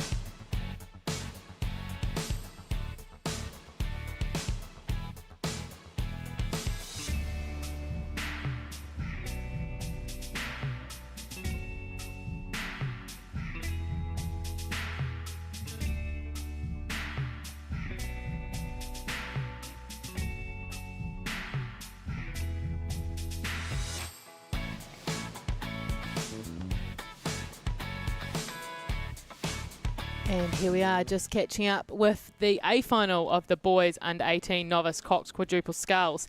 And if there's anything like the last race, it'll be quite exciting. So in lane 1, we've got Sacred Heart Auckland. In 2, St. Peter's School 2. In 3, Wanganui High School. In 4, St. Peter's number 1. In 5, King's College. 6, Linda's Farm. In 7, we've got McLean's.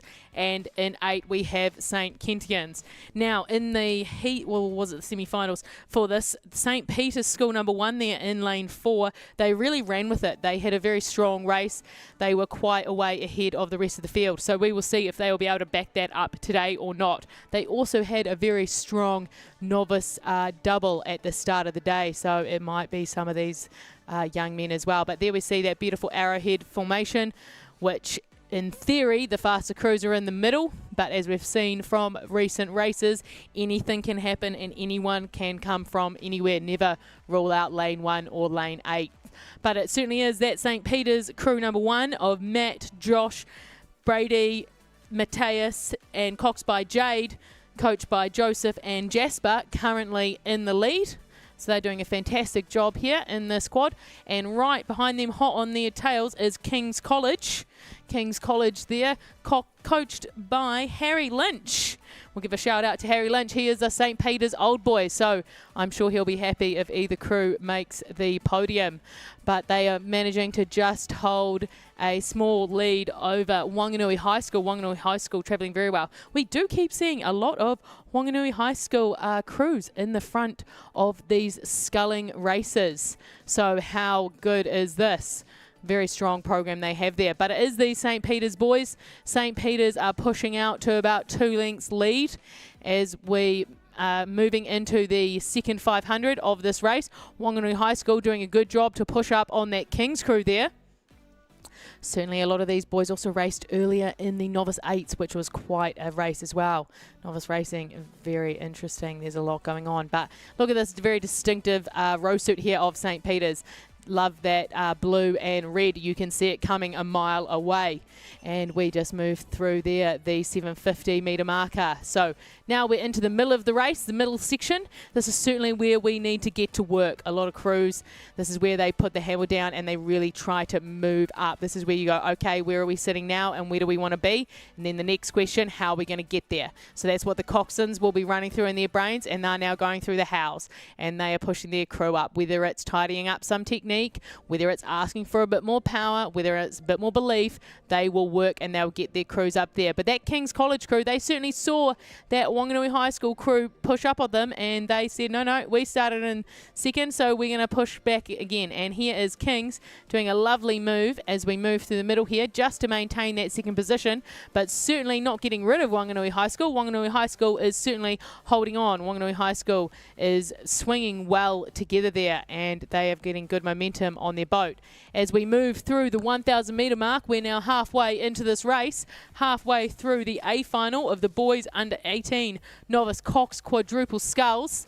Those very distinctive bucket hats of Kings are doing well. They are holding on to second place. But where is St. Peter's out in the lead? There they are. St. Peter's currently holding on to that gold medal spot, and they've got a nice high rate here. St. Peter's is a program that does love a strong third 500, which is where we are. So no doubt their Coxon, their Jade, will be calling that and pushing them through. I also believe they've got a big influx here of novice under 18s at St. Peter's, due in part to one of the housemasters, Duncan Beard, doing a fantastic job of getting all the lads out of the boarding houses and into a new activity. So that is what we want all the schools to do, of course, get plenty of kids into new sport. But here they are driving through into this as we end the third 500, coming up to the 500 to go. But Kings has done some great work there. Kings, of course, coached by Harry and Waldo. Now they've just stretched out their lead a little bit over Wanganui High School, so Kings is travelling well. They've got fantastic momentum there. William, Connor, Will and Xavier, they are pushing hard. And let's see the rest of the field. Everyone here is very close. It is a close race here. McLean's travelling well there with having good battle with St. Kentigans and Linda's Farm. But let's go back to these crews at the front. Wanganui High School there. Wanganui High School holding strong in the bronze medal position as we move through the 1500 metre marker. So we're in the last quarter of the race now, and Kings have really done a fantastic third 500 there to just maintain that lead and just stretch out a little bit over Wanganui High School to hold on to that silver medal position. But as we saw in the previous race, in the B final, anything can happen, particularly near the end of these novice races. As we get a little bit more tired, it is a lot harder to stay clean and crisp. But all of these crews here in the A final, all 8 of them, are doing a great job at rowing well and staying clean and crisp. We see a beautiful shot there of the whole lake, the whole field, our umpires, and of course our Mount Maungatautari. But here we are down on Lake Karapiro with the leaders, St. Peter's School, currently in first place of the boys under 18 novice Coxed quadruple scull. We get a great view there of their blades, nice parallels all round. Again, another crew at the front of the field with all blades parallel, catch and finish. There must be something in it, team, there must be something in it. So here we are looking at the Coxed and looking Jade dead in the eyes. I would say give us a wave, Jade, but you're obviously not listening. You're working hard and you're steering well. You'll watch this back, Jade, and you'll love your steering. You've done a great job there as we come into the last 100 metres of the boys under 18 novice Coxed quadruple sculls. St. Peter's have led this race from start to finish. That is certainly a masterclass in how to row a quad there from St. Peter's. So great work. We can see everyone down there cheering. Everyone cheering them across the line. There we are. St. Peter's take the win in the boys under 18 novice Coxed quadruple sculls, and they are wrapped as they should be. But who is going to be silver? Did Kings manage to hold on to it? And they have. Here comes Kings crossing the line in silver. Great work, team. They stretched it out a little bit more.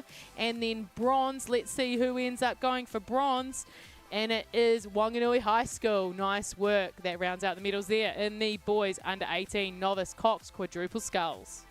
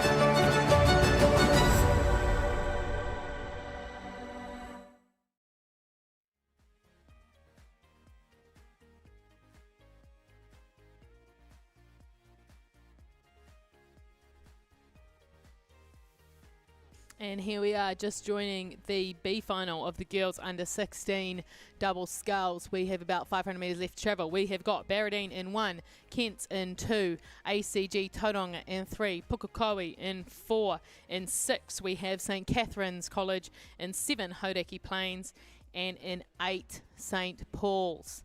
So at this stage here, it seems as though the crew from ACG Tauranga has pushed themselves into the lead. That is lane 3.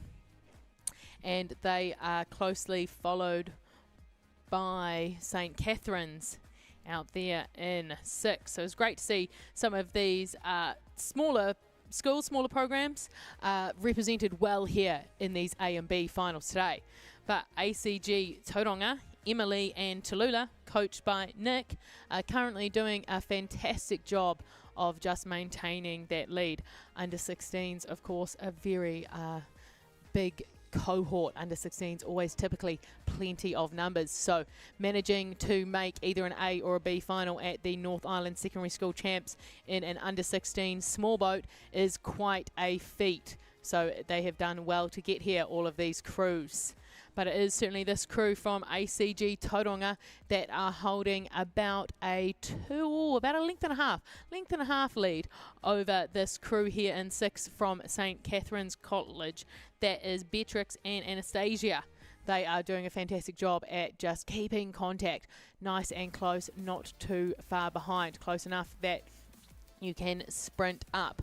But there's quite the race there for third between Hauraki and St. Paul's. They're having a good battle there. So is Pukekohe and St. Kentigans. They are right in the thick of it. And Barradine, yeah, it's plenty of tight racing in the back half. But back to the front here, we have ACG Tauranga. ACG Tauranga have held on to a lead superbly in the closing stages of this race. As we come down to the finish line, they are a bit of clear water over our girls from St. Catherine's College, but here comes ACG Tauranga through the line in the B final of the girls under 16 double sculls with St. Catherine's in second. Fantastic work there, but who's going to get third? Bit of a race on here for third in this B final. Travelling well, St. Paul's is travelling well. I think it is St. Paul's in lane 8. So yes, love a good outside lane being 1, 2 or 3.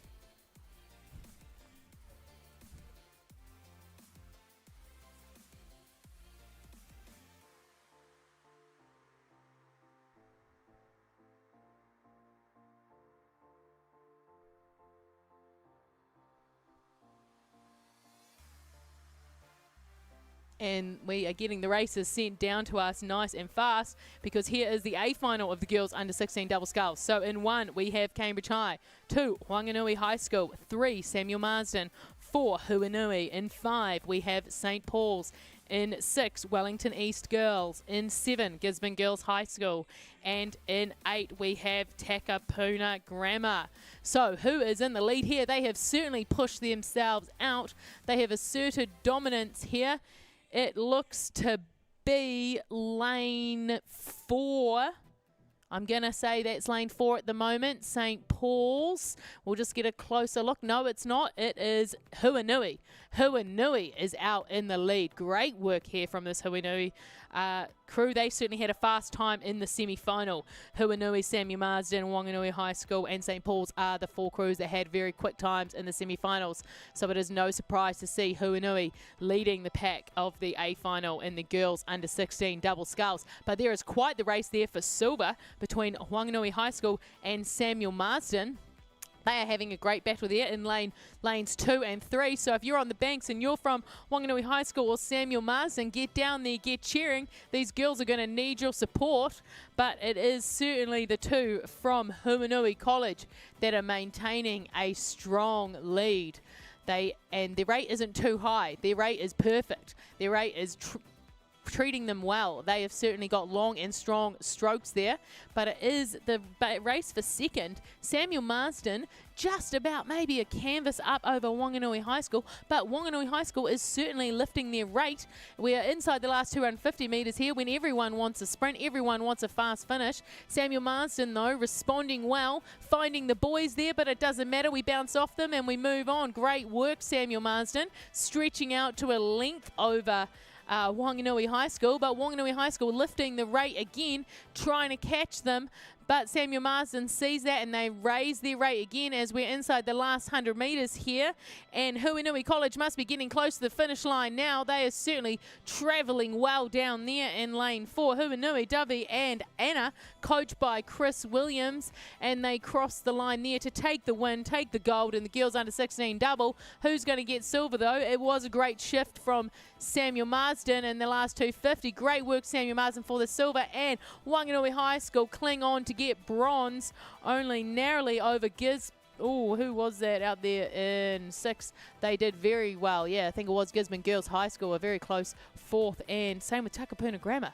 Oh, some quite fast crews here. We'll double check Robert on those results, team, because they came at us thick and fast.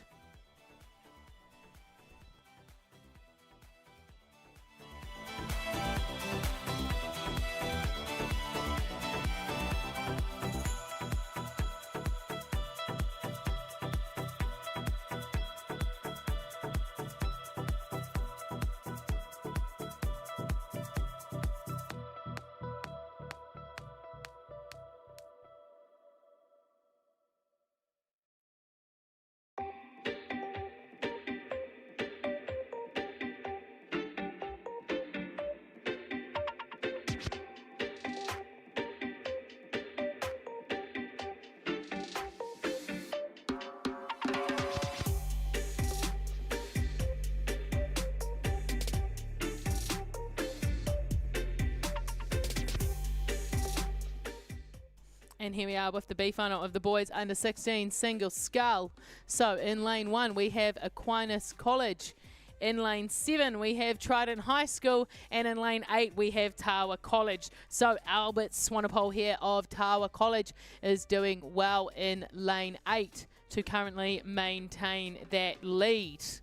So we've got 3 crews here in the B final of the boys under 16 single scull. Of course, this is the first age group that you can race a single scull. We don't do any younger than under 16. So it is great to just see these young men out here in singles and giving it a go, particularly with this little bit of a breeze we have on today. It does make it very challenging, particularly for our youngest scullers. But all 3 boys here, Patrick, Finn and Albert, are doing a fantastic job to keep their boats cruising with this tailwind. And we just see Tawa College, Albert Swanepoel there out in lane 8, just starting to lift his rate. He is going for a nice strong finish. He's going to follow his race plan to a T, and he is maintaining a few lengths lead over Trident High School's Finn Madsen. As we come down to the finish here, catch a glimpse of umpire boats heading up for the next races. Where would we be without our umpires and volunteers? But we are having a fast finish from Aquinas College. Patrick is certainly sprinting there as Albert from Tawa takes the lead, but Patrick down there in lane 1 from Aquinas, he's certainly having a very fast finish. Oh my goodness, we only need 3 boats to have a great race, don't we? It doesn't matter how many boats you have as long as it's a great race. So that was the B final of the boys under 16 single sculls.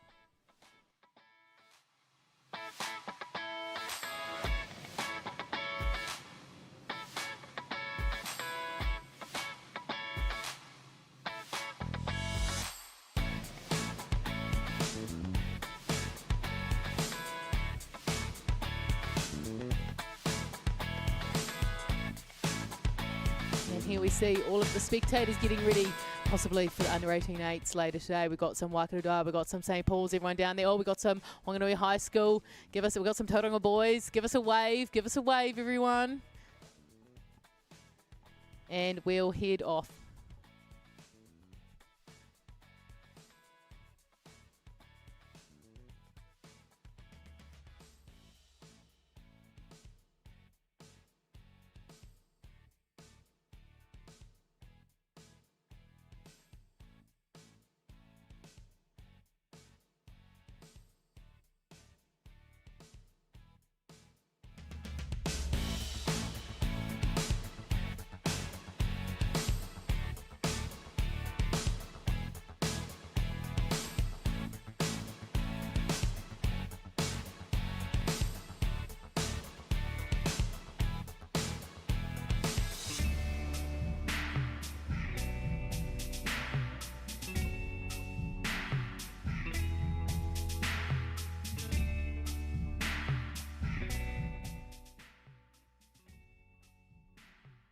And we're just jumping in here with the A final of the boys under 16 single sculls. So in 1 we've got Napier boys, in 2 Tauranga boys, in 3 Hauraki, in 4 St. Paul's Collegiate, in 5 New Plymouth we have Gisborne boys, in 6 we have Whakatane, in 7 Wanganui Collegiate, and in 8 we have Tauhara.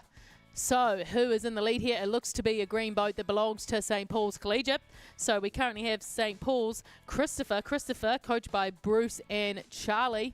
He's doing a great job down there in the middle of the course. He is certainly held his nerve to be up here, and we see that great Whakatane Sculls down there in lane 8, also doing a great job. But it is our St. Paul's Collegiate sculler, Christopher. Christopher is maintaining a lead here, and Hodeki is currently in second. Blake Leach, he is doing a great job. Look at that sprint on Hodeki. These Hodeki scullers, we've seen them before with a great sprint, and this one is no different. But St. Paul's is holding on to the lead as he gets that gold medal. And then it goes to Hodeki and Whakatane. Great work there.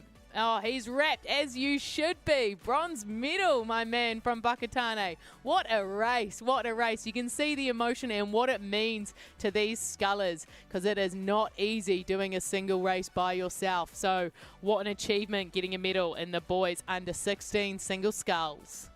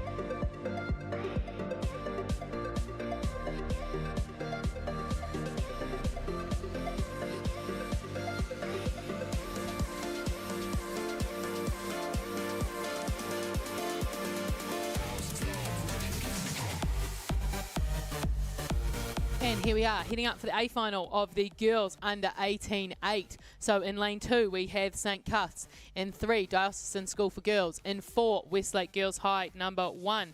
In 5, Waikato Diocesan. In 6, Wanganui Collegiate. In 7, St. Peter's School. And in 8, Waikato Diocesan number 2.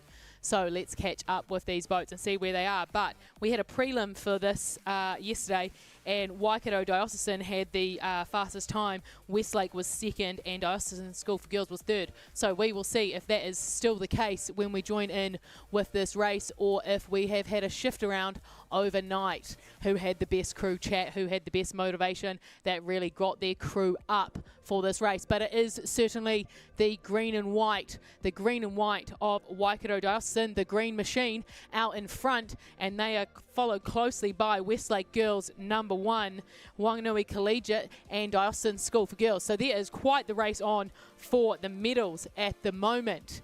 There are 3 crews vying for 4 medals. Who's going to miss out and who is going to pick up a medal in the girls under 18 Coxed 8?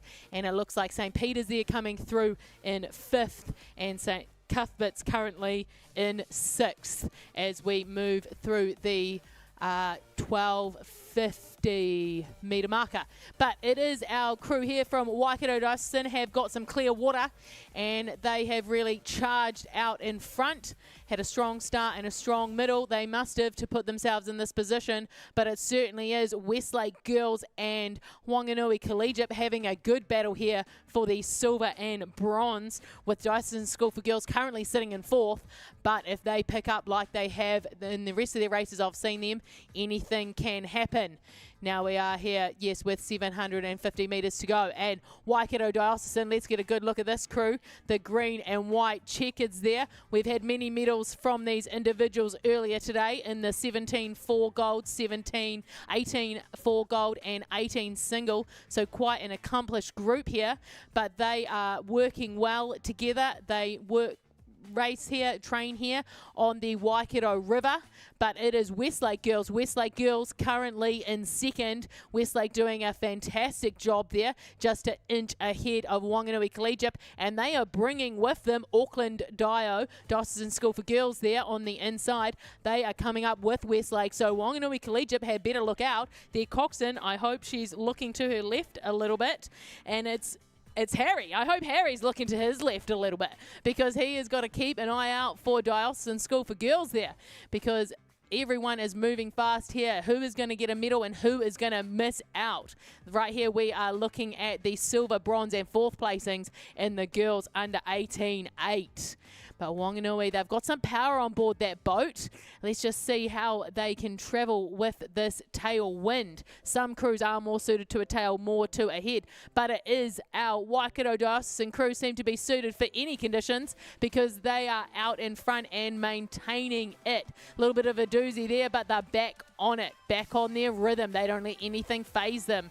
They are watching the crew, though, the racers, charge at them. Westlake Girls certainly putting on the pressure. Westlake Girls is a strong second at the moment, but Diocesan School for Girls, they have had a very strong 500 and they are pushing right up there. So we are 250 metres left to travel. Waikato Dio leading the girls under 18-8s, with Westlake Girls sitting in second, but the momentum is certainly with that crew from Diocesan School for Girls on the inside. Auckland Dio, get on the banks and cheer on your team. Westlake, you better be louder, because there is quite the race here for silver in the girls under 18 Coxed 8. Westlake is just holding on, but Diocesan School for Girls are charging home fast. 100 metres to go. Momentum with Diocesan School for Girls, but Westlake Girls taking big, long, strong strokes. It is Balball for Balball. Westlake has responded well. They are pushing up.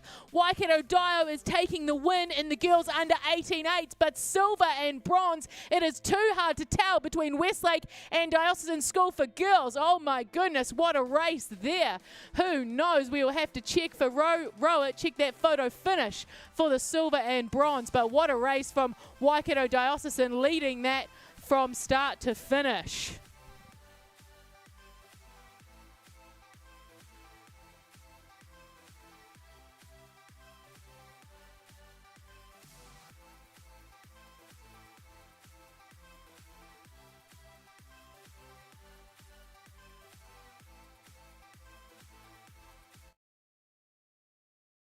At Milford, we understand it takes dedication, teamwork and commitment to the long term to achieve outstanding results. And we are proud to be investing in the rowing champions of tomorrow.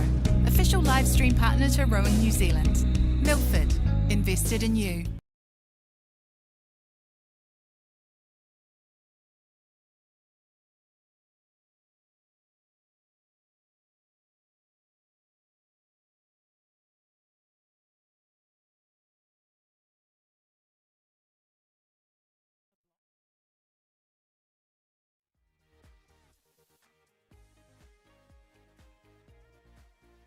And here we are, just cruising up to the start now for our last race of the day, which will be the boys under 18 Coxed 8. So it'll get underway in about 3 minutes, but let's see who we've got. We've got Auckland Grammar in 1. They've always had some fast 8s in the past, haven't they?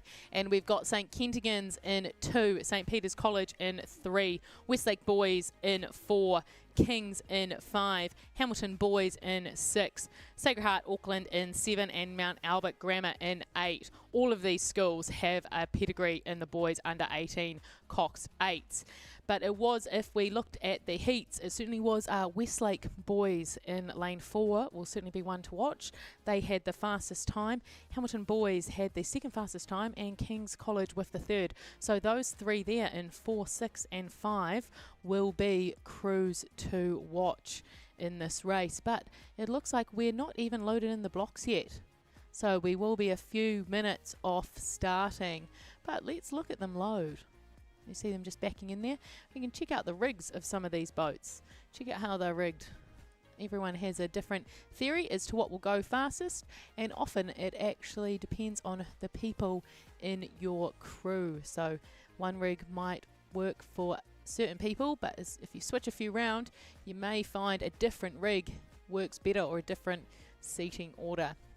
As we're just watching lane 8 there, Mount Albert Grammar back into the starting blocks. They're doing a fantastic job. You see them just backing in there, stern pair nice and slowly. That is beautiful backing there, and just attached to the boat holder.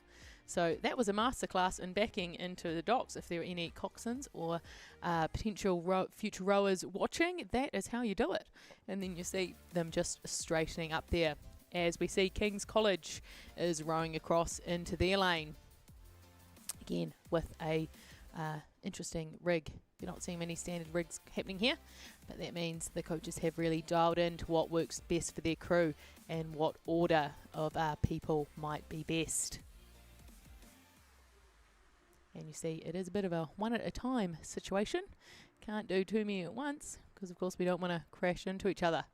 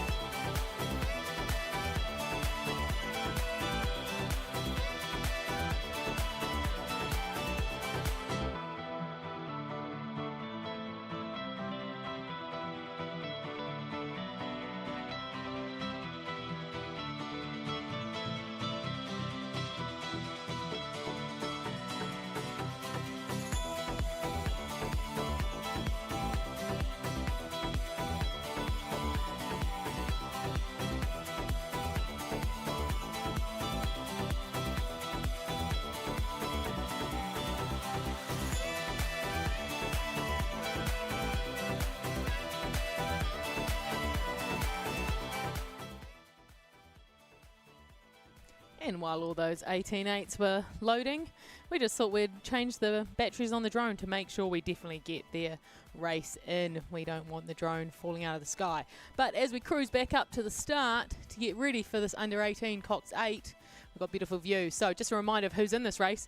It is Auckland Grammar 1, Kentigans 1, St Peter's College 1, Westlake Boys 1, King's College 1, Hamilton Boys High School 1, Sacred Heart College Auckland 1, and Mount Albert Grammar. Now, of course, all the individuals in these crews have had many hard and fast races today, many medals already around their necks. What they will be looking for is to add one more in the last race of the day, the boys under 18 Coxed 8, which is of course always a very fast race. Also where we see many of our future Olympians come from. Plenty of them have, of course, raced in this event before and fondly enjoy watching it as it brings back fantastic memories. But here we are just cruising up to the start and we see all the boats loaded in.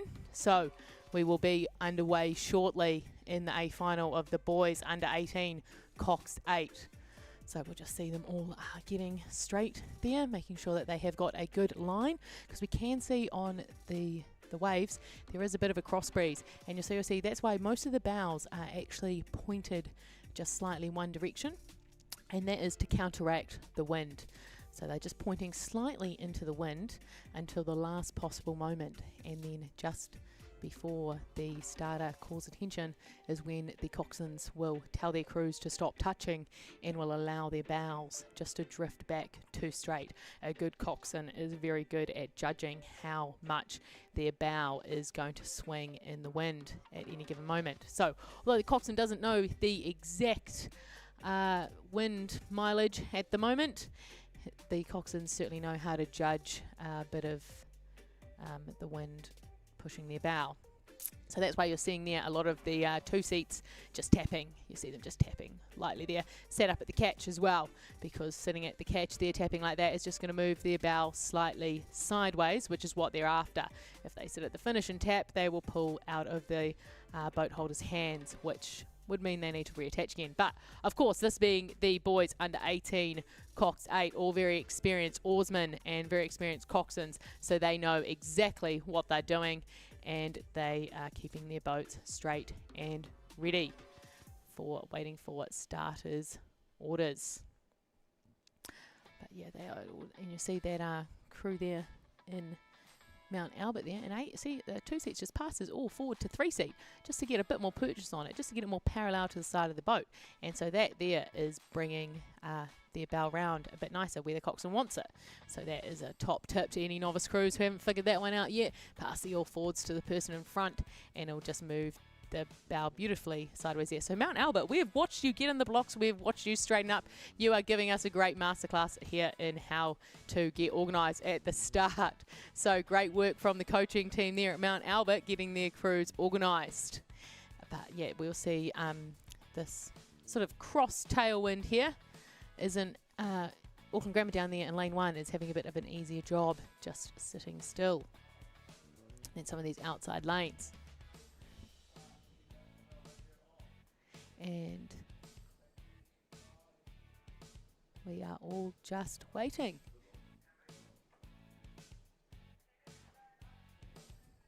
So the starter, he's possibly in that little hut just the aligner, sorry, that little hut at the top of the screen, the green camouflage hut is where the aligner sits, and he's looking down the line. He's got a screen and a camera, and he's looking right down at all of these bow balls, and he is telling the boat holders whether or not they need to just pull the bow, their boat back a little bit or forward a little bit to make sure we get a clean, fair race in the boys under 18 Coxed 8. So he's making sure no one starts a millimetre ahead or a millimetre behind. So that's what they'll be doing right now, is just perfectly lining up as we see the bows sort of swing back and the boys look a little bit more ready. So we might be getting close to the start here of the boys under 18 Coxed 8. Still a bit of tapping from those two seats or bow seats to keep us straight, but we all look very much down the course, nice and straight and ready. The aligner, he'll be getting them perfectly ready. So we're just waiting the start here of the boys under 18 Coxed 8. And we're off. There we are. First strokes in the boys under 18 Coxed 8. We are away. Very fast starts from all 8 of these crews, as we would expect, nothing less. But certainly it is the 3 in the middle that had the fastest times from the heat. Westlake Boys High, King's College and Hamilton Boys pushing out to an early lead. Hamilton Boys, I would say, have their bow ball just ahead of the others now. Hamilton Boys have won many Māori Cups, many under 18 8s at North Islands in their time, as have many of these school programs, so of course they know how to do a fast start. But Westlake Boys is just pulling through at the moment there. Westlake Boys in lane 4 is just edging up. They said, we saw your fast start, Hamilton Boys, but we're going to gain you back in before you get away too far. Hamilton Boys responding nicely. Great work from the coxswain there from Hamilton Boys. Ryan, he is calling this race well. He is making sure he stays in touch, and Westlake Boys is bringing with them St. Peter's College. St. Peter's College in lane 3 is moving up nicely with Westlake, and then out here in 7, Sacred Heart. Sacred Heart Auckland also moving well. We've sort of got 4 crews just pushing up to be about a half a boat length ahead, and those 4 crews in no particular order are St. Peter's College, Westlake Boys, Hamilton Boys and Sacred Heart. These 4 crews are coming out to a nice fast start as we move through the 500 metre mark of the boys under 18 Coxed 8, and it is that crew from St. Peter's College. St. Peter's College, they are certainly raised for the occasion. They have risen. They are going with the faster boats. Hamilton Boys, great response there. Move from them to pull them back up. Westlake Boys, plenty of watts on board that Westlake Boys boat. Plenty of strength in there that'll come into play, no doubt, through the middle of the race. But it is St. Peter's College at the moment. St. Peter's College Auckland holding the lead in the boys under 18 Coxed 8 with only a foot over Westlake Boys and then another foot over Hamilton Boys. These 3 stretching out into the middle positions at the moment. But Sacred Heart Auckland is right there in 4th, just over King's College in 5th. Auckland Grammar in 6th, Kentigans in 7th, and I do not have Mount Albert on the screen at the moment. But it is Westlake have just pushed up. You can see Westlake's bow there just moving ahead of St. Peter's College. It is bow ball for bow ball, actually. You can see on the surge, but I do believe the Westlake crew is just managing to inch up. That coxswain there, he will be calling for a seat. That coxswain Flynn Wigglesworth will be saying, let me get another seat, and so is Hamilton Boys. Hamilton Boys moving with Westlake and St. Peter's College. Those 3 out the front there in the boys under 18 Coxed 8. As we go and have a look at the whole field, it is quite the race here. So Hamilton Boys travelling well, keeping ahead of Sacred Heart and Kings, but it is Westlake and St. Peter's College Auckland here. They are certainly up there. Westlake just pulling their bow ahead of St. Peter's, and they're just holding it. St. Peter's is not letting Westlake get away. They are saying, yep, no, we would like a medal too, and if it's going to be one, it may as well be gold. Get us up there. St. Peter's are doing a fantastic move now. St. Peter's College there in lane 3. They are pushing right up with Westlake Boys. They said, we saw your charge back. As we move through that marker there, it is still Westlake just in front by maybe about 2 feet, and St. Peter's College hot on their heels, and then back to Hamilton Boys in 3rd, but Hamilton Boys is still within touching distance. Either of these crews could have a fantastic sprint and roll Westlake, but Westlake, they certainly won't let that happen with the watts that they have on board. Westlake will keep that cool composure and going strong into the end of this race. So we are about 600 metres from the finish here of the boys under 18 Cox 8. Westlake really striding out here. They've moved another seat. A win's a win. You only need a win by the smallest margins, but they are taking a seat at the moment. And Hamilton Boys is going with them though. Hamilton Boys is going with Westlake as they are trying to get up over St. Peter's College down there in 3. We're now in the last 500 metres of the boys under 18 Cox 8 with Westlake Boys stretching out again. Every 3 strokes, Westlake Boys is taking a seat. That's the watts on board that we were talking about earlier. They are just striding out inside this last 500. What a fantastic sprint we are seeing here from Westlake boys to now pull up to be about 3/4 of a length over the other two. But what the race we're getting here for silver between St. Peter's College and Hamilton boys. It is stroke for stroke between these two. Hamilton boys with the slightly higher rate than St. Peter's, and so if they can maintain that in the sprint, we will see what happens at the end as we're inside the last 250 metres. What a last 250 that was from Westlake. It's like they just got started, got onto their rhythm, held their nerve and unleashed with 500 to go, because here we are, they're now up to 3/4 boat length and they're maintaining it as they lift the rate inside this last 250 metres, with Hamilton boys and St. Peter's College battling it out for silver and bronze. 100 metres to go. Westlake boys, there they are in the water cheering on their team. Hamilton boys, you can see them there too, and St. Peter's College, but Westlake boys with 3/4 of a length lead, and the boys under 18.8 as we come down to the finish. Well done, Westlake boys. Silver and bronze, I won't dare call it. Oh my goodness, that was close there between Hamilton boys and St. Peter's College. We will have to wait for the results on that one, but what a race. Beautifully executed from all of those crews there in the A final of the boys under 18.8. Thank you for hanging out with us today on the live stream. We look forward to seeing you at Mardi Cup.